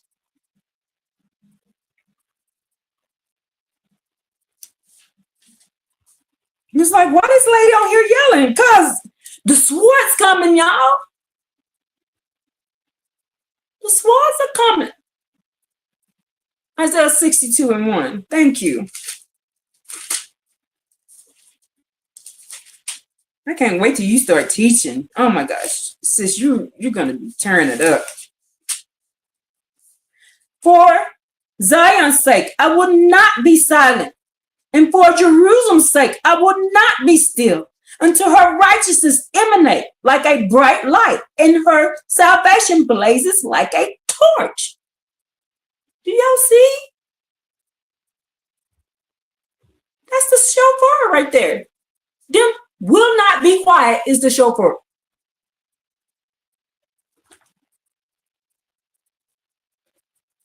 Oh, Dominique says the others' eyes aren't open even though they read it. Oh.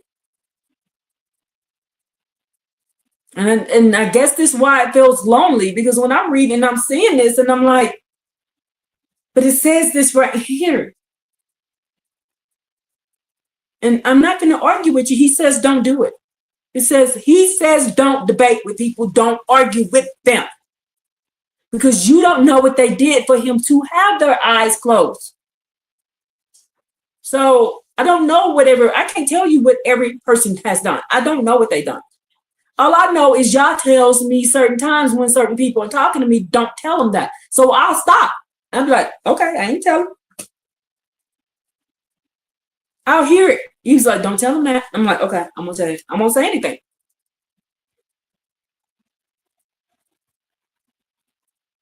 So I keep telling you, I'm here for you to help the people who are at the point that I am at, or I'm here for you to get a righteous judgment. But I am not here to save nobody.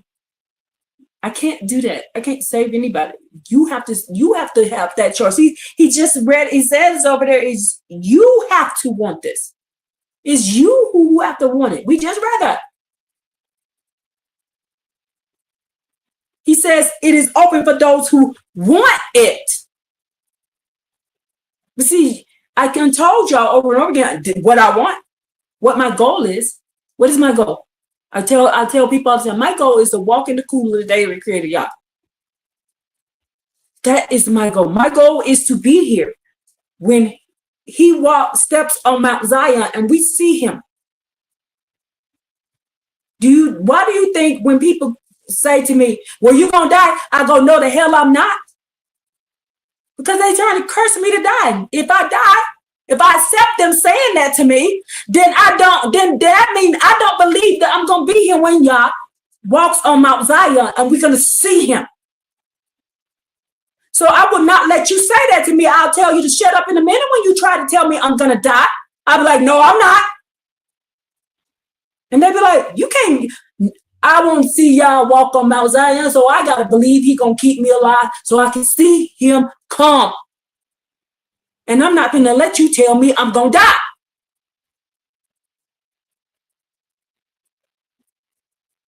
Because I know what my goals is. I set my standard. My standard is to be here, like Isaiah 52 says. So I can sing out him and stand behind him when he's swinging his sword. I want to be here for that. I want to be one of the people singing and doing the Tootsie Roll. Y'all think I'm being funny? I am being serious as a heart attack. I am very serious about that. Y'all think I be saying stuff out of jokes? No, I'm very serious. I want that bad. Isaiah 52 is my favorite chapter. Why? Because that's what I want. To me, that is walking in the cool of the day with the Creator Yah, like Adam and Eve. Is seeing him return and being on Mount Zion. I don't know what your goals are, but I'm telling you what mine are. I can't set your goals for you.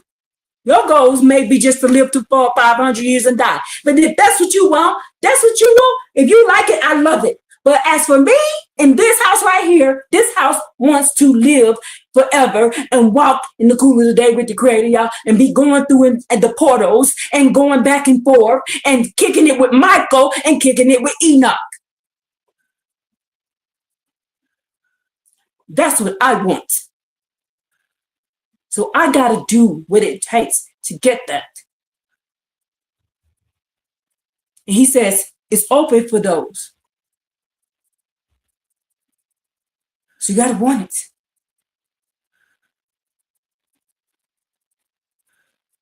Let's keep going. Let's go to Isaiah 6:3. So now we're going to be in the book of Isaiah.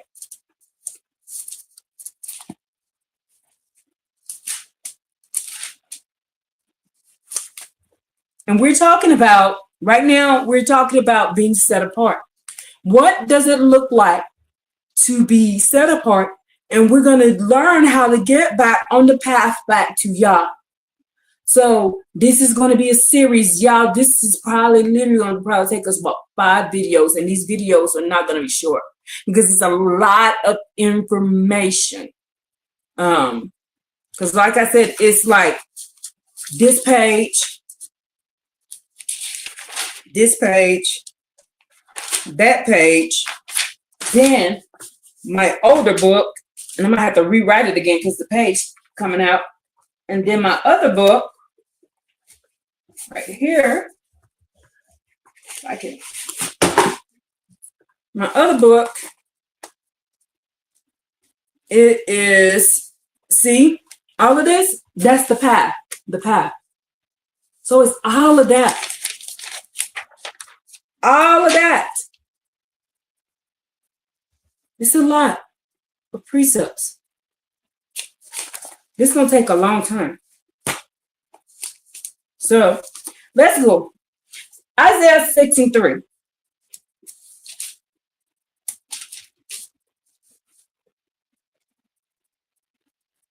And one called to another and said, Holy, holy, holy is the Creator Yah, the authority of legions, the master of legions. The whole world is filled with his glory.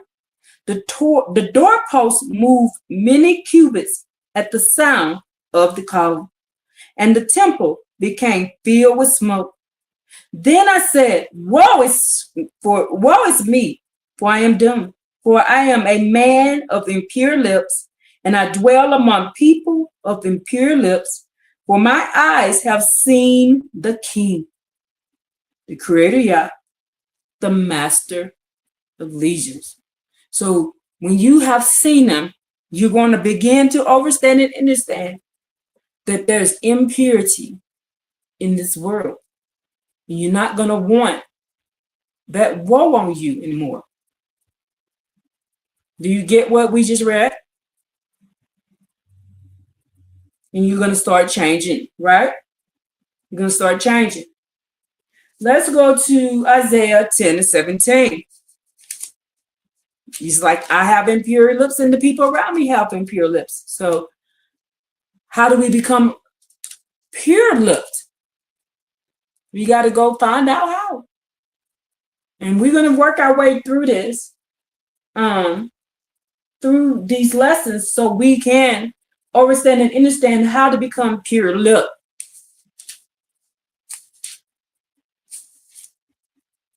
You don't want to be speaking the falsehoods of what people taught, the wicked pen of the scribes taught us. We don't want to be doing that. And it would make no sense to go through all of this. And then Micah 7 always stays on my mind. Micah 7 is being perplexed.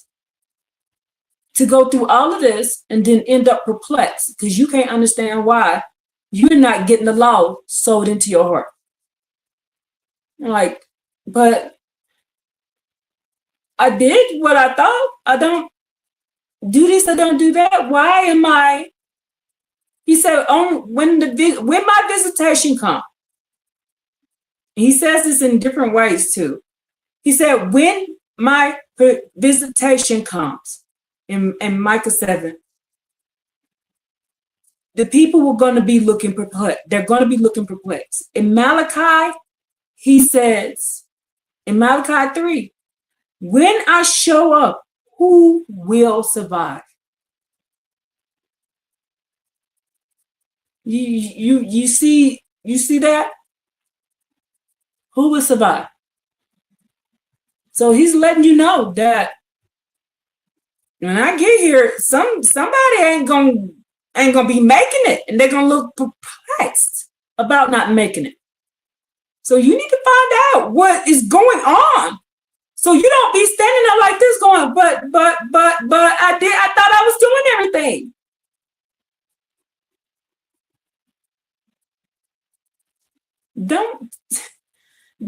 Don't be one of those people standing there like that and thinking, well, I didn't know what day the Sabbath was, so I just didn't do none of them.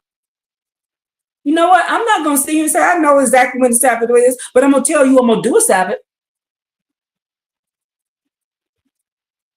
Okay? I'm not going to argue with you about that. That's defeating the purpose. But him saying, it's a sign between me and you. He said you. That's individual. It's your individual responsibility to keep that Sabbath because it's a sign between me and you. I cannot force you to keep the Sabbath the way I do it. All I know is the Sabbath is from sun up to sundown. So I'm going to, from sun up to sundown, I'm going to do that. Okay? And whatever choice you make, that's you. But as for me, I'm going to do it. So we're at Isaiah 10:17. Let's start at 16. Therefore, the Creator Yah, the Master of Legions, the authority of legions, will send a leanness among his fatted ones. And instead of his glory, a burning will burn like a blaze of fire. And the light of Israel will be like fire. And his Holy One will be like a flame. It will burn and consume his thorns and weeds in a single day. Now, the reason why I'm listen, you got to be set apart. Why? Micah 7 says what? The best of them is like a thorn. And we in Micah 7, it says the elders and the noblemen. And what was the other one thing?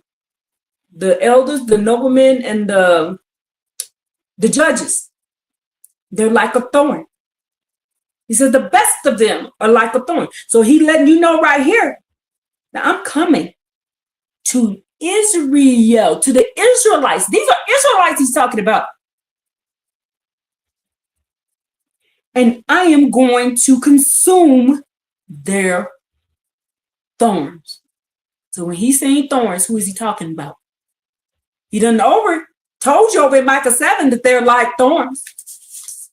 So who he's talking about? He ain't talking about no rose bush. So you want to be set apart so you don't get caught up in this consumption. Instead of receiving his glory, your new spirit and the law put into you like you need, you're going to get the burning because you're a thorn.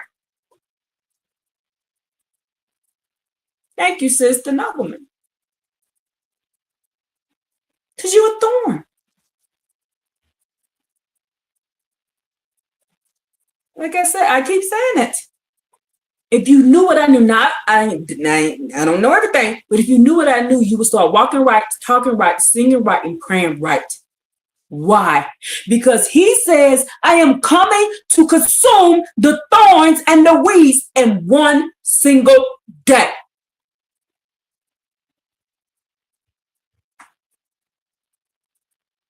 I don't want to be amongst the thorns and the weeds.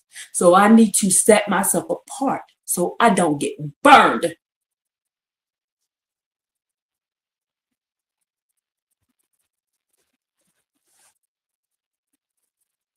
And then he says, and his glorious forest and his glorious fertile field, I will annihilate from soul to flesh.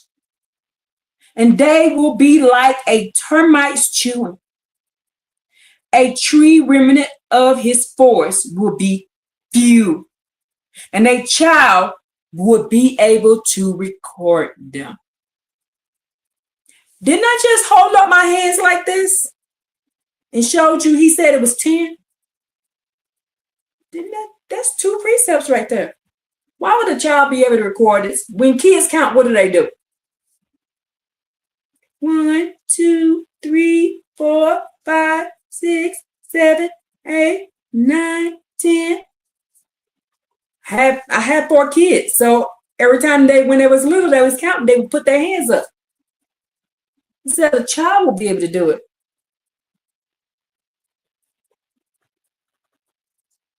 My sister says, I keep telling them the fire is coming. Keep telling them, sis. That's all you can do.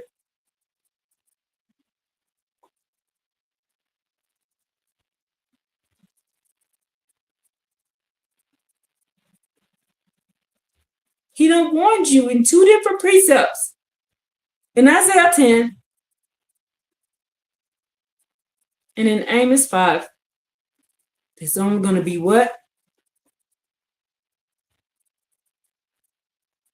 In this last go around, how many going to be left?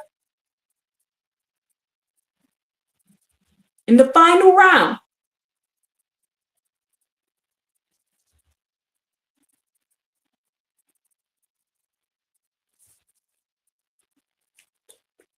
He ain't playing. This is not a joke. My sister said 10.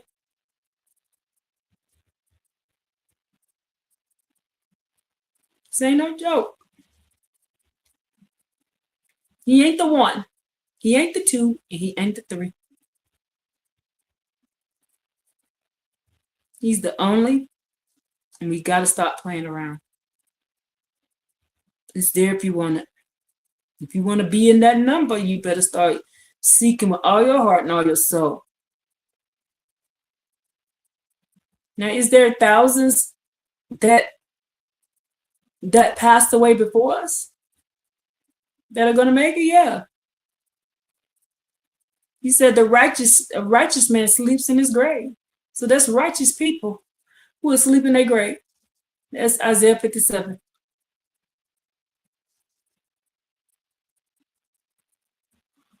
Daniel chapter 12 says what? Some are going to awake from the dust to everlasting abhorrence, and some to what? Everlasting happiness. So there are some righteous people who passed away. But when we're talking about this last go around, the final, that's what it says over in Amos. You hear that? Over in Amos. Amos said in the final, in the last one,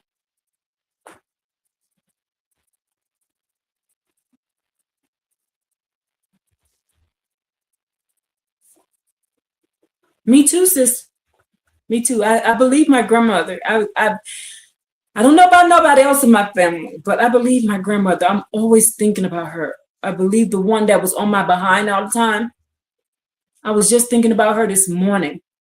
And I thank y'all for sending me her, because if she hadn't stayed on me like she did, y'all, I would have been a lost cause. Because y'all, I'm not bragging, but when I was young, I was gorgeous.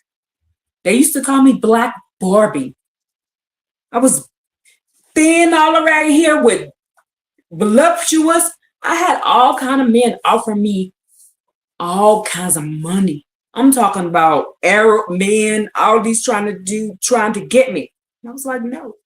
Because my grandma told me, once you sell yourself, you become a product. And I was like, I'm not no whore. I will marry for love. I will be in a relationship for love. I will not be in a relationship for lust. I will not do it, because she said, once you do it, you're going to become a product to that person. They will not care about my emotions, will not care about who I am. So I was turning men down left and right. That's why I told you, whenever I got myself in trouble, it was never a man that got me in trouble. It was always a woman that got me in trouble. My grandma steered me away from men. So a man never got me in trouble. It's always a woman. You know why? Because I know nobody never said, women can screw your life up. I thought women all had each other because of my grandmother. I projected her onto everybody and not looking at each person as they acted. Because whenever they do something, I'd be like, but my grandma won't do that. Even though I had a bad mother, my grandmother was like my mother, so I projected her personality onto people and not looking at them for who they were. My mom was a horrible mom, but my grandma was amazing. So I projected that personality onto people, and it was getting me in trouble with women my age, and I wasn't seeing them for who they truly were. And every time I got myself in a mess, it was because I was around some woman who I had no business around. And now this is why I keep people away from me. When I start seeing people say certain things, I'm like, you got to leave me alone. You got to get away from me. I don't go and talk about that person to people, but I will cut that person off. And you'll be like, you certainly ain't talking to me, because I saw that. I don't want nothing to do with you. That's why I started doing stuff like that. And they're like, you don't talk to me no more. I'm paying attention. You ain't gonna be dragging me back into no sin to get myself in trouble, because y'all already done put his foot 400 years up in my ass. I'm not gonna play with him no more. Just so I can be your friend? Hell no. Nope. I just be by myself. My grandmother always dressed me over modestly and did not like her friends telling me I was pretty, because she didn't want you being conceited, and then they were using it and the reason why I know this is because girls used to use me like that. Girls would pretend to be my friend to get places, because when people would see me, we would get into places free. We would get free stuff. They were like, oh, come get tested to come. And if it's a guy at the door, we getting in free. We're getting in free. And they used to change how I dress too. They used to bring me different outfits than because they used to dress us like Little House on the Prairie.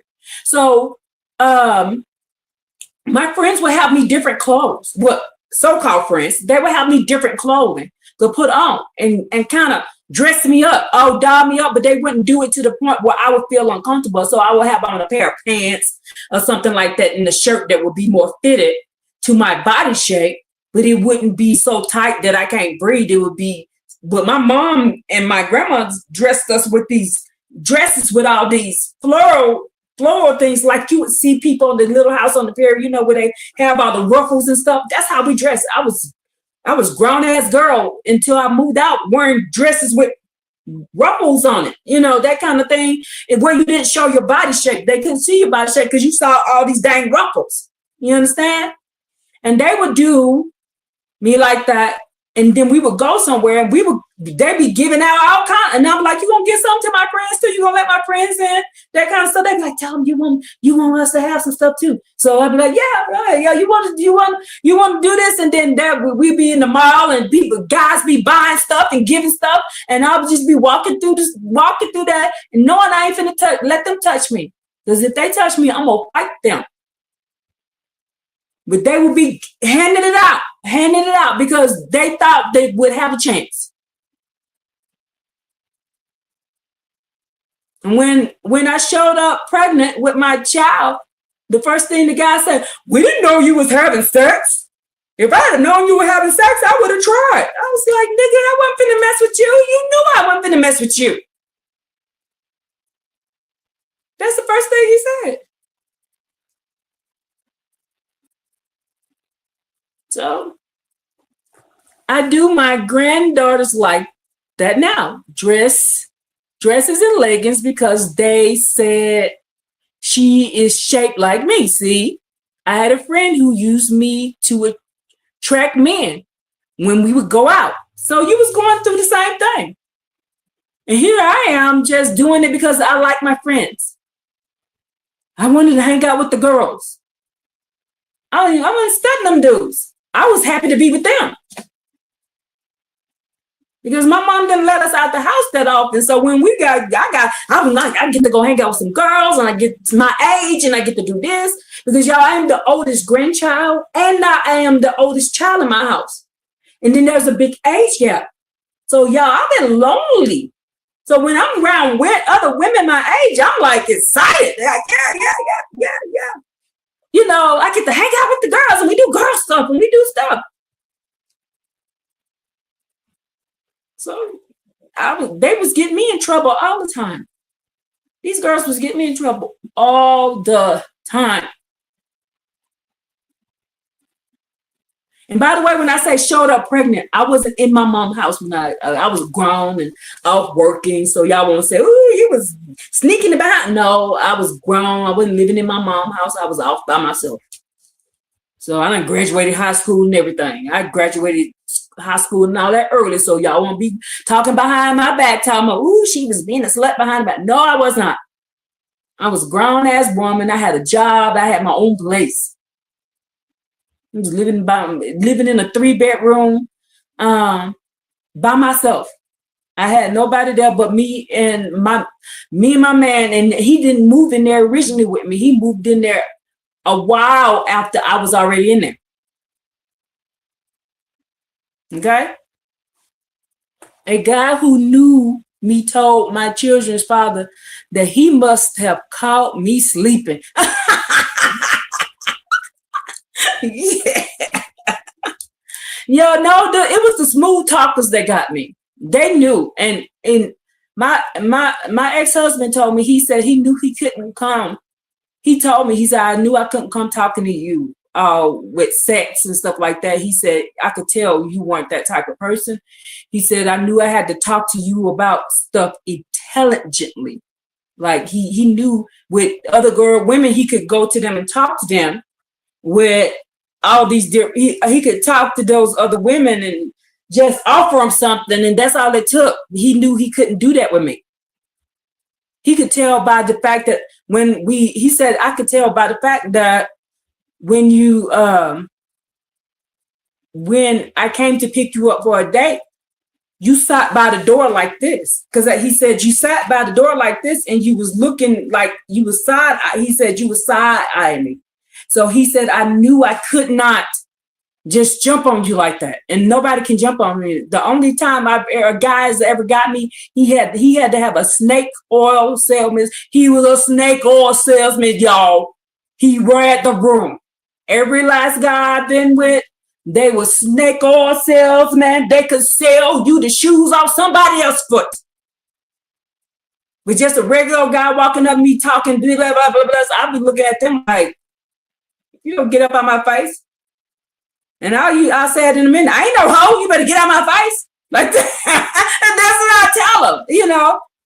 So I could have passed over a good man because they was talking to me wrong. You understand? Right. They had to study me first for a while before approaching. Yep. That's how I was getting got, being studied. Being studied. No, you can't just walk up to me and I'm going to go, oh, yeah. No, it'd be a year or two before they even can figure me out so they can figure out what to say to get me to do what they wanted. But they have to see me. Yep, them subtle snakes. And I don't like people like that no more. I don't like folks like that no more. I don't like people like that no more because no. I pay attention to that now. To me, that's a sign of the seed of Satan. Being able to talk somebody into doing something they originally wasn't intending on doing. No, that's the sign to me, that's the sign of Lucifer. I don't like that.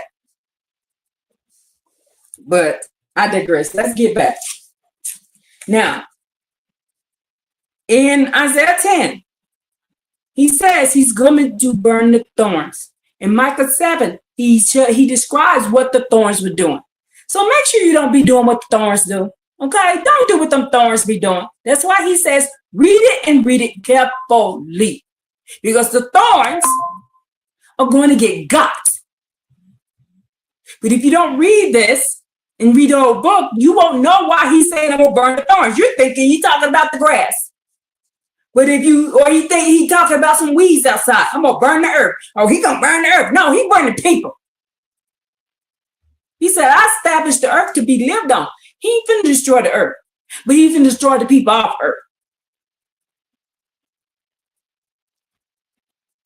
Let's go to Isaiah 29.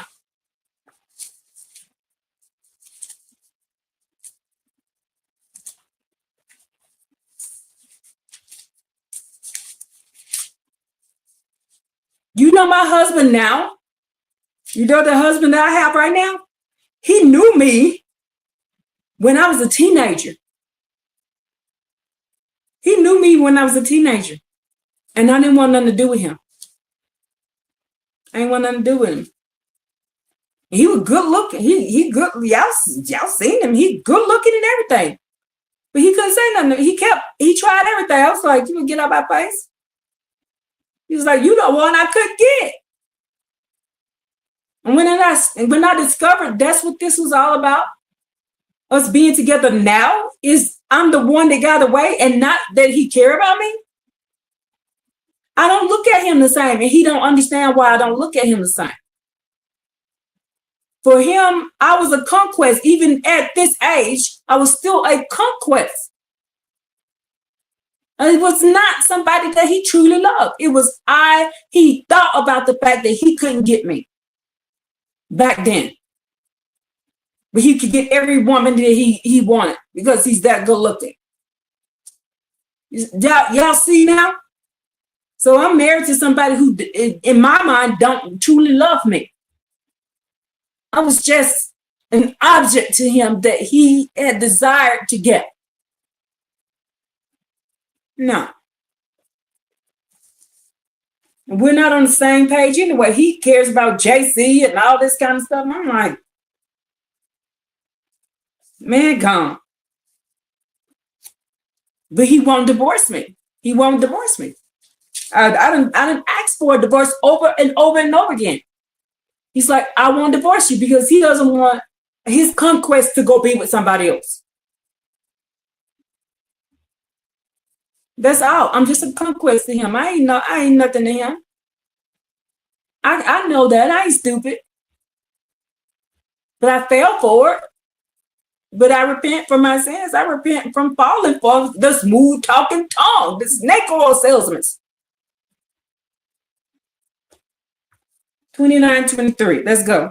You said my husband thought the same way, that I was a conquest because none of the boys could not get in the neighborhood. I was a trophy piece. Yeah, my ex-husband used to say, I set you on a pedestal. And I looked at him, so I'm not human to you. I'm a prize. And he was like, what? I said, I'm not human to you. I'm a prize.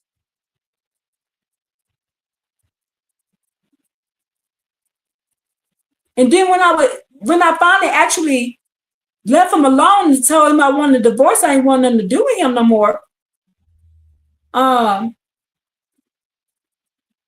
When I talked to people after that, after I separated from him, they would say, oh, when the conversations wouldn't be that Tess was a good woman, Tess was that. Well, it would always be about my looks. The conversation was never about what Tess liked. They didn't even know I had went to college, y'all. They didn't know I had traveled, y'all. All he ever talked about was my looks. And I look like, we thought you was this and we thought you was that. I'm like, I got like 4 degrees. I've been here and I've been here and I've done this and did this and working on that and all this thing. They were looking at me like they thought I never had a job before in my life because they never heard him say it.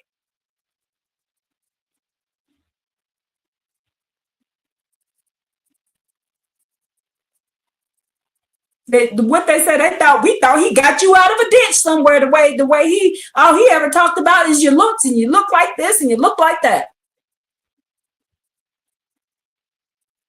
Y'all, because before I got in my accident, even at age 40, most people thought I was like 21. Maybe I was like 21 years old for the longest until I got in that car accident. So they would be like, they would see me with my kids, they would thought that were my brothers and sisters, they're my kids.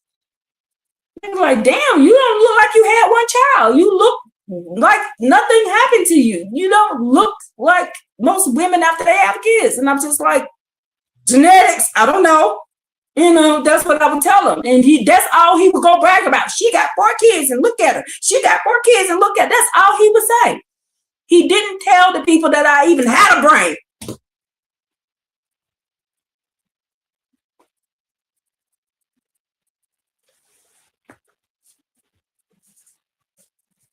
So I'm kind of glad this happened to me, that I look older, that I'm not well no more, because now people take me serious. And people didn't even take me serious as a chef because they was like, you don't look like you eat. I'm like, genetics, I can't do anything about it. I didn't even gain weight until like 2024. I didn't gain no weight until 2024, y'all. And that's because I started going through menopause. If I had never went through menopause, 2024, I could wear a size 2. A size 2. I never got above that until now. Now I wear a size 8. And people like, oh, you look normal now. You look like a grown woman now. Before you look like a child. Genetics, there's nothing I could do about it. It was just what it is what it is. So now when I'm talking to y'all, y'all look at me, y'all taking me serious because I look like a grown woman and I don't look like a child. Okay? And I would tell people, I'm like 47 years old because they would say, hey, girl. And I'm like, girl, I'm wow. You know, like that. It would piss me off. I'm like, I'm 47, I'm 46, I'm 44. Oh, I thought you was a girl. I'm like, I got kids your age. You don't talk to me like that. They be looking like, what? Maybe, but I'm happy this happened because now you're listening, you're taking me serious, and you're not over here talking about, well, you look like this, well, you look like that. You're actually taking me serious. I'm happy to have the fat rose, and I'm happy to have this because you are taking me serious as my brain now. And you're not looking at my looks, you're looking at my brain. So we're at Isaiah 29 and 23. Let's read it. When he sees his children, my handiwork in their midst, who will sanctify my name, they will sanctify the Holy One of Jacob and revere the power of Israel. Those of misguided spirit will attain understanding, and complainers will learn the Creator Yah's instruction. So I'm going to read that again. To be set apart. We're talking about being set apart again. Now, let's listen. It says, when, okay, let's go up. Let's go up to 22. Therefore, thus says the Creator Yah, who redeemed Abraham. See, I like that part because it goes all the way back to Abraham. So this is before. Who redeemed Abraham to the house of Jacob. And Jacob will not be ashamed now, and his face will not pale now. When he sees his children, when Jacob sees his children, my handiwork in their midst, who will sanctify my name, his children, Jacob's children. And at this point right now, he's talking about Jacob, not the group Jacob. He's talking about Jacob himself, aka our ancestor Israel. When Jacob sees his children, take it into perspective of what it is. When Jacob sees his children, my handiwork in their midst, who will sanctify my name. So when Jacob see us sanctifying the name of the Creator Yah, they will sanctify the Holy One of Jacob. Now, do you see that? And revere the power of Israel. Those of misguided spirits will attain understanding, and complainers will learn the Creator Yah's instruction. You see, I love that. I love that. This, for me, this is powerful and it's moving because I feel like I am in the midst of experiencing this. I see myself in this verse. Do you see yourself in this verse? Because see, I see myself in this verse. Okay, so I'm gonna read it again. Because this is now. This is happening like now. So, therefore, thus says the Creator Yah, who redeemed Abraham to the house of Jacob. So that's from Abraham to Jacob. He's speaking about. Jacob would not be ashamed now. Jacob he's talking about Jacob himself, not the group. And his face will not pale now. When Jacob sees his children, my handiwork in their midst, so we're going to have Yah's work in our midst. She said, can you imagine Jacob seeing us walking toward him? Oh, I cannot wait for that. I cannot wait for those things. I can't wait to see Sarah, y'all. I can't wait to see Sarah. I cannot wait to see Abraham. I cannot wait to see Daniel. Because Daniel was in the fire, y'all. I can't wait to see Shadrach, Meshach, and Abednego. I can't wait to see Jeremiah. And I cannot wait. You know why I can't wait to see Jeremiah? Because do you understand and understand that Jeremiah had just bought land when they went into captivity and he was about to build his house? I cannot wait to see Jeremiah go into the house that he had intended to live in. I want that for him so bad. When they went into captivity, Jeremiah had just got his house. He just got his land. So I cannot wait.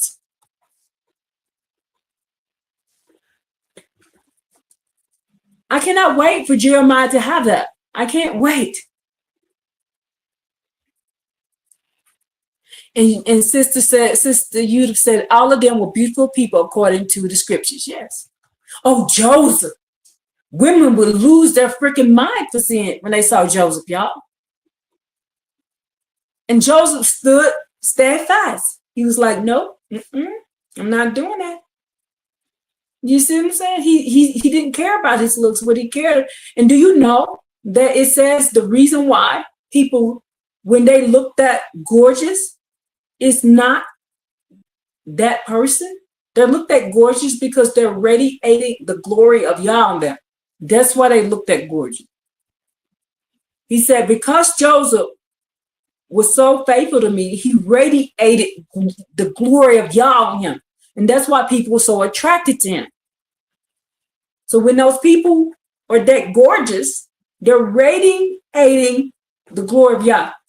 She said, I laughed until I cried how those women were after Joseph. Yeah. They were losing their mind over Joseph. Joseph like, oh no. I'm sorry. I'm a little hard. So in my brain, I'm like, he's going, oh no, get out of my face. Oh, he probably wasn't saying that. But that's how I see him saying it. Like, ho, if you don't get your ho's ass out my face, you know, that's how I talk to men when they come up here. I ain't no ho, you better get out my face. You know, that's how I be like. So I figure he's saying it like I'm saying it. So I know he ain't. I'm just projecting. I know Joseph was respectful. Joseph was always a sweetheart. But with me, I would be like, oh, please get up out my face. You know, that's how I would have said it. So, but yes, so this is, and it says they will sanctify the Holy One of Jacob and revere the power of Israel. Those of misguided spirits will attain understanding, and complainers will learn the Creator Yah's instruction. So they're going to see Yah radiating from us, and then we're going to learn Yah's instructions. This is why I like talking to you, Israel. This is why I like Terry. This is why I like talking to Melissa. This is why I like talking to them. Why? Because you radiate Yah's instruction. And that's what I'm searching for. And I'm searching for people that does that love Yah's instruction. And you radiate that. I see it. I can see it. I don't know what else other people see, but that's what I see in y'all, because I see it in your language. I see it in what you're talking about. And you must see it in me. Even though I get mad and go to cussing people out, you still see it because you still want to come and talk to me about Yah. So you must see it. So I have to be radiating Yah, or you be like, I ain't studying this girl. I'm gonna talk to her no more. All she do is cuss people out. Yeah, I'm cussing them out because I see how they're disrespecting Yah. That's why I'm cussing them out. And I'm not gonna let them play in my face like that. I'm not gonna let them play in my face like that. To me, that's straight disrespecting Yah. You ain't even disrespecting me. You disrespecting Yah in my face, and you think I'm gonna let you get away with that? Hell no. I ain't the one. Just like y'all ain't the one, the two, or the three. I ain't gonna let you do it. He said you gotta love what I love and hate what I hate. So I feel like if you did that in his face, he gonna get you. So I'm gonna get you. Simple as that. Don't be disrespecting y'all in my face. What is that called? Gaslighting. Sometimes you have my stomach hurting, but I love the fire you bring. Oh, you be laughing hard. I'm sorry, but I can't. Because I feel like if you in y'all face and you do something, he ain't finna be like, well, oh, you said no. I feel like y'all go tear in your ass. That's what I feel like. So why should we supposed to be acting like him, right? We supposed to be representing him on earth, right? So I'm gonna come at you the way I think y'all gonna come. Because when he came down the mountain, he was in fire. He was on fire, and the earth was rumbling. He wasn't coming, and it was loud, and people was coming their ears. So then that's how I'm gonna be.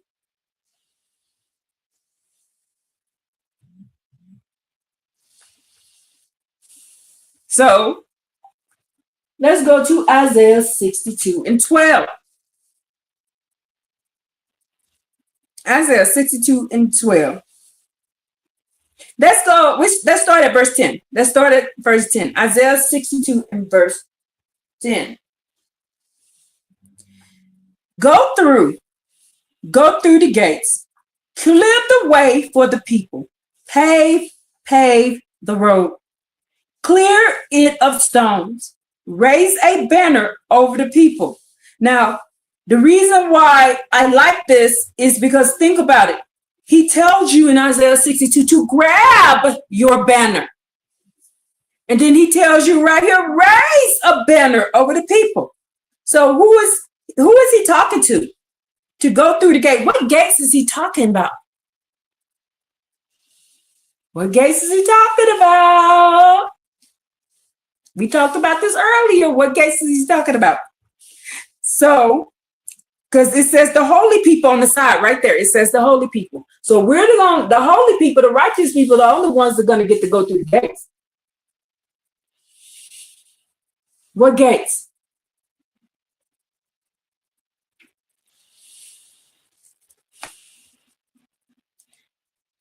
He says, go through the gates, clear the way for the people, pave the road, clear it of the stones, raise a banner over the peoples. Behold, the Creator has announced to the ends of the earth.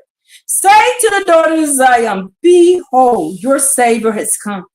Behold, his reward is with him. Woo, y'all. Yes. Yes, sis. Yes, sis. Yes, sis. Both of y'all got it right. Jerusalem and the gates of Zion. Woo, woo. And he said his reward is with him. And his wages is before him. What is our reward? Our reward is in Jeremiah 31. What is that? The law will get put in there. That's the reward. And then we will be able to go through the gates. We'll be able to go into and out of the gates. We'll be able to serve in front of him. Now, who is the only people that's going to be able to serve in front of him? We learned that in Ezekiel 44. So in order for you even to be able to serve in front of him, you got to be a Levite and you got to be a Zoda. So hey, cousin.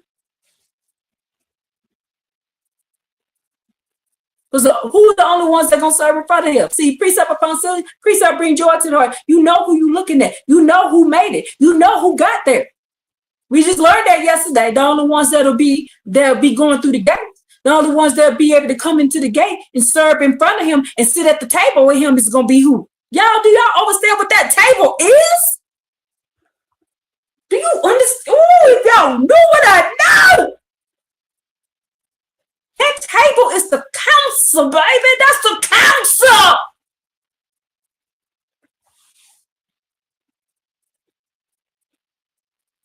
That gate of Zion, what do you think that is? That's the holy place. The word Zion means holy place. They got you thinking land. The mountain of the Creator that the dude in Isaiah 14 said he's gonna sit at the top of. What you think that is? That's what that is.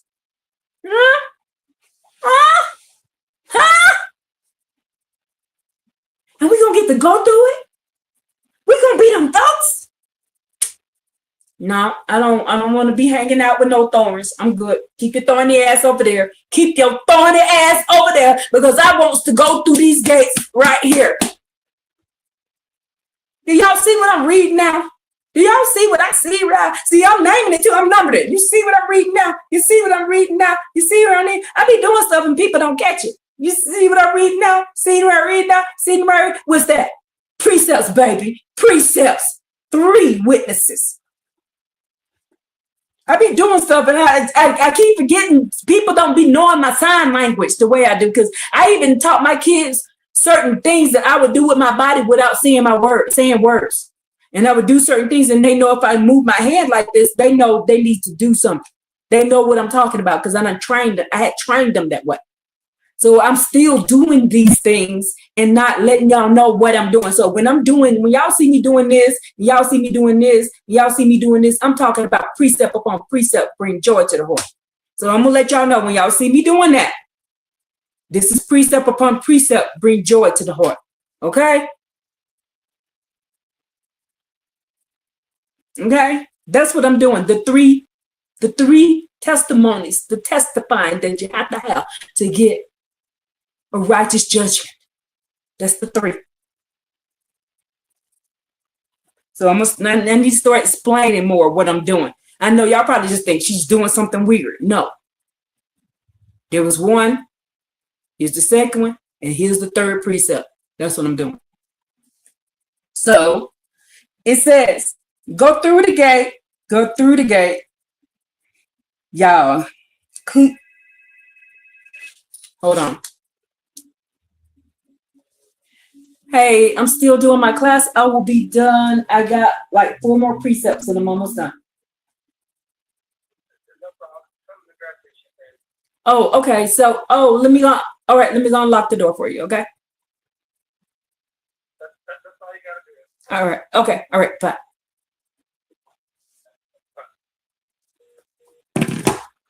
Oh.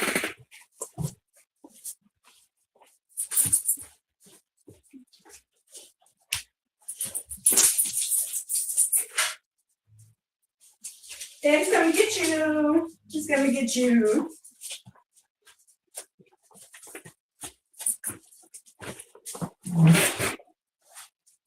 Go ahead. Go over there. Daddy's coming. So where were we at? 62. And we were reading 10 through 12.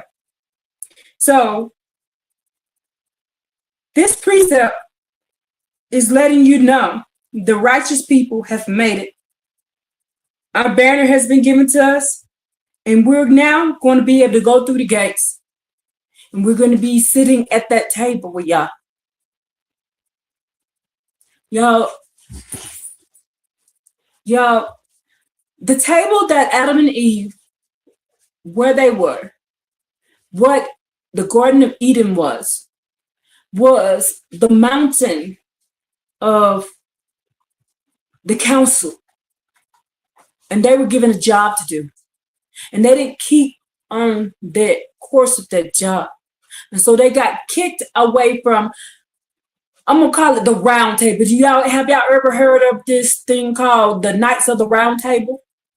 So this is how I see it. It's this table. And Yah is the center of that table. And we're sitting around and we're chatting it up. We're talking about life. We're talking about who we need to go help, who we need to not help, who we need to go do this for, what we need to do and how we're doing it. And we're chatting it up with y'all, and y'all saying, hey, Cain about to sin, go tell Cain to stop the sin. So I'm just using that example. Or Barbara is about to do this, go tell Barbara don't do that. This is about to happen, go tell blah blah. I feel like that's the back and forth we're having, and we need to clean up over here in aisle 6 and aisle 7. I don't know how to explain to you how I see it, but I have a visual in my eyes, and I can only, that's the only way I can get to see what I'm seeing when I read this. And so now we're going through the gates. We're the knights at the round table with the Creator Yah. We're the knights at the round table with the Creator Yah, right? And we're chatting it up. We're going through the gates. We're in Zion. We're in Jerusalem. The Zion means the holy place. And it says the holy people. It says it right there, the holy people. And we're the people that are going through the gates to the holy place. Now, say to the daughters of Zion, and see, I think this is why Melissa keeps saying it's only women is going to make this. It's because I keep seeing when he keeps saying daughters of Zion, daughters of Zion, daughters. I keep seeing that because he does separate us in certain instances. He said the daughters of Zion and then the sons of Jerusalem. Daughters of Zion, sons of Jerusalem. We don't go, so, but he keeps saying it's the daughters of Zion. Behold, your Savior has come. Behold, his reward is with him, and his wages is before him. People will call them the holy people, the redeemed of the Creator Yah. And you, Zion, will be called sought after, the city not forsaken. In Isaiah, Yah says he will send our men far away. What's that precept, sis?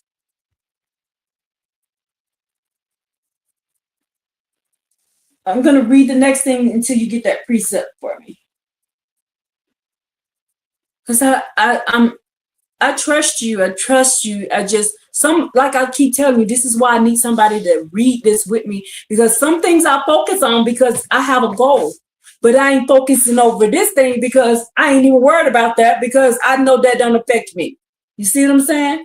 Like, so that's why I keep telling people to read it over and read it over and read it over again. That's why I read things over and over again too, because yes, my focus was looking for a certain thing when I was looking and I didn't catch that. So if you see something, say something to me. So I am not above help with this. I am not above help with this, people.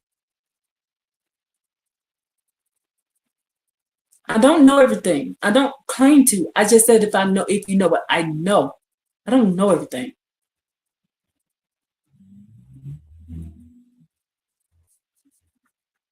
I'm waiting on sis to give me that precept, and then because I'm already in Isaiah, let's just wait. And the next one is going to be Jeremiah 2. And then the next one, I think I know what he's talking about. Jeremiah 2 is when we took our nuptials. And then Ezekiel 20. And we're going to do Ezekiel, and then Nahum 8. It's 3 and 25. Okay.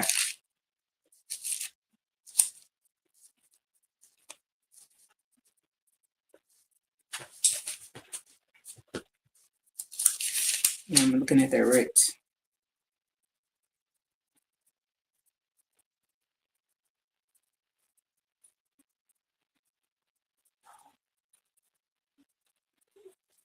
Oh, wow, it does say that.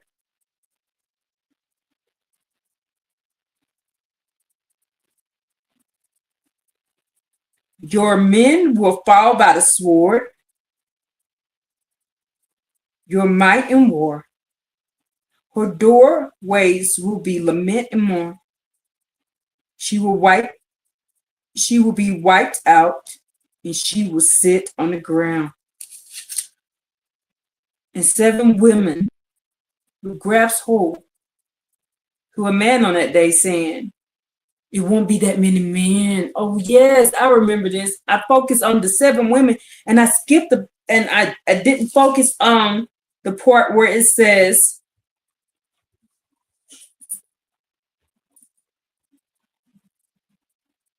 your men will fall by the sword, and your might in war.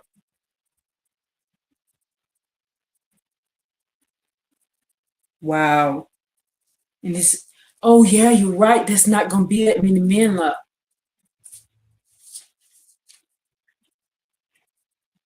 Wow. Precept upon precept, route, people. Precept upon precept. Let's go to Jeremiah 2. Wow, sis, you were right about that. Wow. They're just, how? Because I focused on the 7 women we grabbing hold of a man, but I didn't focus on the fact that how, why. See, now I need to readjust and add that into my repertoire. Thank you for that, sis. Thank you. Jeremiah 2 and 3. Let's go to there.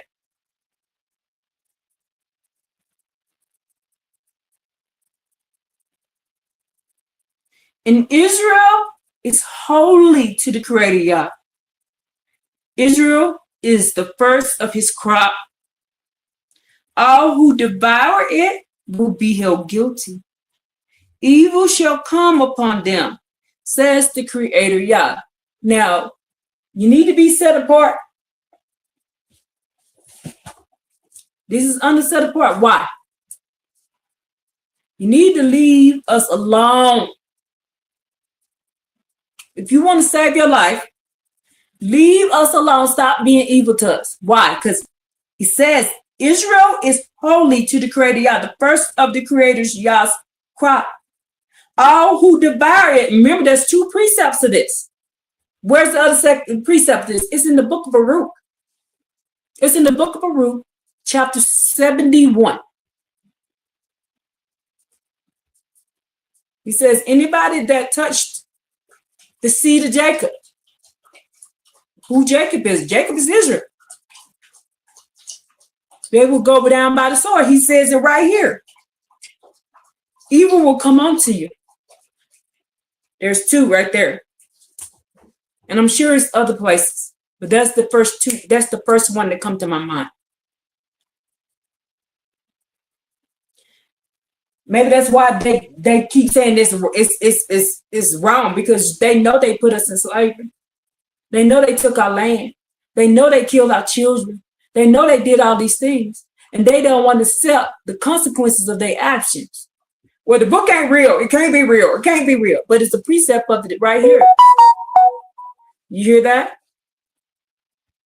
They can't accept that they're going to get BK'd brutally. Because they laid their hands on us, the so-called black people. They can't accept it. They think they drinking the blood and eating the body and unaliving little animals is gonna save them. Says, if you ever put your hands on my children, he said, I'm coming for you.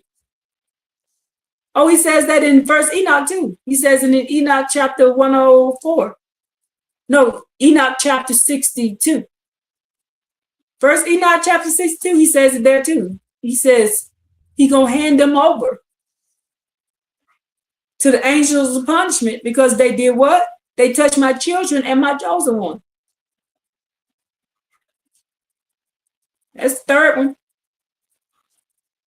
The reason in same scriptures that you can in this book right here is open them books. And you have to have precept upon precept. So that's why I believe those books, not because of what somebody told me, because somebody told me. No, I believe it because of this. Because all the books, some of the books, I'm like, this ain't our book. This ain't our book because this don't even match what y'all told Isaiah. It don't match what y'all told Jeremiah. It don't match what y'all told Ezekiel. It don't match what he told Amos. It don't match what he told David. It don't match what he told Solomon. And don't match what he told the other people. So that's how I know it's not a book. Because they all gonna match. He gonna tell them all the same thing. We read it over in Psalms 11. He will not do it. He will not do nothing without telling his people. So when we all gonna get the same information. Ezra's gonna have the same information that Enoch had. Enoch gonna have the same thing that Moses had. Abraham gonna have the same thing that Isaiah said. You see what I'm saying? They all gonna have the same information. It don't change. The information don't change because y'all don't change.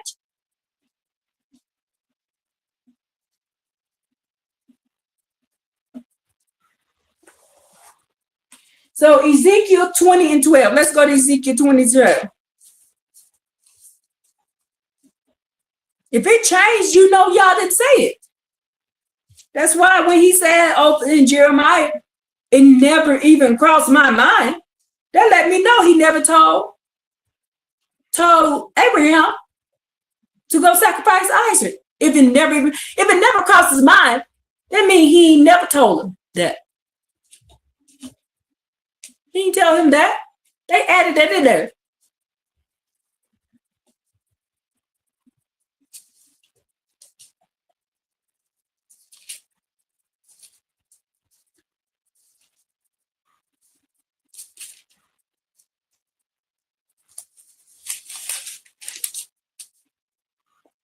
Ezekiel 20 and 12. And this is also where I'm gonna read down so I can get that precept about the Sabbath day. Ezekiel 20 and 12. I also gave them my Sabbaths to be a sign between me and them, to know that I am the Creator Yah who sanctifies them. So when you do the Sabbaths, that lets you know you are sanctified and set apart. They be teaching in church, I'm sanctified. I'm sanctified. The Sabbath lets you know you're sanctified.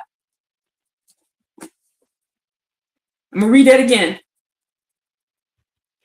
I also gave them my Sabbaths to be a sign between me and them, to know that I am the Creator Yah who, and who is capitalized, sanctified them. Sanctified means set apart.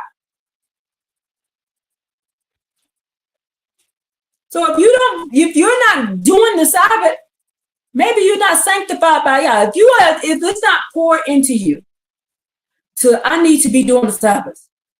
You see, to me now, the Sabbath is natural to me. The Sabbath is a natural day to me. If somebody asks me to do it, I'll be like, this is Sabbath.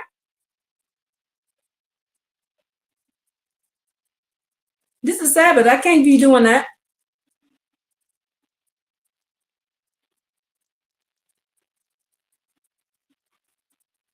Let's keep reading.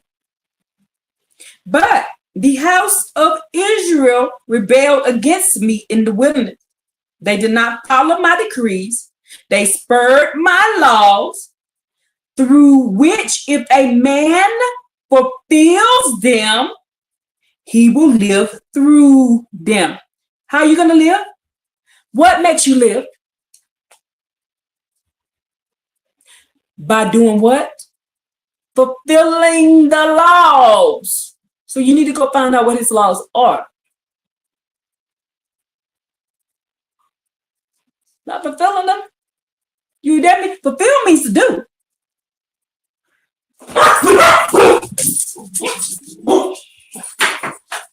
And they desecrated my Sabbaths. So the reason why I wanted to keep reading this is he said, you desecrated my Sabbath. Now, how do you desecrate the Sabbath? You need to go find out what they did wrong so you don't do it. Do y'all see what I'm saying now? You need to go find out what they did wrong so you don't do it. That's a warning. That was a warning right there. So that's all I needed to read with that. Let's go to Ezekiel 37. You want to be set apart? You need to go find out what was done bad, the yin and the yang of it, and make sure you ain't yin and yanging against it, and make sure you yin and yanging for it. 37 and 28.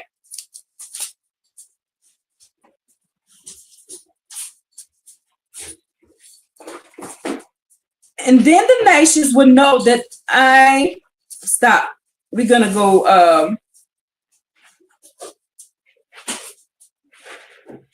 up to 24. My servant David will be king over them, and there will be one shepherd for all of them, and they will follow my ordinance and keep my decrees and fulfill them. They will dwell on the land that I gave to my servant Jacob, within which your fathers dwell. They and their children and their children's children will dwell upon it forever. And my servant David will be a leader for them forever. Is David himself forever. I will seal a covenant of peace with them. It will be an eternal covenant with them, and I will emplace them and increase them, and I will place my sanctuary among them forever. That's Yahshua. Y'all living down here forever with us. Yahshua. Let's go to Ezekiel 38 and 23.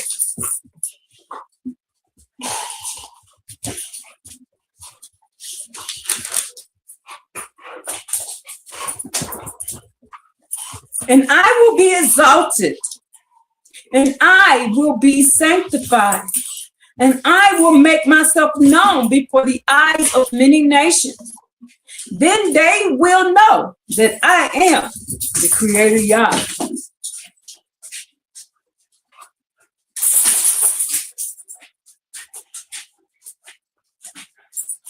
Let's go to Nahum.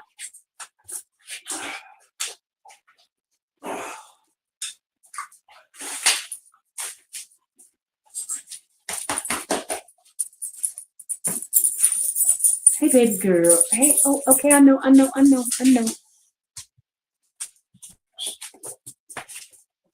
Okay.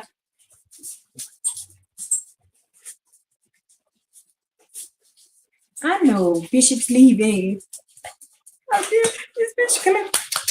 Come here. Bishop's leaving. Y'all, I'm on my last precept. Bishop's leaving. Oh, mama, Bishop's leaving. Let me find Nahum real quick. I know Bishop leaving you. How dare Bishop leave me, Baba?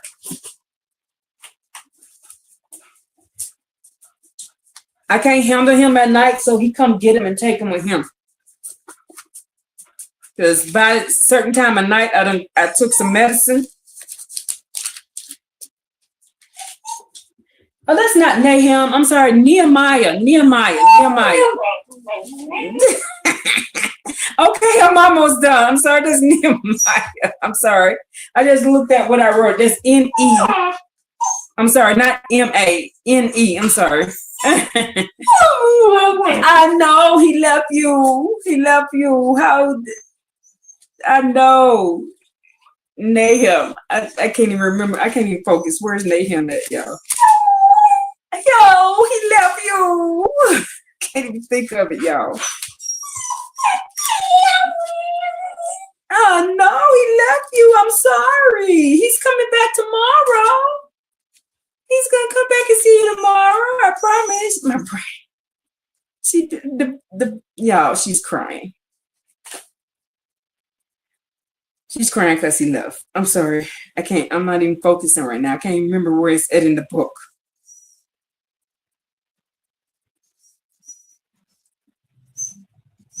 Nehemiah, where you at, Nehemiah? 1814. My brain, I'm sorry, y'all. Oh, sweet. Don't y'all hear her sweet little boy? She's crying.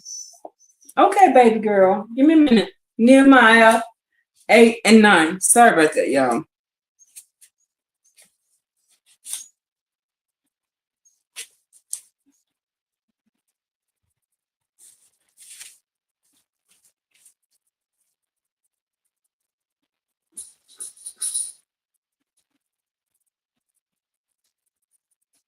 Yeah, Nehemiah 8, 9. And then Nehemiah, who is Hathorashata, as well as Ezra the Kohen, the scholar, and the Levites who were helping the people understand, said to all the people, today is sacred to the Creator Yah, your power. Do not mourn and do not weep. For all the people were weeping as they heard the words of the Torah. And he said to them, go, eat rich foods, drink sweet beverages, and send portions to those who have nothing prepared, for today is sacred to our land. Do not be sad. The enjoyment of the Creator Yah is your strength. So on the set apart day, he's talking about the Sabbath right here. It says, the learned clarified the unlearned. Now it tells you in the book of Jubilees that in the last chapter of the book of Jubilees that it is a celebration. That the Sabbath day is set apart in a celebration. We sing and we rejoice and we rejoice and we eat. We do not fast. We do not be sad. And it tells you right here the same thing. This is why I keep trying to show y'all. This is a celebration. We're supposed to be partying, singing, having fun. We will not be arguing on that day. We're going to set that day apart. We're going to sanctify that day. We will not be debating. We will keep it about Yah. We'll be singing about Yah. This is why I keep telling you this. So I need y'all to see this precept. We need to make this day amazing for Yah. Make it about Yah. Eat and drink and enjoy. And rejoice. And sing and give him thanks and give him the glory and give him all the esteem. That's why I make a big hoopla on that day. Why? Because he says here, don't be sad. It's supposed to be what? The enjoyment of the Creator Yah is your strength. It will set you apart. It will make you look different. It will make you set you apart because that day, that Sabbath day, is a day that's supposed to be celebrated. This is a path back to Yah, and we need to go back to the days of old. We need to know how to serve him right. It's supposed to be a celebration. And this is that precept, because we need precept upon precept. Why? It brings joy to the heart. That day is not a sad day. It's not a harsh day. He's not a wicked Elohim like they painted him to us. It's not mean. It's a day to celebrate. That's a day for us to party. But they turned it into something harsh and horrible. We're supposed to eat and drink and let Yah be our strength to get through that next week. You should look forward to the Sabbath day. It should.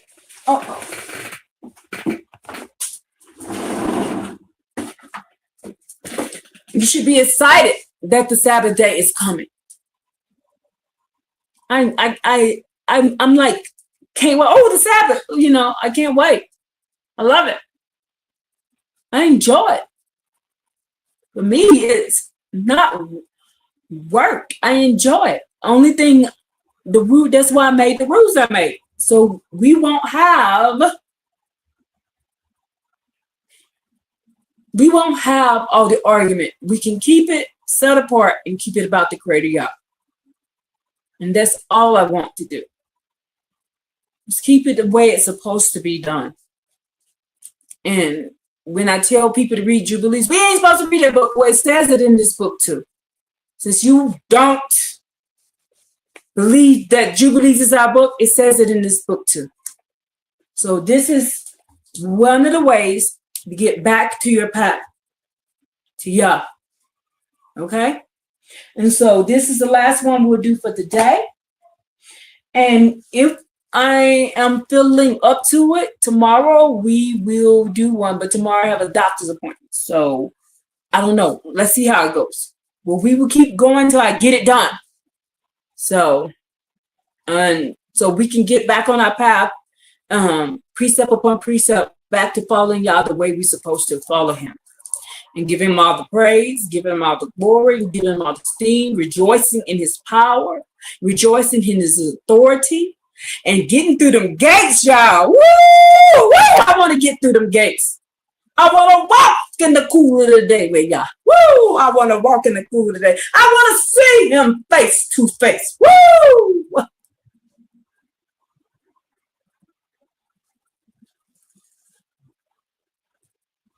Okay. Then I'm just not going to do it tomorrow.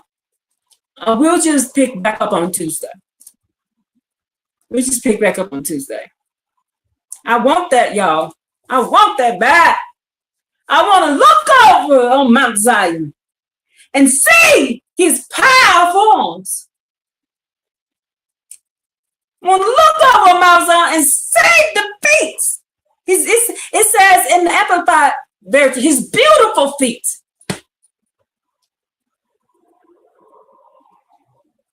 And he's going to bring peace. He's going to bring redemption. And we're going to sign together. All the watchtower people, he says the watchmen. We're going to sing in unison together. A beautiful song for y'all. I cannot wait for that day. And I want to be one of those people singing and dancing behind him. People think I'm making a joke when I say I want to do the Tootsie Roll. I want to be doing the butterfly. I want to be doing the Cabbage Patch and the Running Man and singing a song. Yes, that's what I want because Yah done come home. Yah Shema. That's what Yah Shema means. Yah is here. I can't wait. Let's give him all the praise and give him all the glory. And I thank my brothers and sisters for learning with me today, for us having this banter back and forth about the Creator Yah. I appreciate you all so much. I love you all.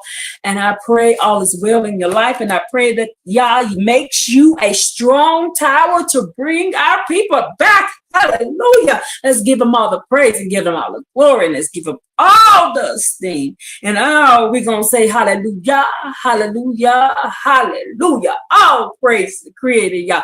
Woo!